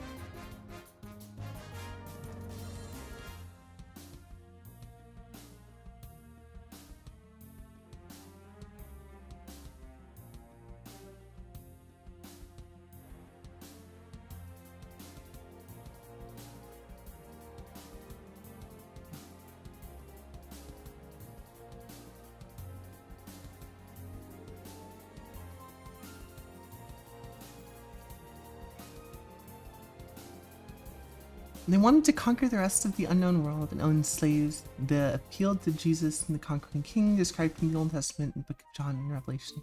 Yeah, I mean, we do the same thing with every other political figure too, but none more than Jesus, right? And so even now, this like view of Jesus as a kind person is kind of like a modern interpretation because, again, a kind Jesus back then meant promoting the Hebrew agenda, right? Things you love in character designs. My thing that I like in character designs often, right, is dynamism of pose, right? I see a lot of people's art and I'm like, man, they're so technically like gifted. And it's like, I don't think I'll ever be able to do that because when I'm looking at it, I'm like, this is super technical. But if I have to give up the dynamism of the pose to get this level of technicality, I don't know if I'm going to get there, if that makes pot this over. Yeah. Probably for the best. Probably for the best. That's on me. That is on me. My thing for character design, right, is I love dynamism in poses, especially like here with this, like, it's a simple static pose, but because there's like things on top of other things, there's a lot of like opportunity for what's it called? For dynamic tangents, or not tangents, for dynamic overlaps to happen. And that keeps things visually interesting. You see this a lot in like very high-end concept artists are very good at making really cool things that look kind of stiff, right? Juicy biblical discussion. I'm glad I didn't upset you this time though, because I tend to upset you with them.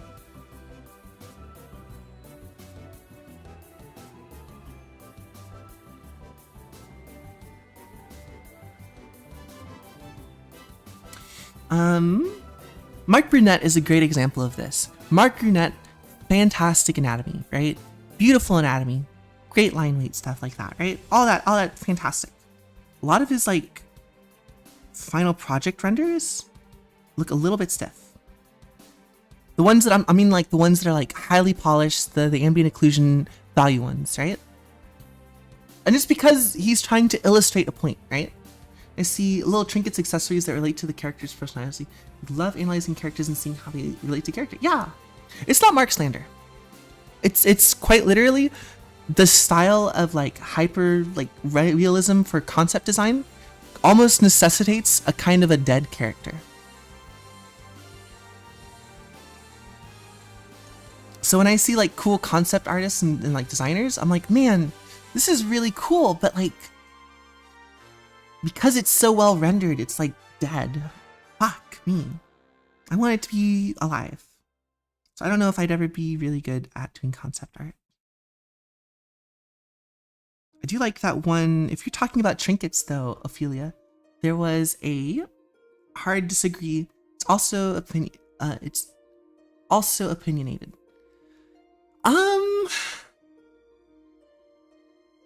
I think dynamism is one of the fundamental properties of art. There are concept artists that make things feel alive, but they don't accomplish the same thing that Mark Brunette does when he does those. Because Mark Brunette has different finished pieces that are way more dynamic, right? Way more dynamic. It's just the ones that he uses for a lot of like presentation stuff, especially like the anime girls in the like the void with like the ambient occlusion. Those tend to get a little bit stiff, I think, but they're very technically proficient, right? I think that's kind of just like the necessity of it.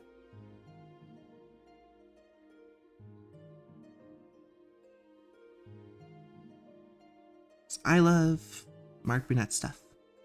I think they are a fantastic artist and a great teacher.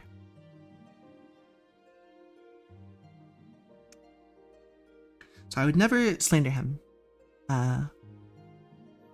Because I like his stuff too much, I think. But it's one of those things where I tell people, like, when you have a gesture drawing or something, you should 100%, what's it called? Add as much, like, push it as hard as you can, because it's going to get stiffer and stiffer as you add details, rendering, and shading. And it's really hard to not do that, right? A lot of the like artists that are known for having really beautiful, like dynamic and alive paintings are also very gestural with their brushstrokes, right? You get one of my favorites, Frank Frazetta, right? It's natural that you see things differently. Maybe it's just the difference in preference, right? What am I trying to accomplish versus what is he trying to accomplish? He's trying to give anatomy lessons. And so he's giving very clear poses that don't have a lot of overlap. And additionally are showing muscles in the most relaxed state. So literally by definition, they need to be less alive. Because if you try to bring that life in with like a crazy gesture, right? You try to do like a fist and you're like,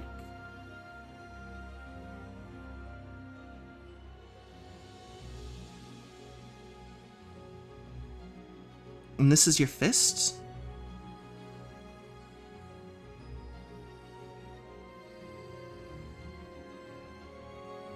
This is not a really good way to teach somebody anatomy.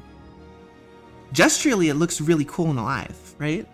But there's a lot of like decisions here that are obscuring the anatomy in favor of having a more dynamic look.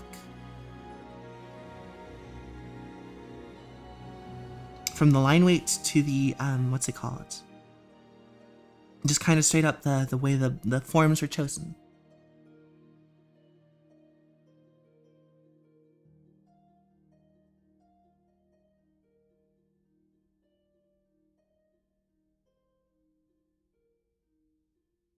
This would be a bad way to teach someone anatomy, in my opinion.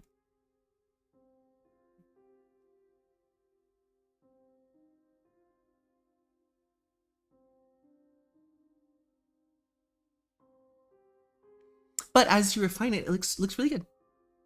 Yeah, I can't wait to see me at the top too. What the fuck is that gonna look like? Jesus Christ. I just don't want it to sound like Mark slander, because I love Mark's stuff. He's got a very technical understanding. I also like Tyler Edlund's stuff too. It all comes down to like, they make decisions, and sometimes they make decisions that I would not make. But I'm also not where they're at, so maybe there's something different, right? You've also seen the Clippy video. You're the third person, I think? Because I think Kit told me about it, and then I saw, what's it called? Was it Albion that came in? How's it going back to you? You just missed a whole bunch of stuff. You missed Snail Sprung. I was bullied. Use this trick to draw boxes. Biggest beginner hack I've suffered from the most was easy way to draw an eye. Yeah, they bullied me into making it. Now where is it? I was doing a critique for Kit on how to make something more cohesive. And they're like, we want kink art. We want you to deforest stuff or become a snail. Yeah, thanks. Thanks for welcome back. It feels like I never left now that I'm sitting here and drawing for like the last 3 hours.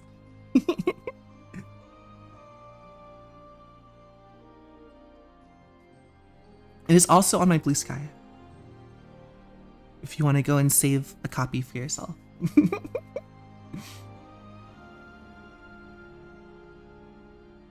You love him. I was bullied into this. I see how it is. You're a fan of abuse.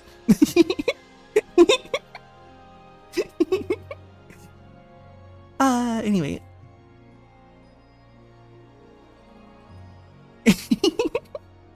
No! Kit was like, we need to make this into a emote. And I was like, we can't turn everything into an emote. Now, if we get the server to like 100 people and you get 50% of people like campaigning every time I'm on stream is just a bunch of snail emotes, eventually I'll have to give in. This is the way it works.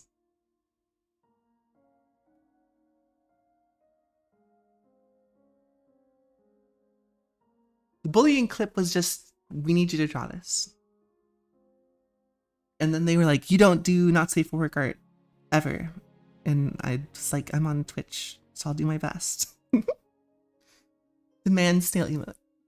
2 people are not enough of a protest for me to make a snail emote when I have like 10 emotes I need to be drawing. This one included.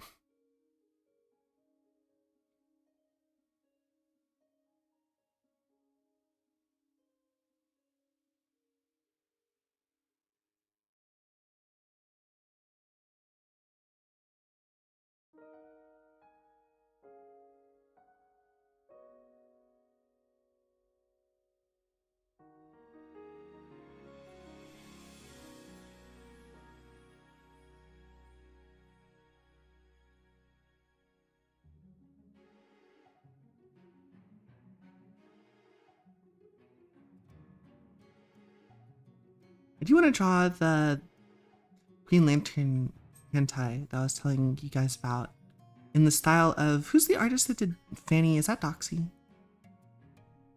Who did Fanny? 10% stake. Wow, that's crazy. You guys are getting there pretty fast, surprisingly enough.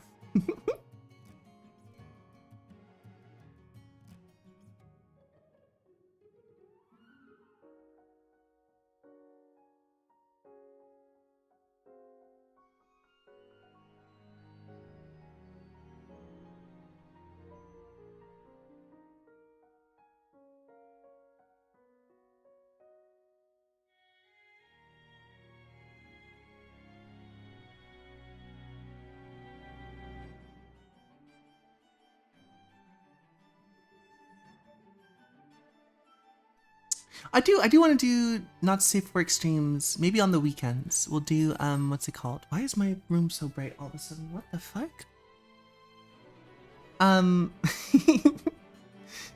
You mentioned Green Lantern in front of Kit.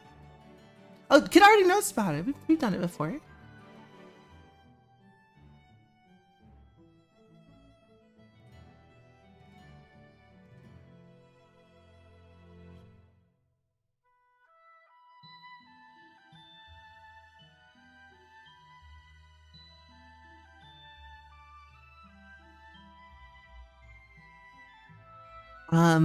But the not safe work streams would have to be on. We'll sort it out. First, I have to sort out what the opera is going to be doing for this semester, and then I have to sort out what's it called. I have to sort out my job if I can get a job. I was supposed to call, but I forgot. Hate how Sprung forgets all our inside jokes. What inside joke?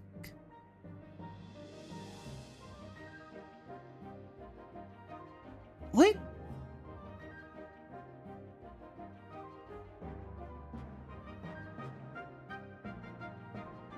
I'm so confused. Green Lantern comment. Yeah, mention Green Lantern in front of Kit. I don't remember that. Where's that from? Am I gonna die?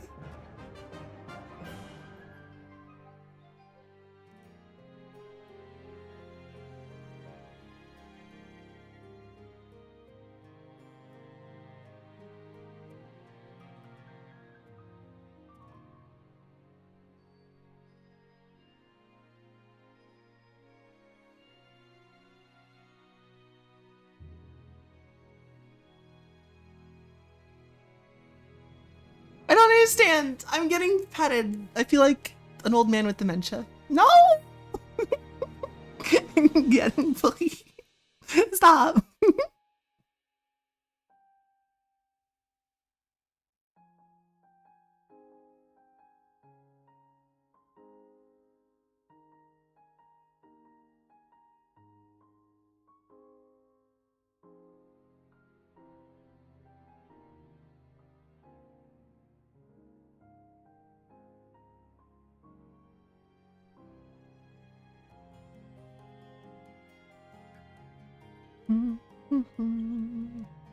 Remembering it ain't easy. Remembering ain't easy. I know. Got no notification. Oh, I'm sorry, Turtle. Welcome. Let me introduce you to Snail Sprungy because I'm being bullied into having everyone see this, apparently. We are working on the Roxanne emote that I will hopefully finish in the next couple of hours, even though I've only started like a few minutes ago. And by a few minutes ago, I mean like half an hour ago. And by half an hour ago, I mean half an hour ago.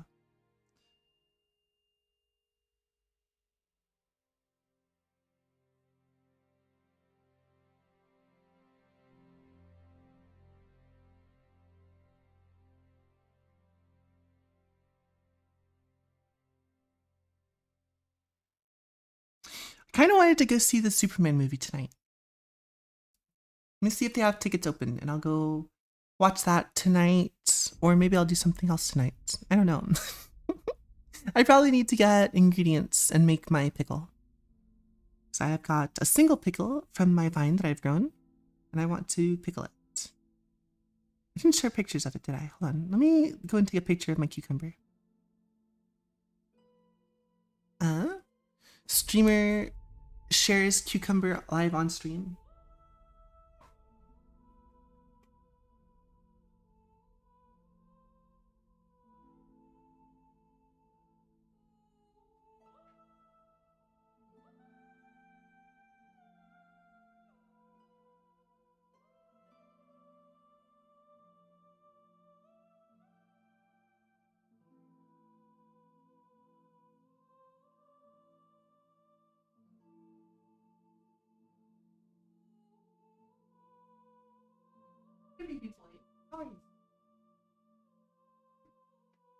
Hey, we found somebody who doesn't know. So, Rossman, I forget his first name, but he put out a video talking about how the movement that he wanted to start is basically, if you are not a fan of like companies taking your money basically and then giving you products that they can cancel whenever, or like charging you increased prices constantly, or not giving you the rights for it, not being able to purchase it, right? And then having piracy be illegal, right?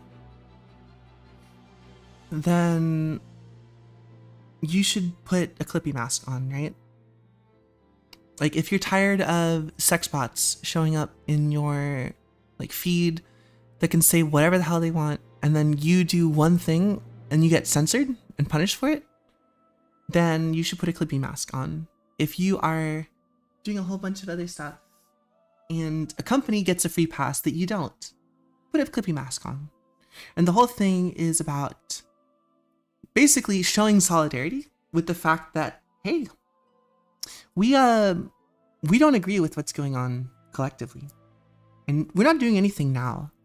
But know that you are on the other side of all of us. It's kind of just like a way to show that we don't approve of the way that companies are interacting with capitalism.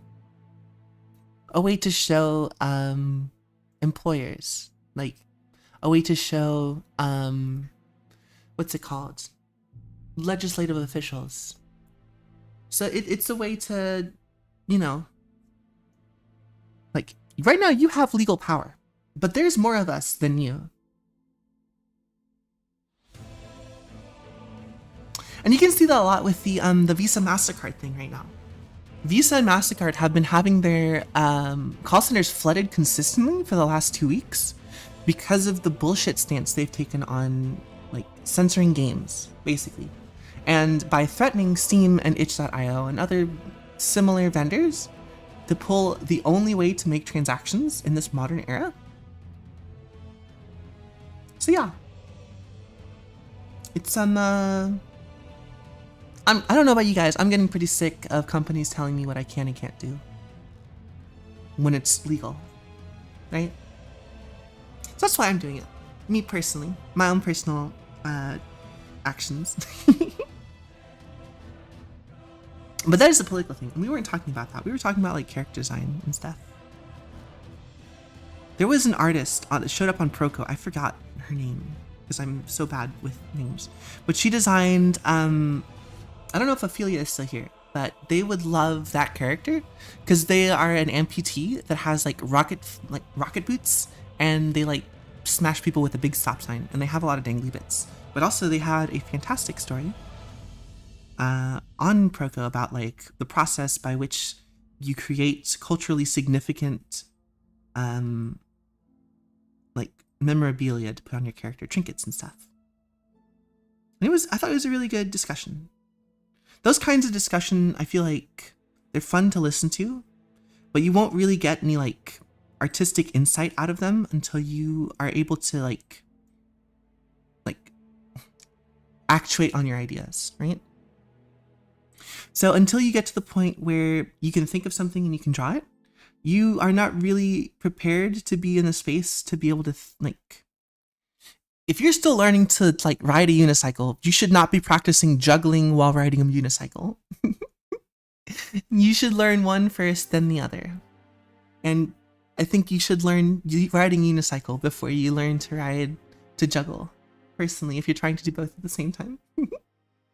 Nintendo hates when you pirate their games, but then refuse to sell them. Buy it off eBay, pirate it, then don't get any money. Why do they care? Exactly. Juggling, juggle. Juggling, juggle. Peter picked a pack of pickled peppers. I'm not a pheasant plucker, I'm a pheasant plucker's son, and I'm only plucking pheasants till the pheasant plucker comes. That's a fun one. You guys should all try that one. That one's really fun. I like that one a lot. That's my favorite limerick of all time. And it shows me, whenever I meet a new group of people, it shows me exactly who is a coward.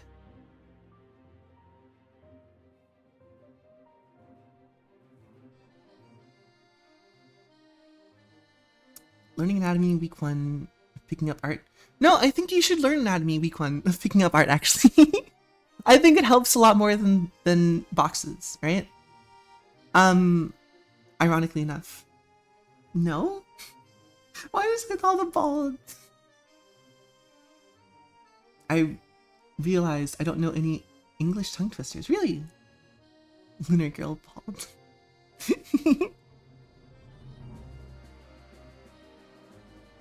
The pheasant one. The pheasant one is really fun. Because the way you can fuck it up is entirely, like, perverted. It's all lewd. She sells seashells by the seashore. Red lorry, yellow lorry, red lorry, yellow lorry, red lorry, yellow lorry. They're really good, especially if you want to get into voice acting or like do any sort of like professional speaking. So I highly recommend them because I think they're a lot of fun. But also the pheasant plucker is my favorite one because the mentor, voice acting mentor I hired taught me that one and it was so much fun. Because it's like, you fuck up and you say, I'm not a pheasant fucker.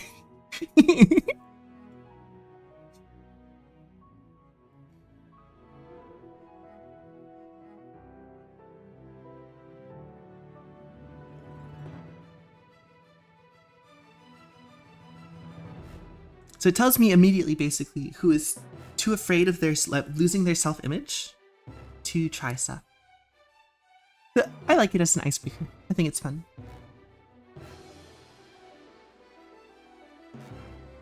Peter picked a pack of pickled peppers.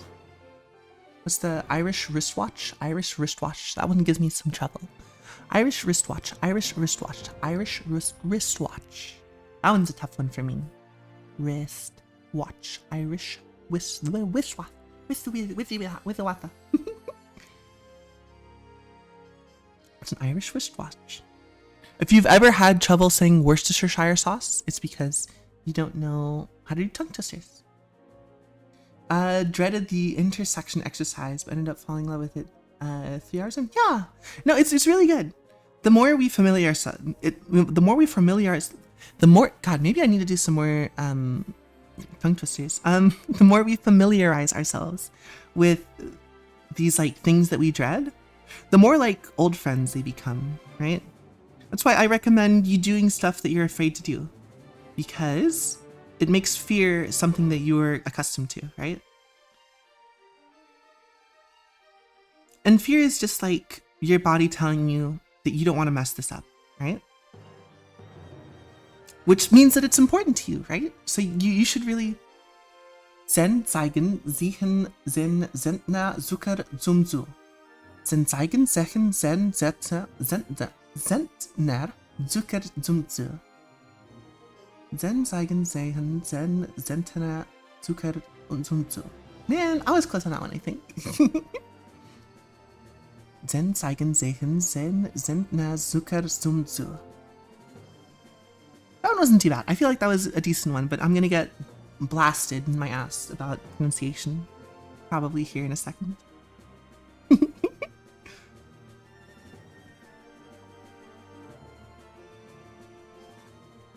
Oh, you gotta give me a break. I've been doing Italian the last couple months. Actually, not that far off. Yes, let's go. Sen zeigen sehen sen setna zuka sumzu.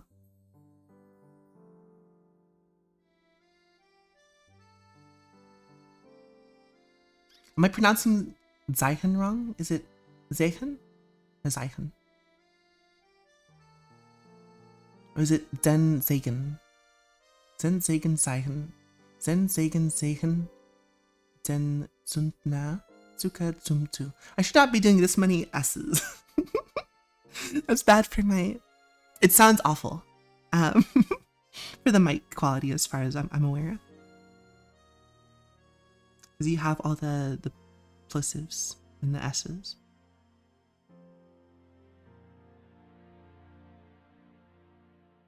This part is also mostly solved already.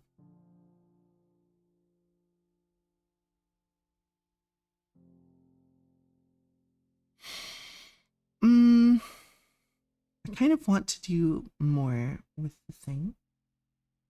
We decide the quality here, streamer. Fine.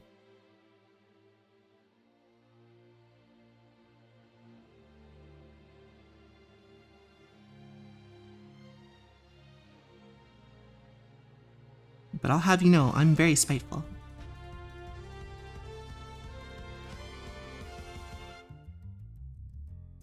By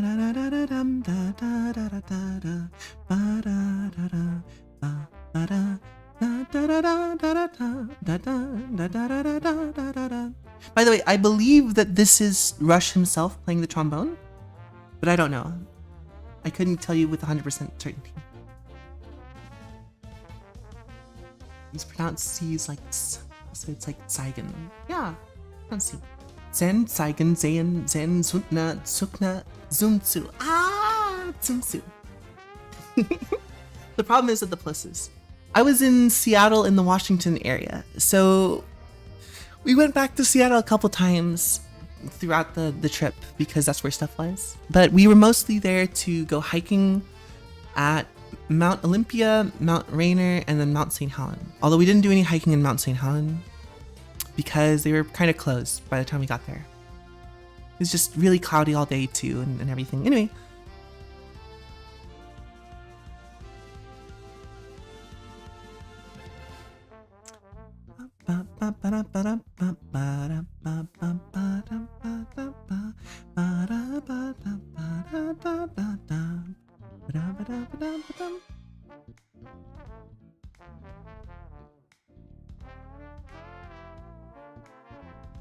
Plays the trombone in this song. That's my cheat. I can ask them. Literally text him right now.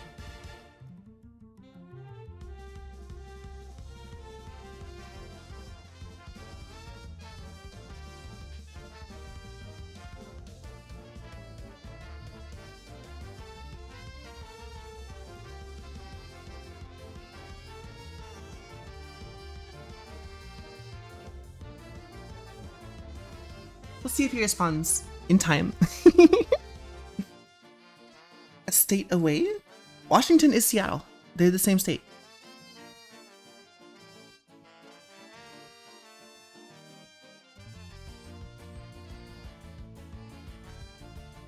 So Seattle is a city and Washington is a state.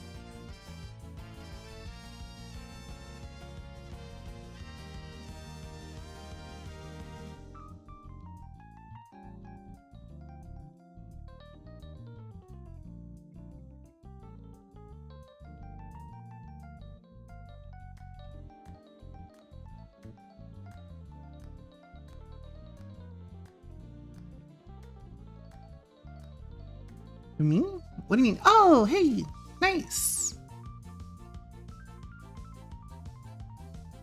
I'm assuming you're somewhere up in the north then. I cannot stand the cold at all. I froze to death just like on our trip here.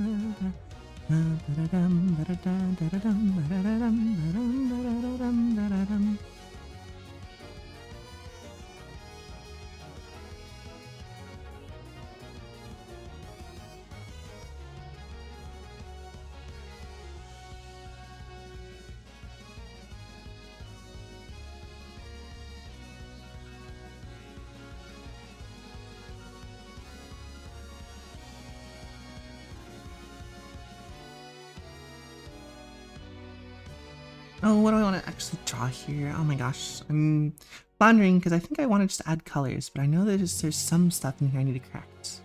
Like all of this and the sleeves and the shoulder.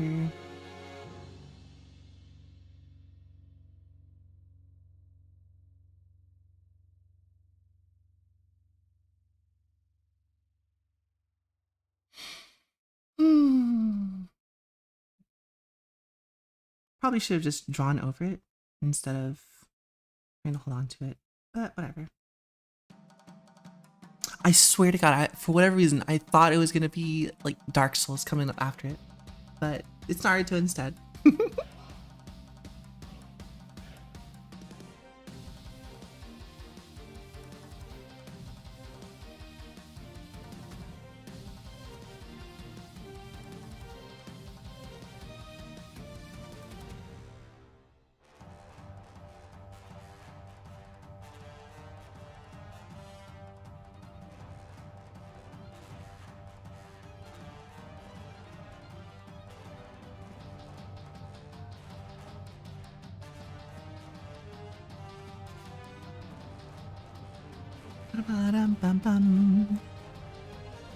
So I'm going to go to bed with zero owie. I know, there's been no owie. And zero confirmation on whether or not Rush was in fact the trombone player. He hasn't responded yet. I think he's busy with something.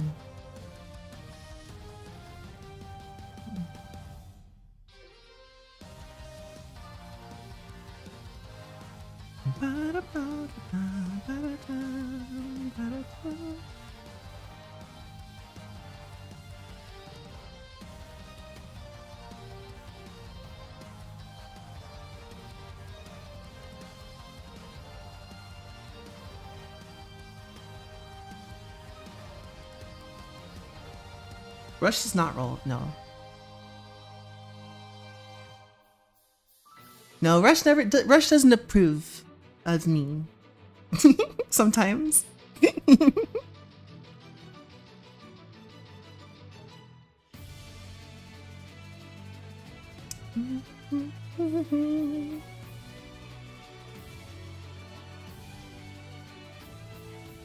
They're just, I think the sprungy voice makes them a little uncomfortable.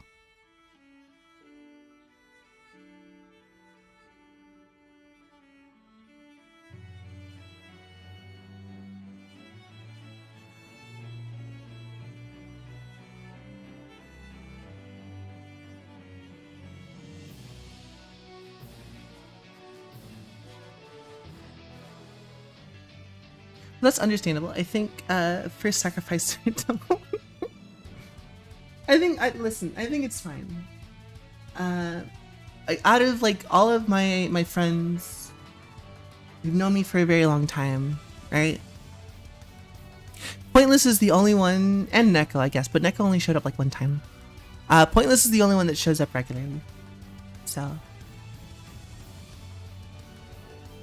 that's why I am very appreciative of Pointless and love them lots. Because at the very least, they probably took it the worst. Like they were the only person when I told, they were like, I wish I hadn't known this. But they're also the only person who actually showed up. Pointless's mood, yeah. They're the only person that actually showed up, that actually interacts, that actually is a part of this. So I appreciate them a lot. They're a really important friend to me. And that's why I'm like, if I ever fail at like helping him with something, I'm like, I really wish I need to step up my game so that I can do better, so I can help them out. So I want them to succeed. And they suffer through a lot of like, they don't have a ton of people to share art with, and they're, as we all know, they suffer a lot of anxiety. And I want them to do better because I love their art and I love the way they take things. And I do genuinely love their humor. And it's like hard for me to like introduce them, right? Because I love Pointless's humor. I love the way that he like challenges me in conversations, because he's trying to like half make a joke, half kind of dig into like some sort of like false like observation that we have about the world. This is the way I take it, at least. I don't know if it's true or not. I don't know if they'd ever confess to anything of this. So as long as you are just like honest with them and don't try to like take anything they say out of context or try to make any insinuations from what they're saying, they're very funny and they're great. But they ask a lot of probing questions expressly to like get the reaction out of people, where it's like they're reading too much into what they're saying. I don't know if we can. We could probably, like, if you add him in the Discord, they'll probably show up. Is he online right now? Let me see. I think they're probably online right now. They're usually always online. No, they're actually asleep right now. Never mind. He does go too hard. Yeah, it's just like, it's the way they are. And they are probably like, genuinely probably one of the nicest people that I've met. But it's a lot of like, that toxic masculinity of being really nice, right? It's the type of person that like, they're only deep down very nice, right? Kind of, I don't know if that makes sense to describe it that way, where it's like, they're a very genuine person, right? And to me, I equate that to kindness, because someone who is very genuine will respect everything you say and challenge you, but they'll be genuine and honest. That's what I like most. So they might not be the friendliest, but I think they're very genuine and they're very honest and they're very supportive. And I'm happy to finally be the most honest with them, right? It means a lot to me.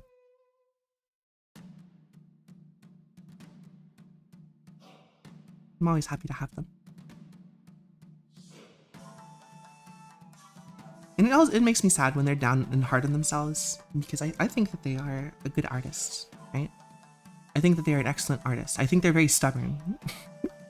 Because they're like, I don't want to draw an undersketch. And I'm like, that's fine. You're going to struggle with the exact same problems you keep telling me you've been having for the last 5 years.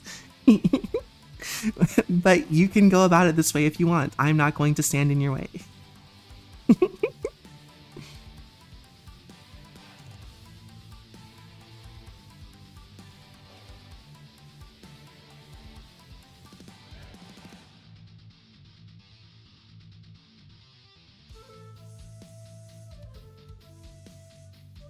We don't sacrifice them after all.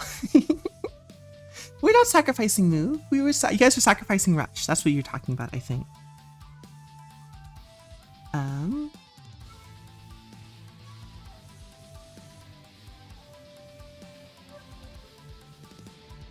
Everyone else is just really busy. They don't have time for me. And I don't blame them. They have jobs, they have lives. I'm trying to make this my job in my life, and it's going to intersect with them in a way that it's not going to match up, right? Because they can't be at my work while they're at their work, right?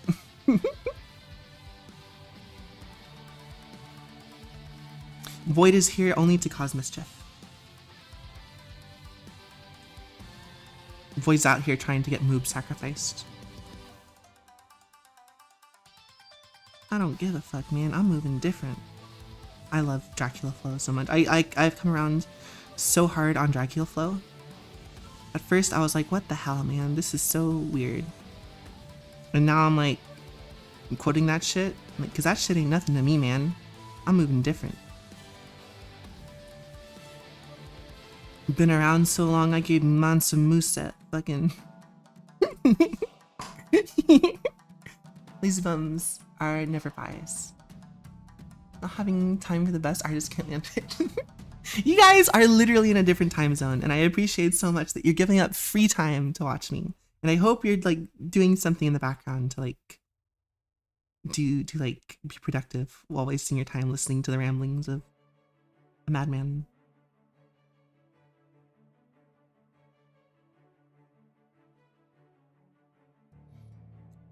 Even if you think I am the best artist on Twitch,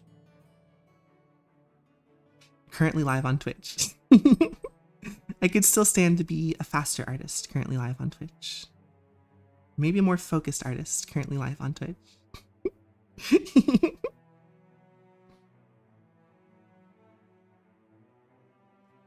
Never be second monitor contact. No, I think second monitor content is the best, right? I love second monitor content, but I am very passive when I consume it, so I don't know. Listen, opinions may vary. Your mileage may not be guaranteed.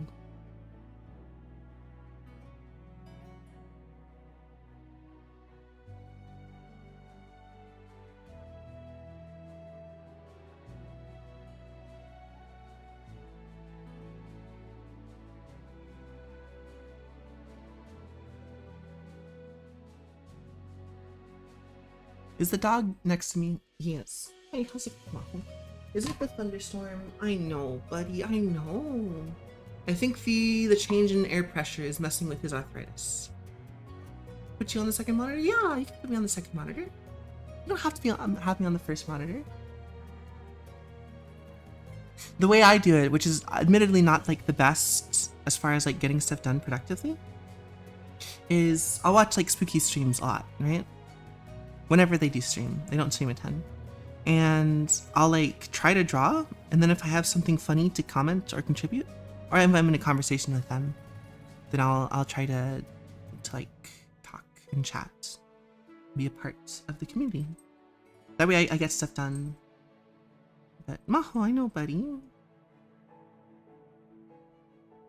I know, it's the pressure. I think it's the low pressure from the storm system that's coming in. It's giving his arthritis a little bit of trouble. You're okay, buddy. I know. It'll be sacrificed to the shrine.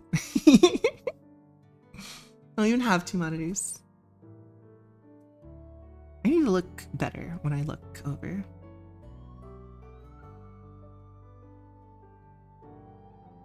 Appreciate first monitor content.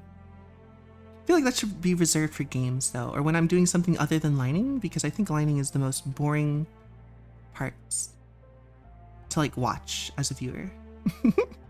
Like I can't imagine it's terribly exciting, right? I know, he's a little baby boy and he's struggling right now. I'm sorry, buddy. I wish I could do more for you.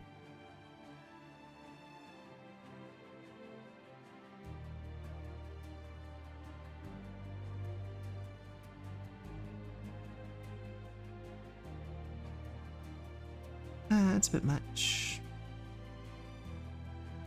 I know. How's it going, buddy?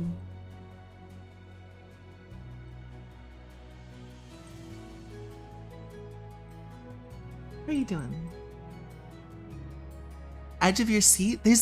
I'm literally, my hand is moved away so that I can pet my dog. It's okay, buddy. Hey, can you go down for me? Can you go down? All the way down. All the way down. Maho.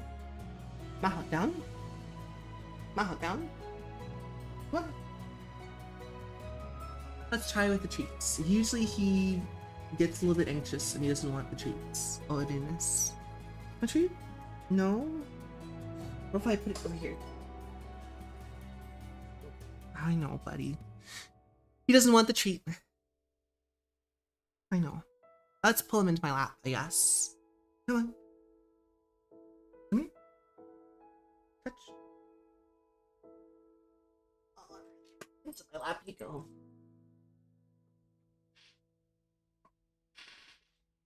Right, now he is in my lap. I know, because you're a little baby.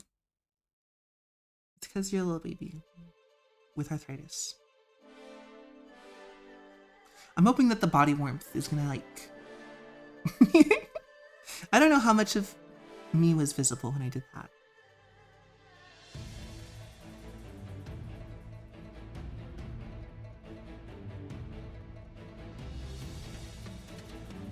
But I'm hoping that the body heat is gonna help with the joints a little bit. Because I know that like body warmth helps with arthritis. He got picked up, he got yanked away. Best stream on earth. Streamer rejected opinion.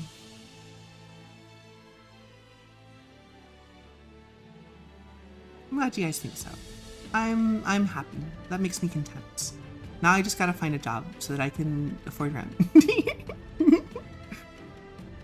We'll see, we'll see, we'll see. How it is, I guess.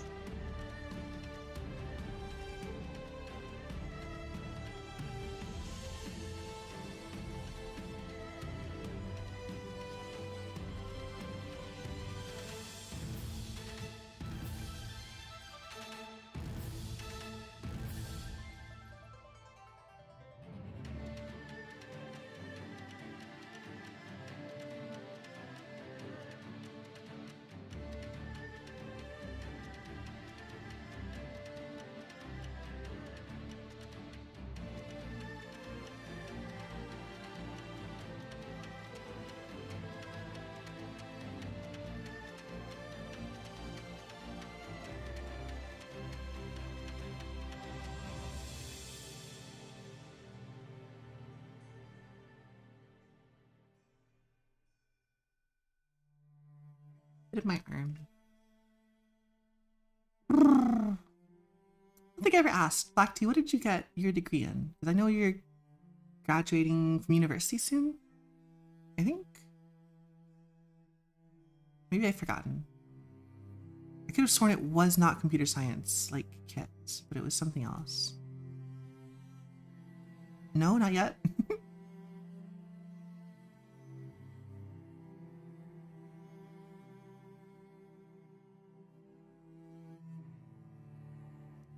Oh, that does remind me. What is the, do you have like a vegan equivalent to butter that you've been using recently? My friend was teaching me a better way to like saute mushrooms, right? And it goes so hard. We're losing Kit. No! They're going to sleep. The void is taking them. So the way that it was just like, he said, put the pan on as high as heat as it can go. And then, just fucking cook them and stir them until they're done. And I'm like, I'm gonna burn the shit out of them. It's like, no, just stay on it. And lo and behold, it worked. And I was so surprised. I'm used to like sauteing them real slow, right? Good butter alternative from Bio. Really, what's the smoke point on it, you know? Because I think primarily this is gonna be a smoke point thing. It's not gonna be a butter flavor alternative. It's literally just like sauteing them at a higher heat, got them done way faster, and made them super good. Don't get me wrong, it still took a while, but they were really good. The pasta I made was delicious because of it. I got some king mushrooms and I sliced them vertically. Never cooked with it. Maybe it's not good for that then.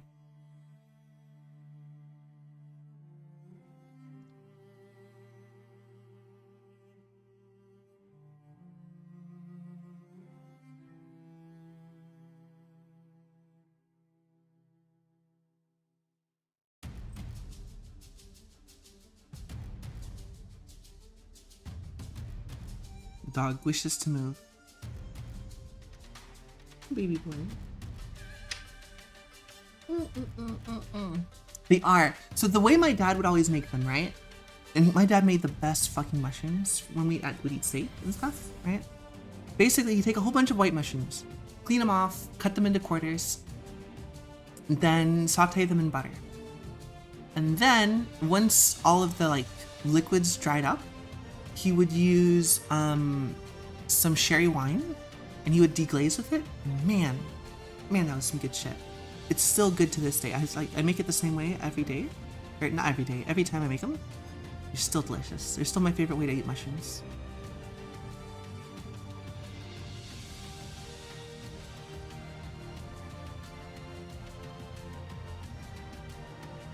I would eat mushrooms every day. I guarantee you, but that would be expensive. Mushrooms are so expensive.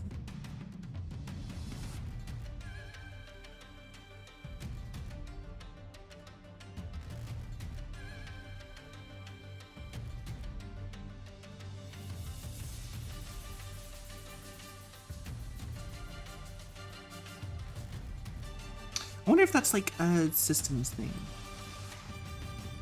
Buddy, you ready to go? How are you feeling? He's standing up in my lap.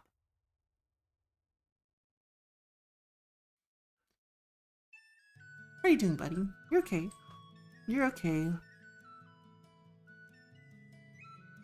Don't worry. I got you. You're not going anywhere. I got you. You're okay.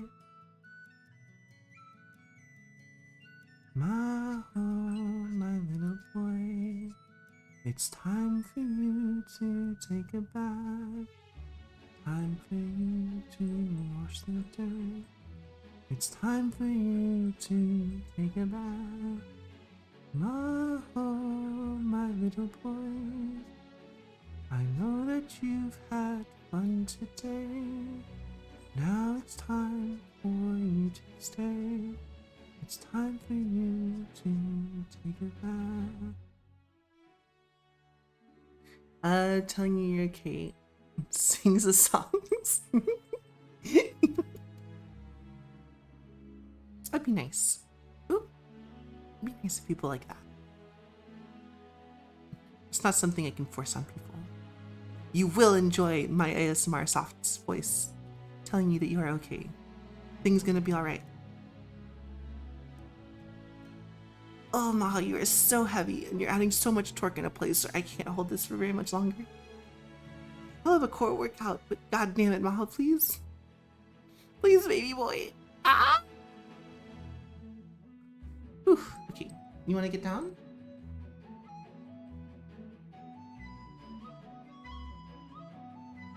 You wanna get down?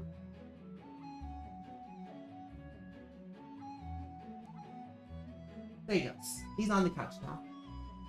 He's on the couch. Ooh, oh my god, my thighs.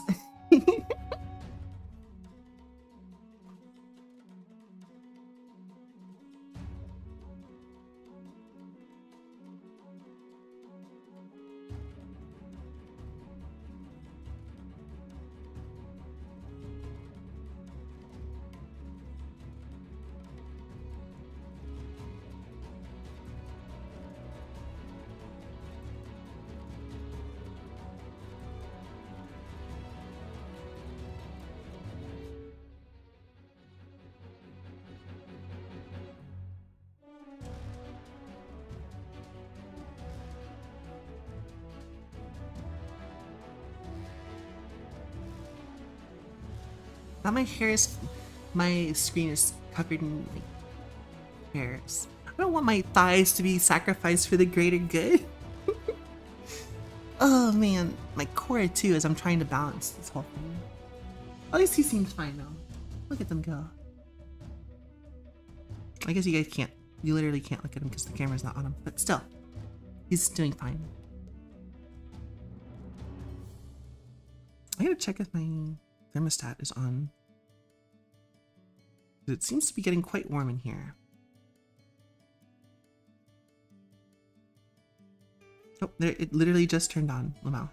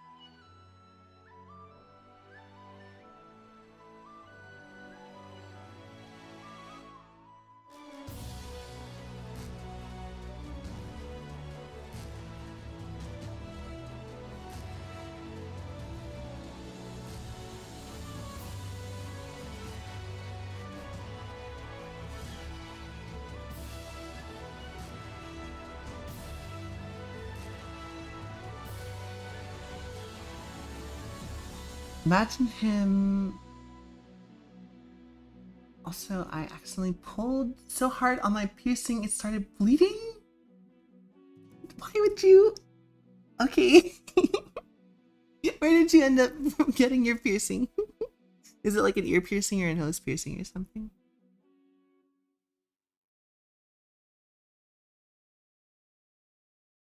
Oh, there's the kit. I got the message from Kit about 10 minutes ago. They have fallen down.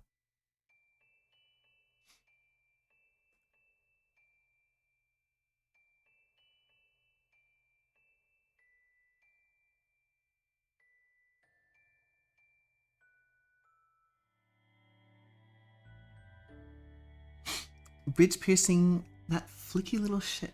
Wait, is that like across the bridge of the nose? Is that the one next to the...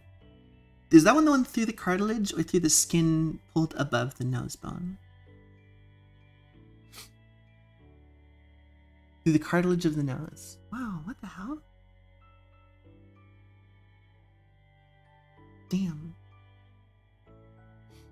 Between your eyes? Wait, so through the skin? Because that's skull right there, between my eyes. Stop doing that.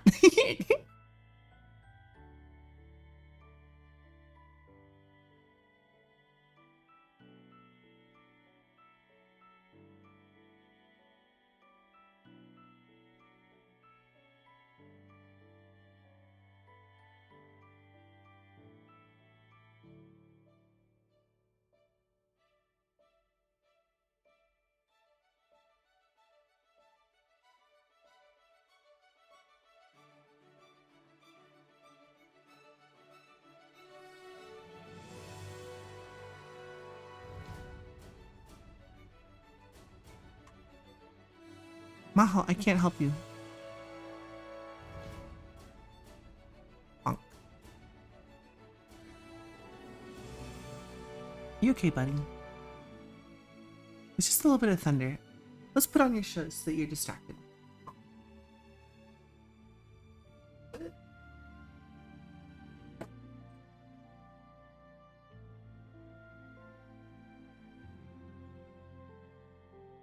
Putting on shows for my dog because he is a baby.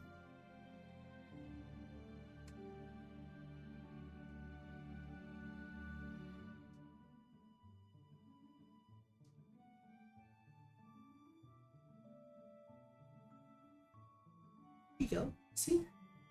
There's other dogs and they're okay. I just put on like shelter dogs playing around in the yard. What's that? Go. What's that? What's that? What is that thing? Good boy. Can you go down? Can you go down? Down. Down. All the way down. All the way down. Go. Down.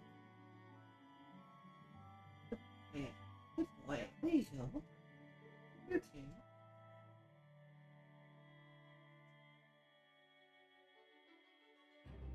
Ah. So yeah, I just put on like shelter dogs playing in the yard, and he seems to like it pretty okay. So that's fine. What really is important, I think, is that it produces enough noise that it kind of drowns out the thunder.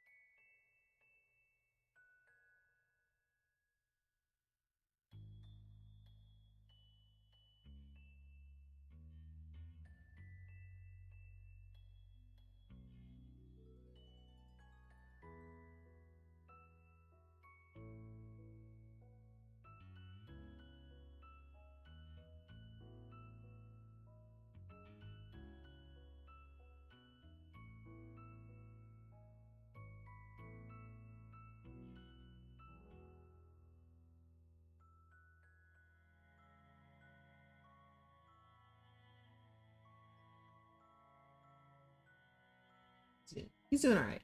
He's got his foot tangled up with my chair, so I can't move my chair. Why do you like this? That's all right, I guess.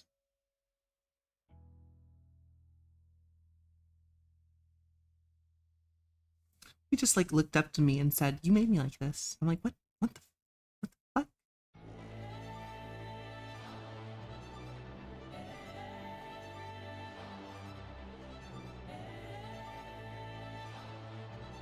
Like, you can fucking speak? That's good enough, I think.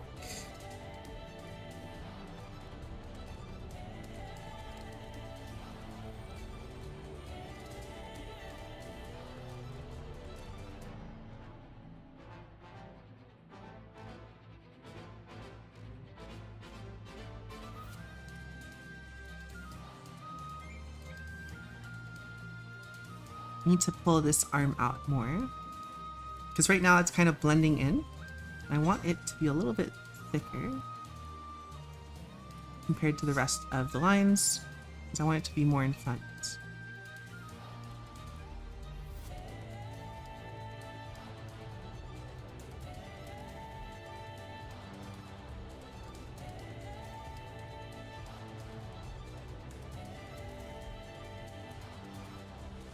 Oh, I see how Kit misinterpreted it earlier. I just said line be more in front, right? What I meant to say is I want the form to be separated more from what's behind it. So I'm going to draw the line thicker so that it's easier to read the form on the, against the other form. It's not because it's in front. Technically it's because it's in front, but it's like because I want the form to read better.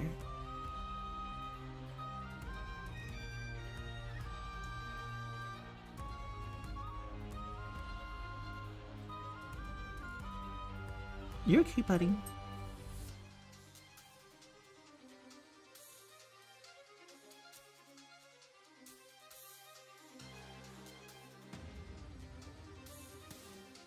You're okay. Don't worry.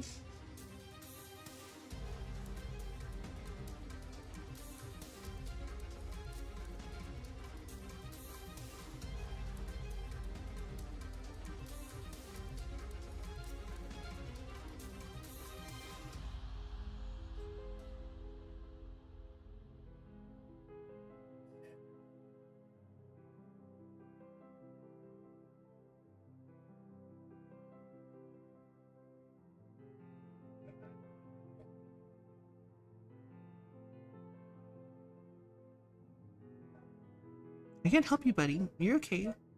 I'm here. Don't worry. I'm here for you. It's like, but you're always scared of everything. Yeah, I know.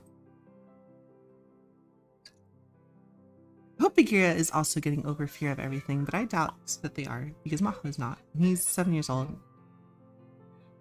I should have maybe exposed him to more stuff, but it doesn't rain too much here in Texas.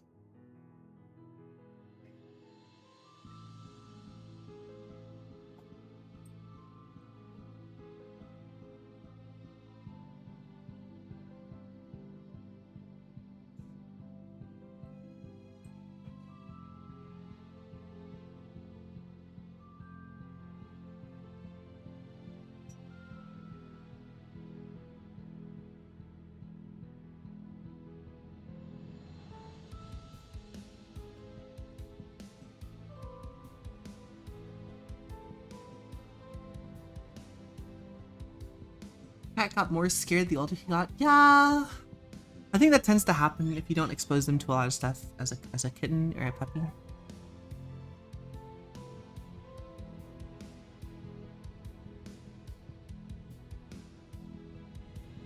It's harder for them to get over fears the older they get, especially. It's like, well, whatever.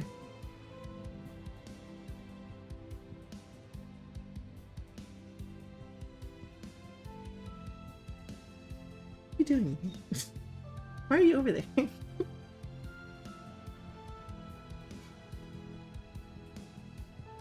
I know, baby boy.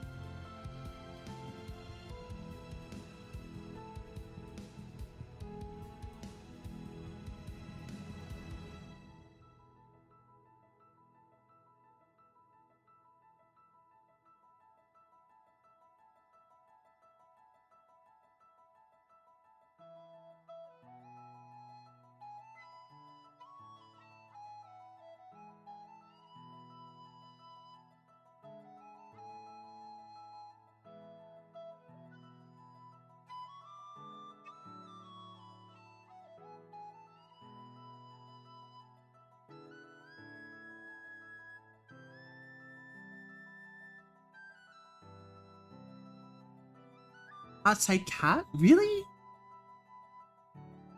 Huh. Maybe he's just jumping.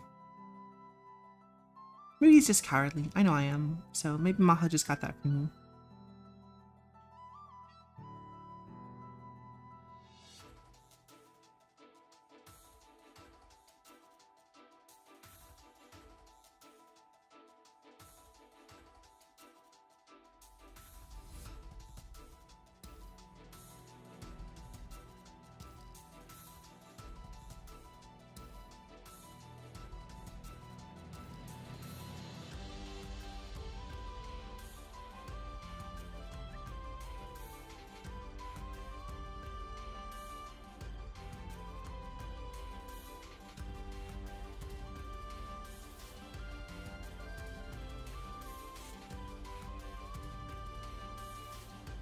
Little jumpy critters.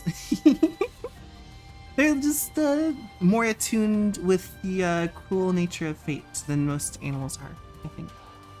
And are aware that death lurks behind every single door.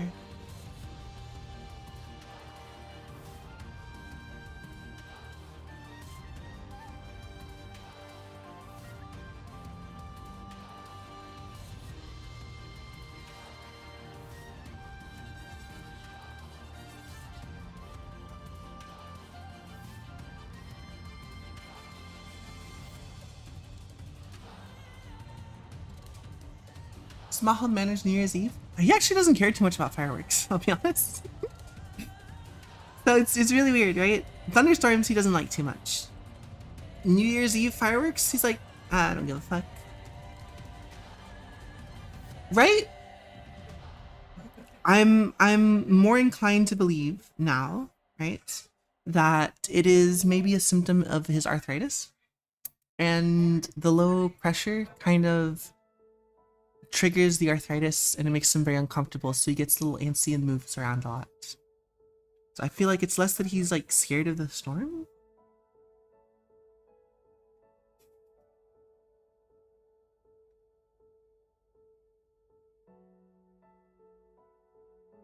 I think it's just, yeah. That's my guess though.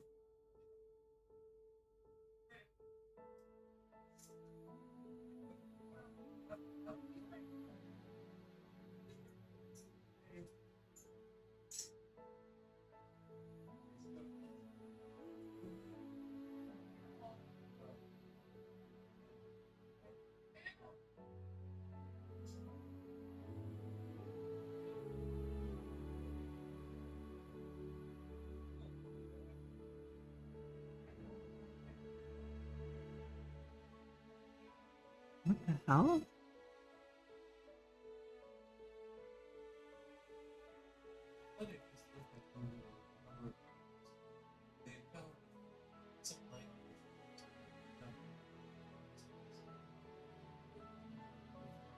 Huh. Ah. Okay, let's work on these hairs out here, because they are a distance. From a distance.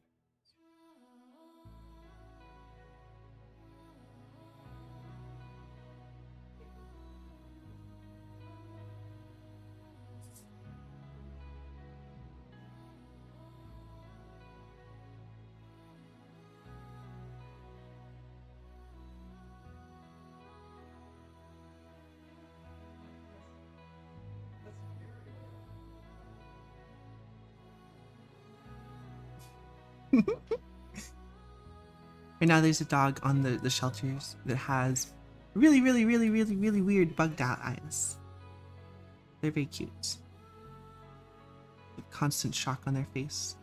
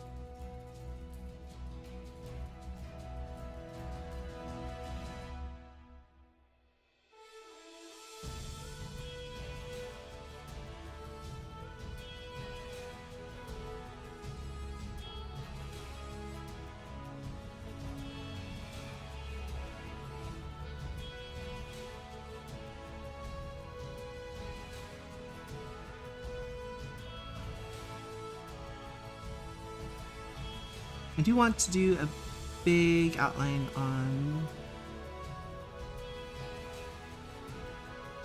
the flag.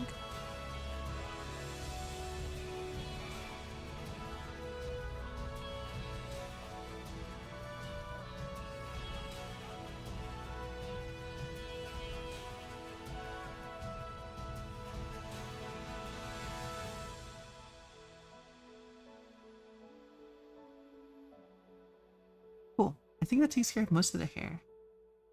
Yeah. I think the face is done. I probably need to sort this section out a little bit here in the back.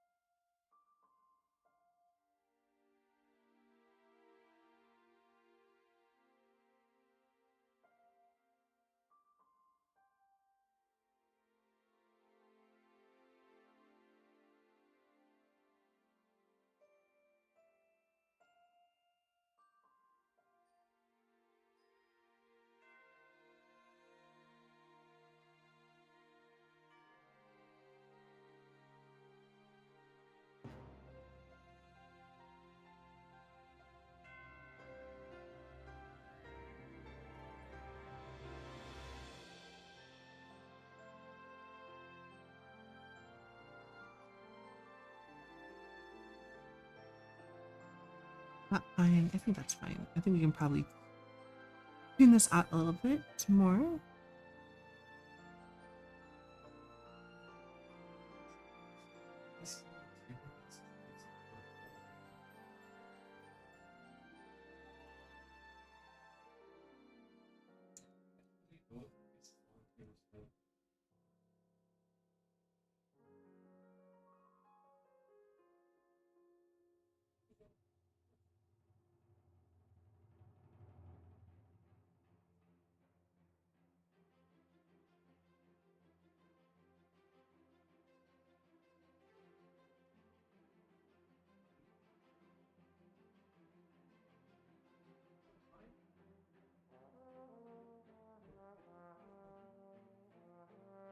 Did we ever get a response from Rush?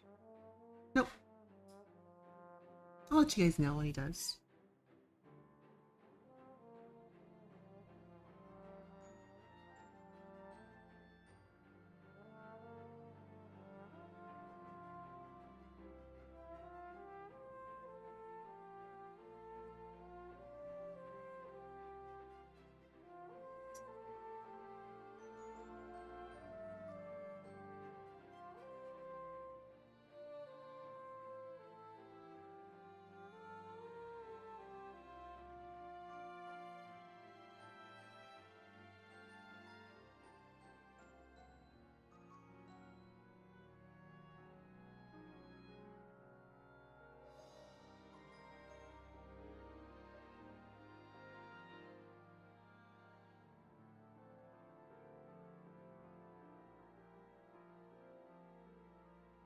Rush, what can be more important than answering the greatest mysteries?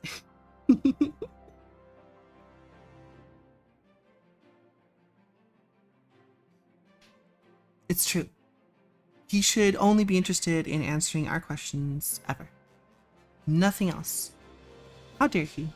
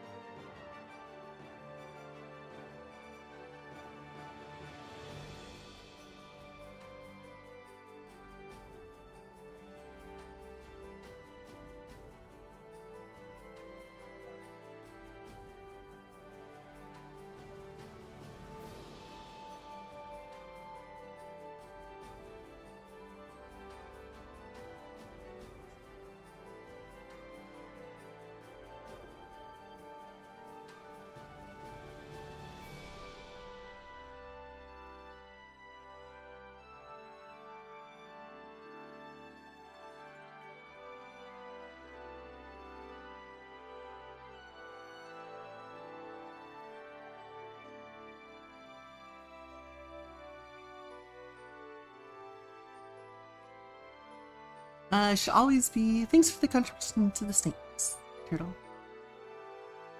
For the question, you should always be prepared for range from questions plans. Exactly. His day should revolve around me. This isn't. I like this.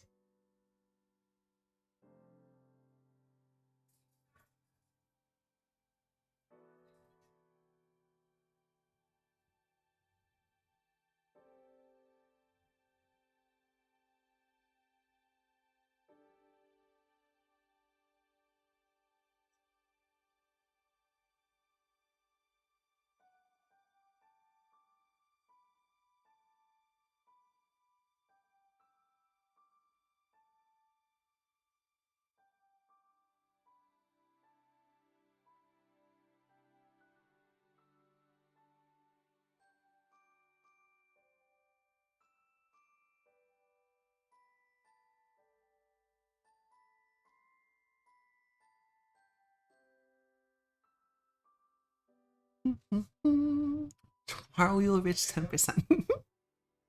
Man, you guys are really determined on that, huh? I actually also thought there'd be like way more people by this point. We've had pretty much the same viewer count slash follower count for the last like 3 months. So we'll see. We will see. Should probably be marketing more or something. Every time I hear that, I always think about the not the Richie Branson, the fucking administrator intro for World on Fire. It's like anthropomorphic Armageddon. That's the best way to describe me. Like yes, let's go. Fuck.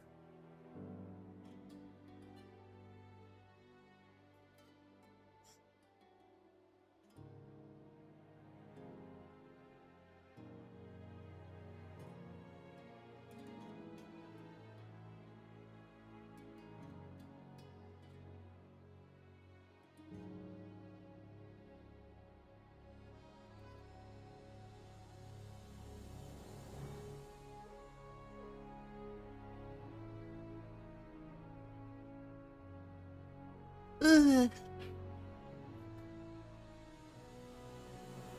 Scooching over a little bit, giving a stretch, drinking some water. But my butt doesn't get sore.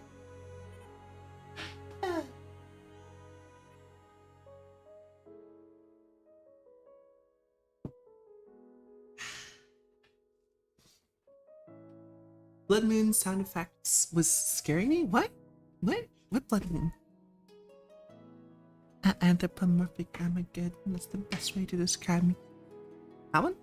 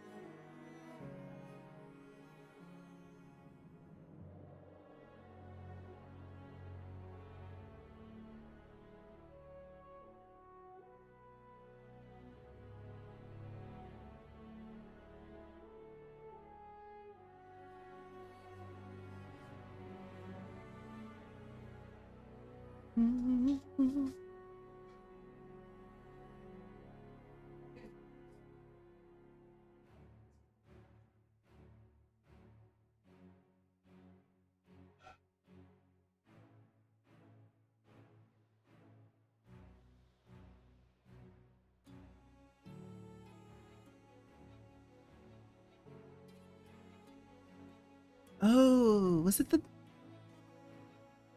I guess it was playing at some point. I always forget to listen to it when it comes out. I know he uses the motif in a couple of places, but I don't think he's done a Breath of the Wild one, so... I think it might just be a coincidence from a previous Zelda game.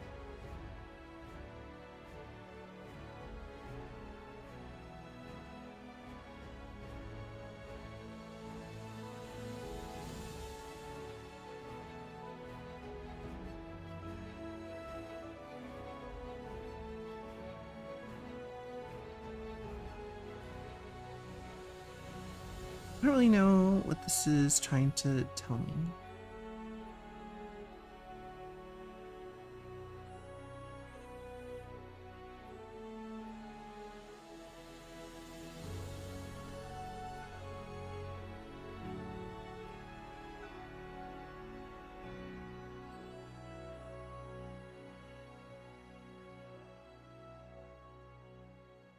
I guess he did do a Hero of the Wild, Breath of the Wild orchestration, didn't he?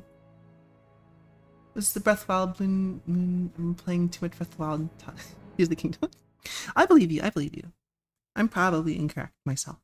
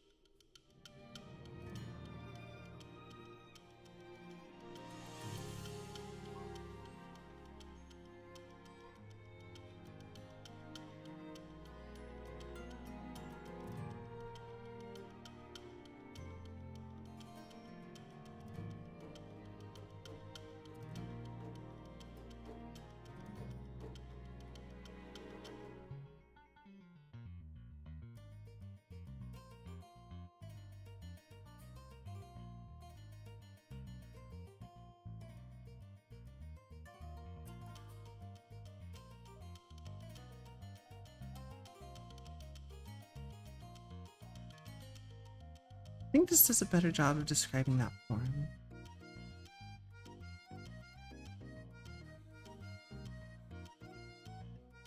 I'm wary of putting it here because I don't want to create a tangent. It doesn't really matter. Do I even need it? Yeah, I could probably still use it. Yeah, that still helps.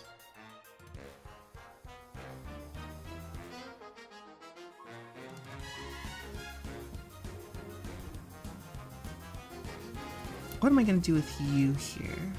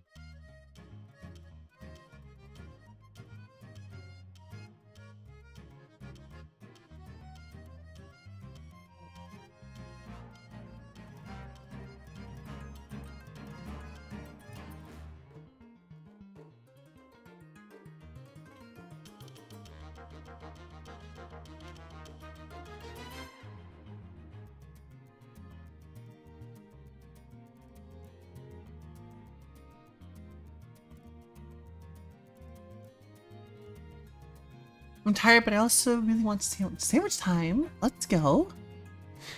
I watched a video on how to make your sandwiches waterproof. No, sorry, how to make bread waterproof. So you can add a whole bunch of like sauces and stuff to a sandwich. Get a nice little black vinaigrette and you put it on top of a whole bunch of greens and vegetables and like feta stuff, and like you put it inside of a sandwich. Usually all that vinegar is gonna like soak into the bread and it's gonna be like all over the place and really messy.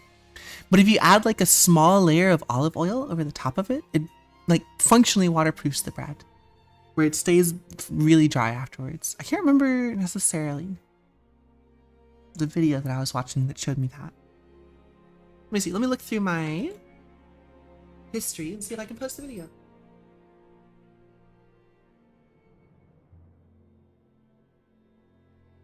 Gotta waterproof my bread. What was the one that was really funny? Prosper Stupid Poultry. That was really funny. It was, the post is like a Discord message. It's just like, hold on a second, I gotta water my bird. Then post a picture of him like watering an emu with a hose. And it's just like, Prosper Stupid Poultry. There's my history. There's my history.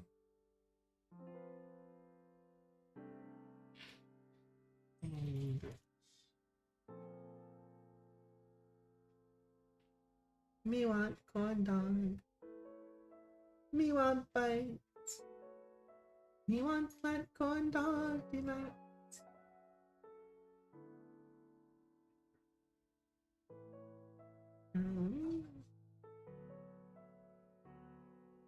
I put it in Discord or in...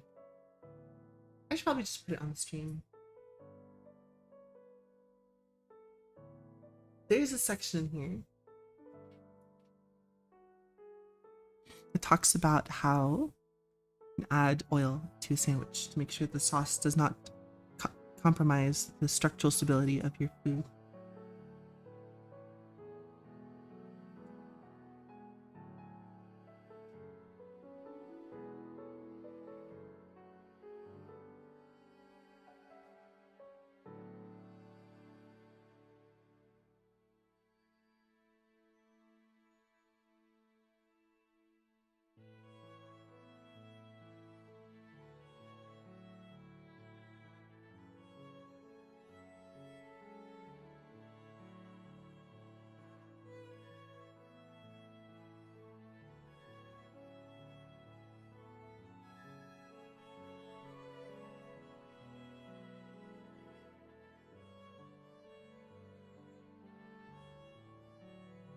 I need to get rid of all this inside stuff. It's not providing enough information for me to make it relevant.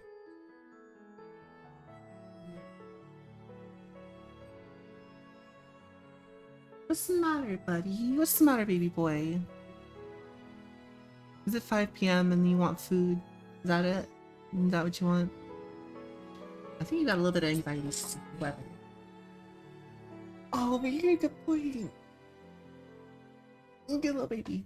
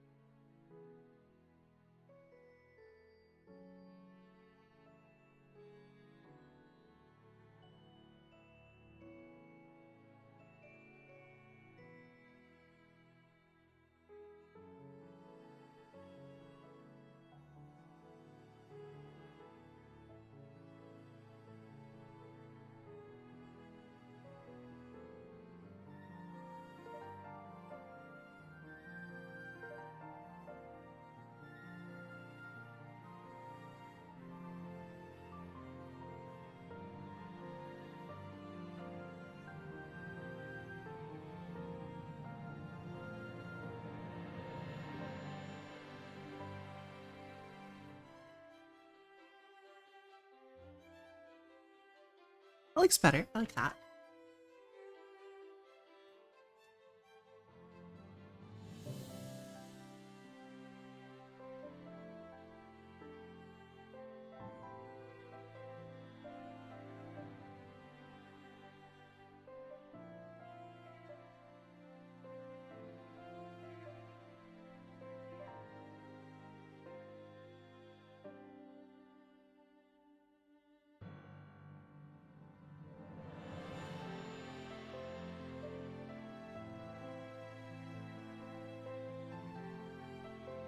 Ah. It's not nice. Mosquitoes in your room does suck. Is it a male or a female mosquito? I assume it's female.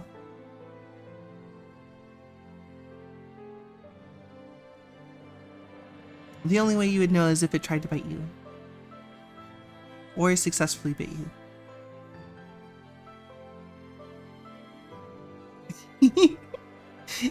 I will never sleep again. I did.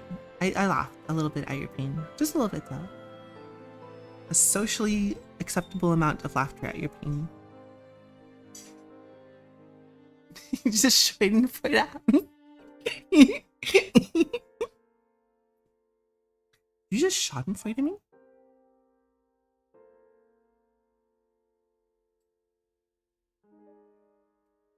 I can't believe it. This guy Schadenfreude. That's a very fucking Jerry Seinfeld ass line that I did there.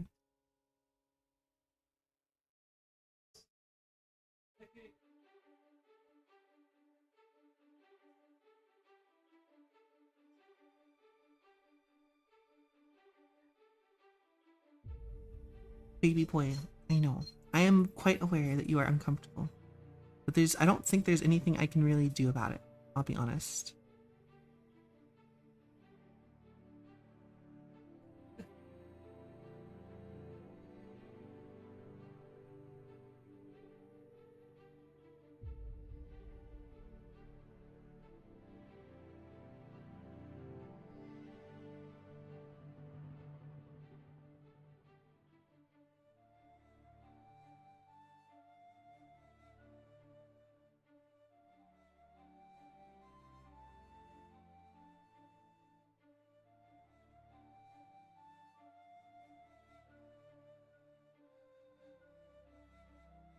I know, baby boy. I know. I feel the weight of your soul upon my lap. Don't worry.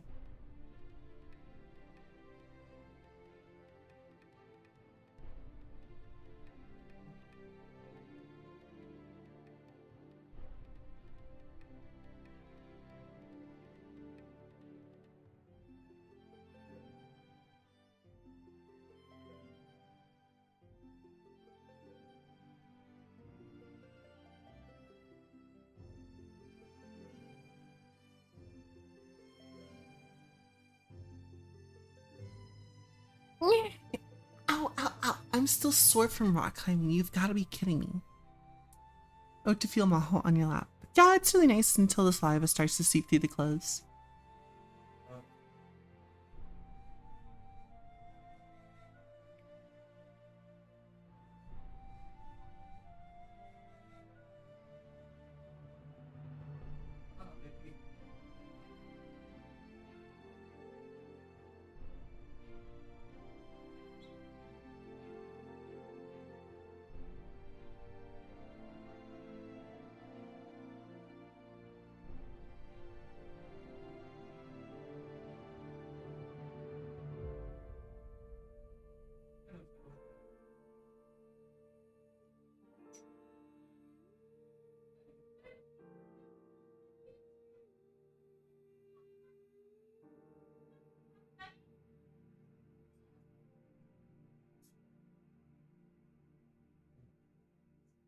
Now he's grumpy with me. I think I know what he wants now. Because he's not trembling anymore. Clothes with olive oil. That's fair. I should, you know what? Maybe I should.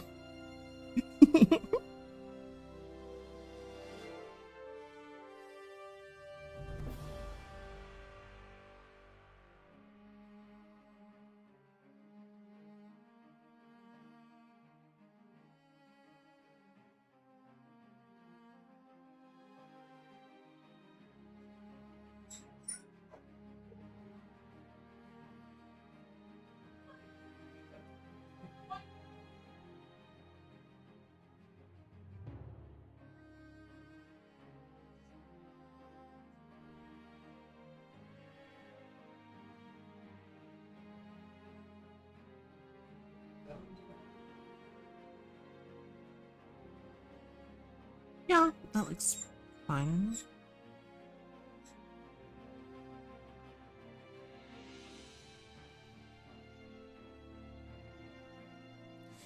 doesn't really matter all that much. It's not going to show up in the final. Too much anyway.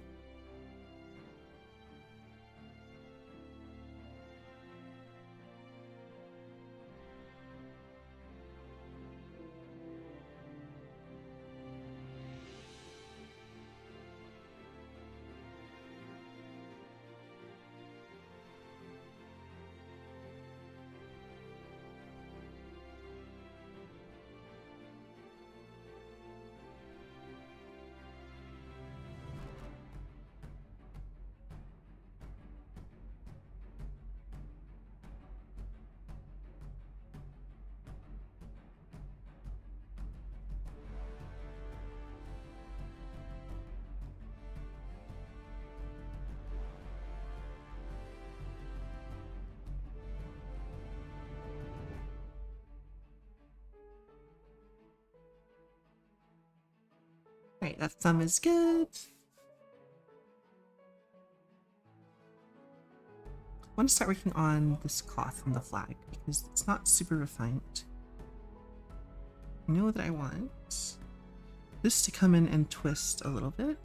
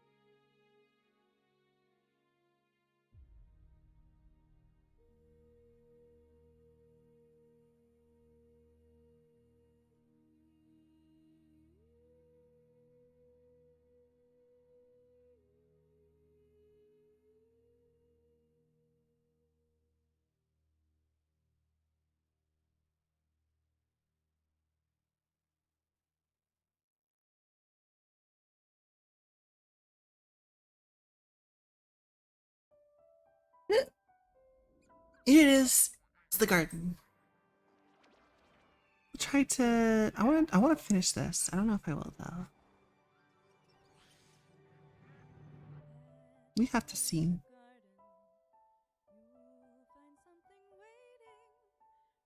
Right there where you left it, lying upside down.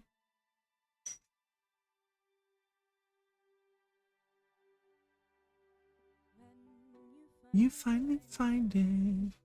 You see how it's faded. The underside is brighter when you turn it around. Everything stays right where you left it. Everything stays, but still changes ever so slightly, daily and nightly, in little ways, and everything stays. Just a little bit.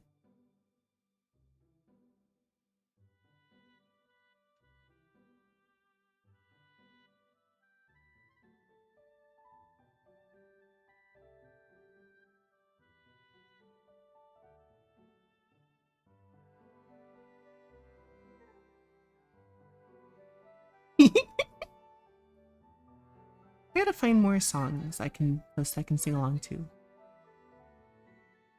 There's a lot of like classical music that's also most classical music doesn't really have lyrical backings that are like sing alongable to. Like if I was to start singing Kanje Kanje Tue Vole O mio cor che vedele Postia donna Postia donna Postia donna crudele.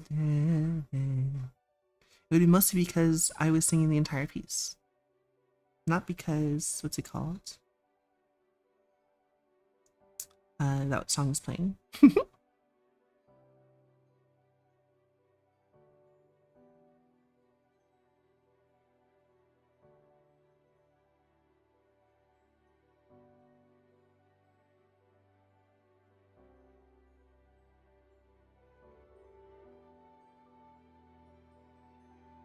Sing-alongable.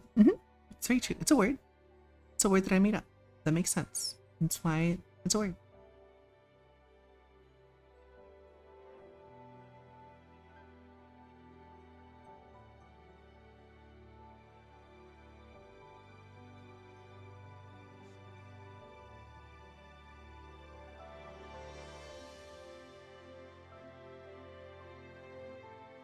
My sources, I made it the fuck up.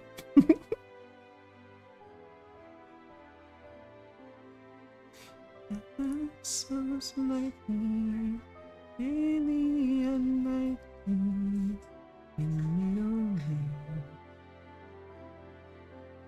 the stained ever so.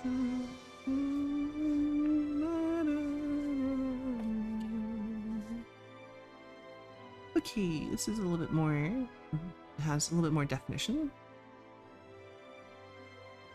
It's not a ton.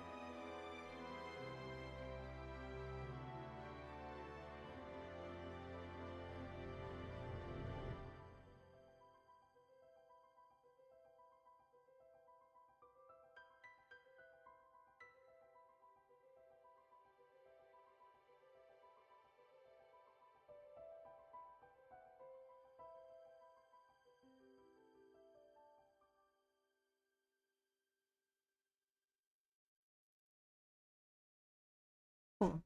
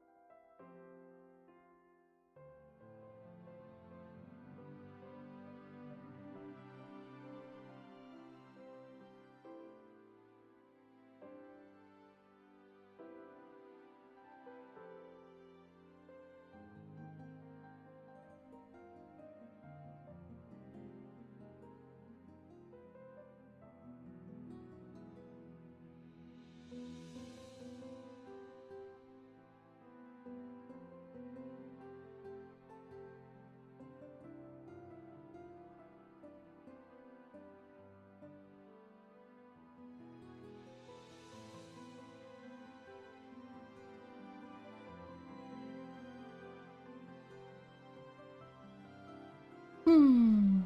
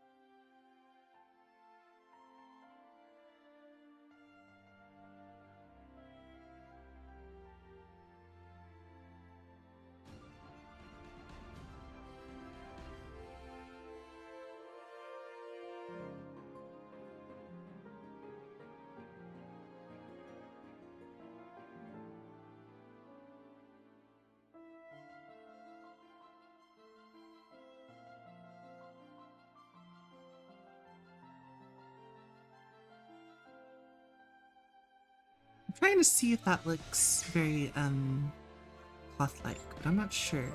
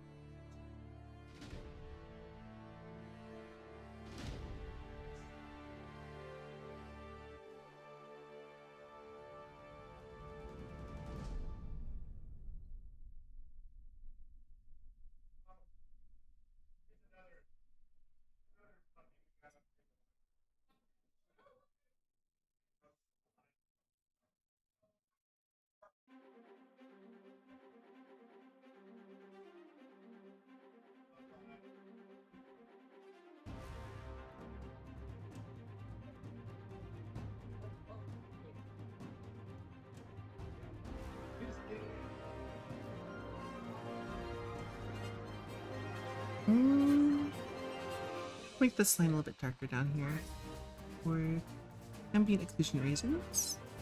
Also cast shadow reasons. Okay, cool. So I'm gonna do this section here. What am I trying to accomplish with this fold here? They have this shape, right? It's like a very much a pillow corner shape, right? Usually what that means is that there is a curved surface around here, right? And if that's the case, where does that end? For me, I think that ends about there.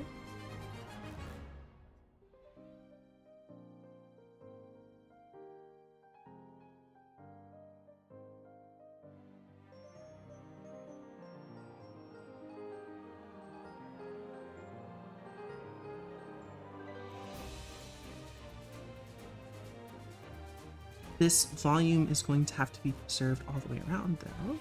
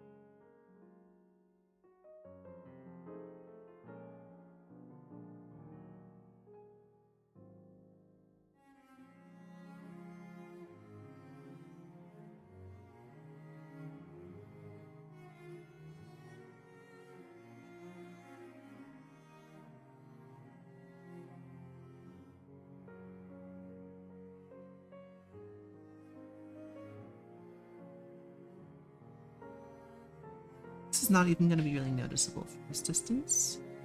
I should not be focusing on this, but I like to do these little details. I don't know why. So maybe it'll be used for like a very large sticker. Maybe that, then it will be more noticeable.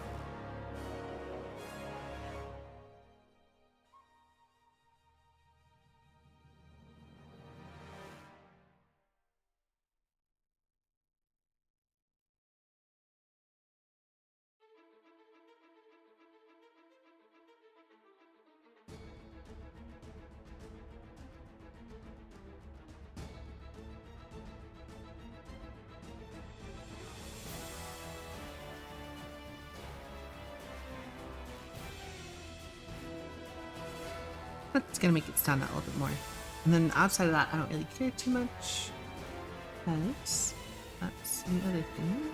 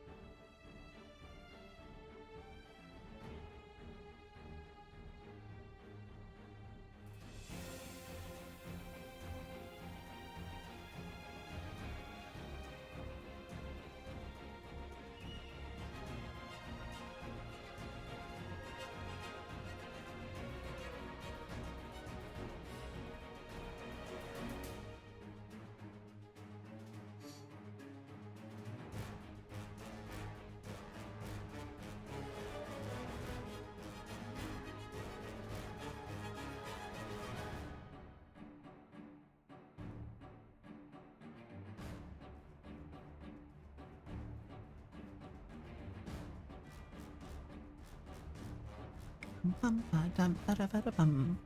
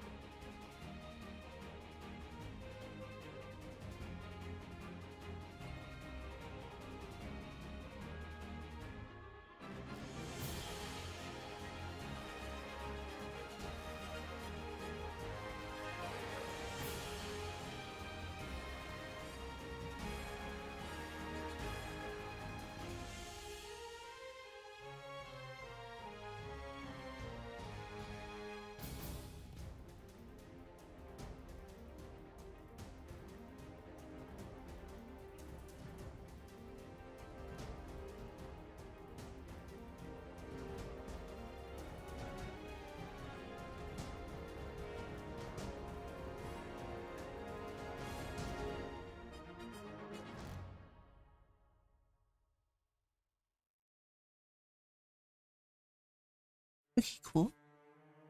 I'll try to sleep now. The sandwich did a poor job at reviving me. Was it a good sandwich at least? Did you make it waterproof?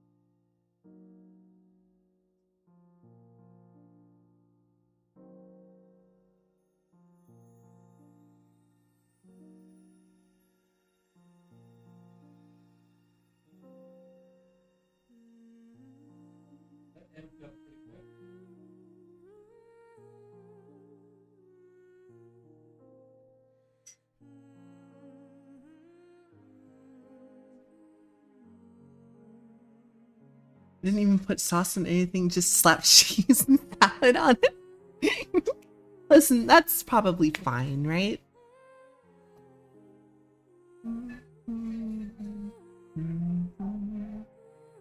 Getting a bunch of notifications on Discord.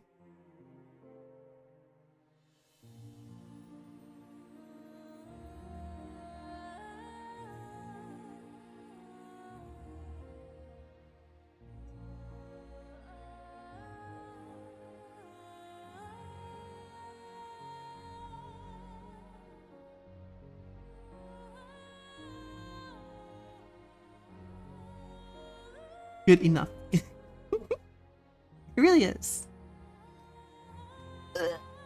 Yeah. Hey, so I'll probably call it here.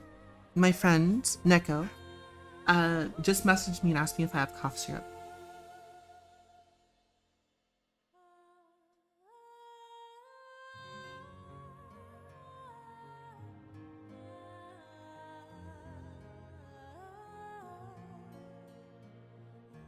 I'm my femboy back.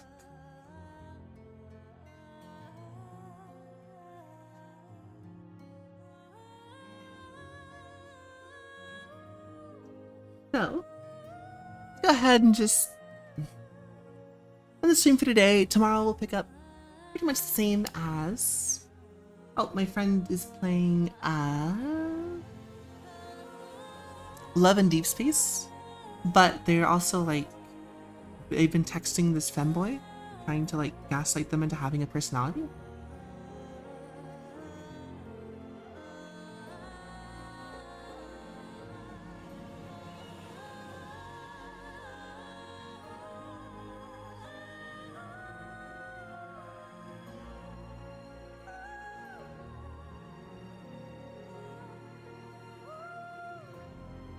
But that's neither here nor there.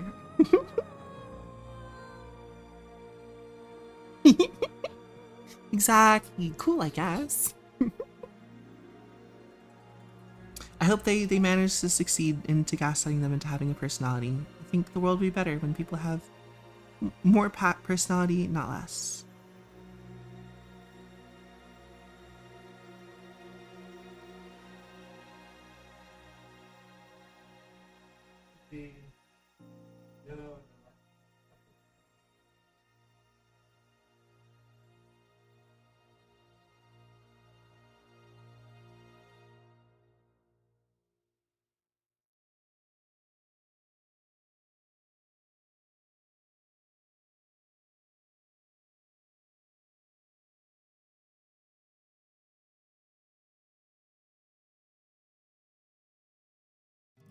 I should stop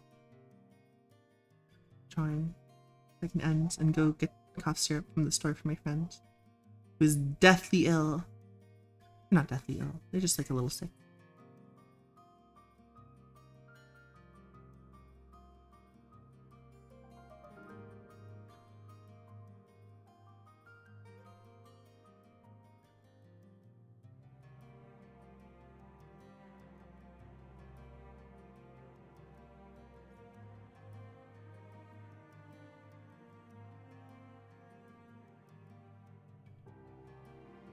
Yeah, I'll see you guys tomorrow. Yeah, thanks for coming by, and hope I see you then. Bye bye.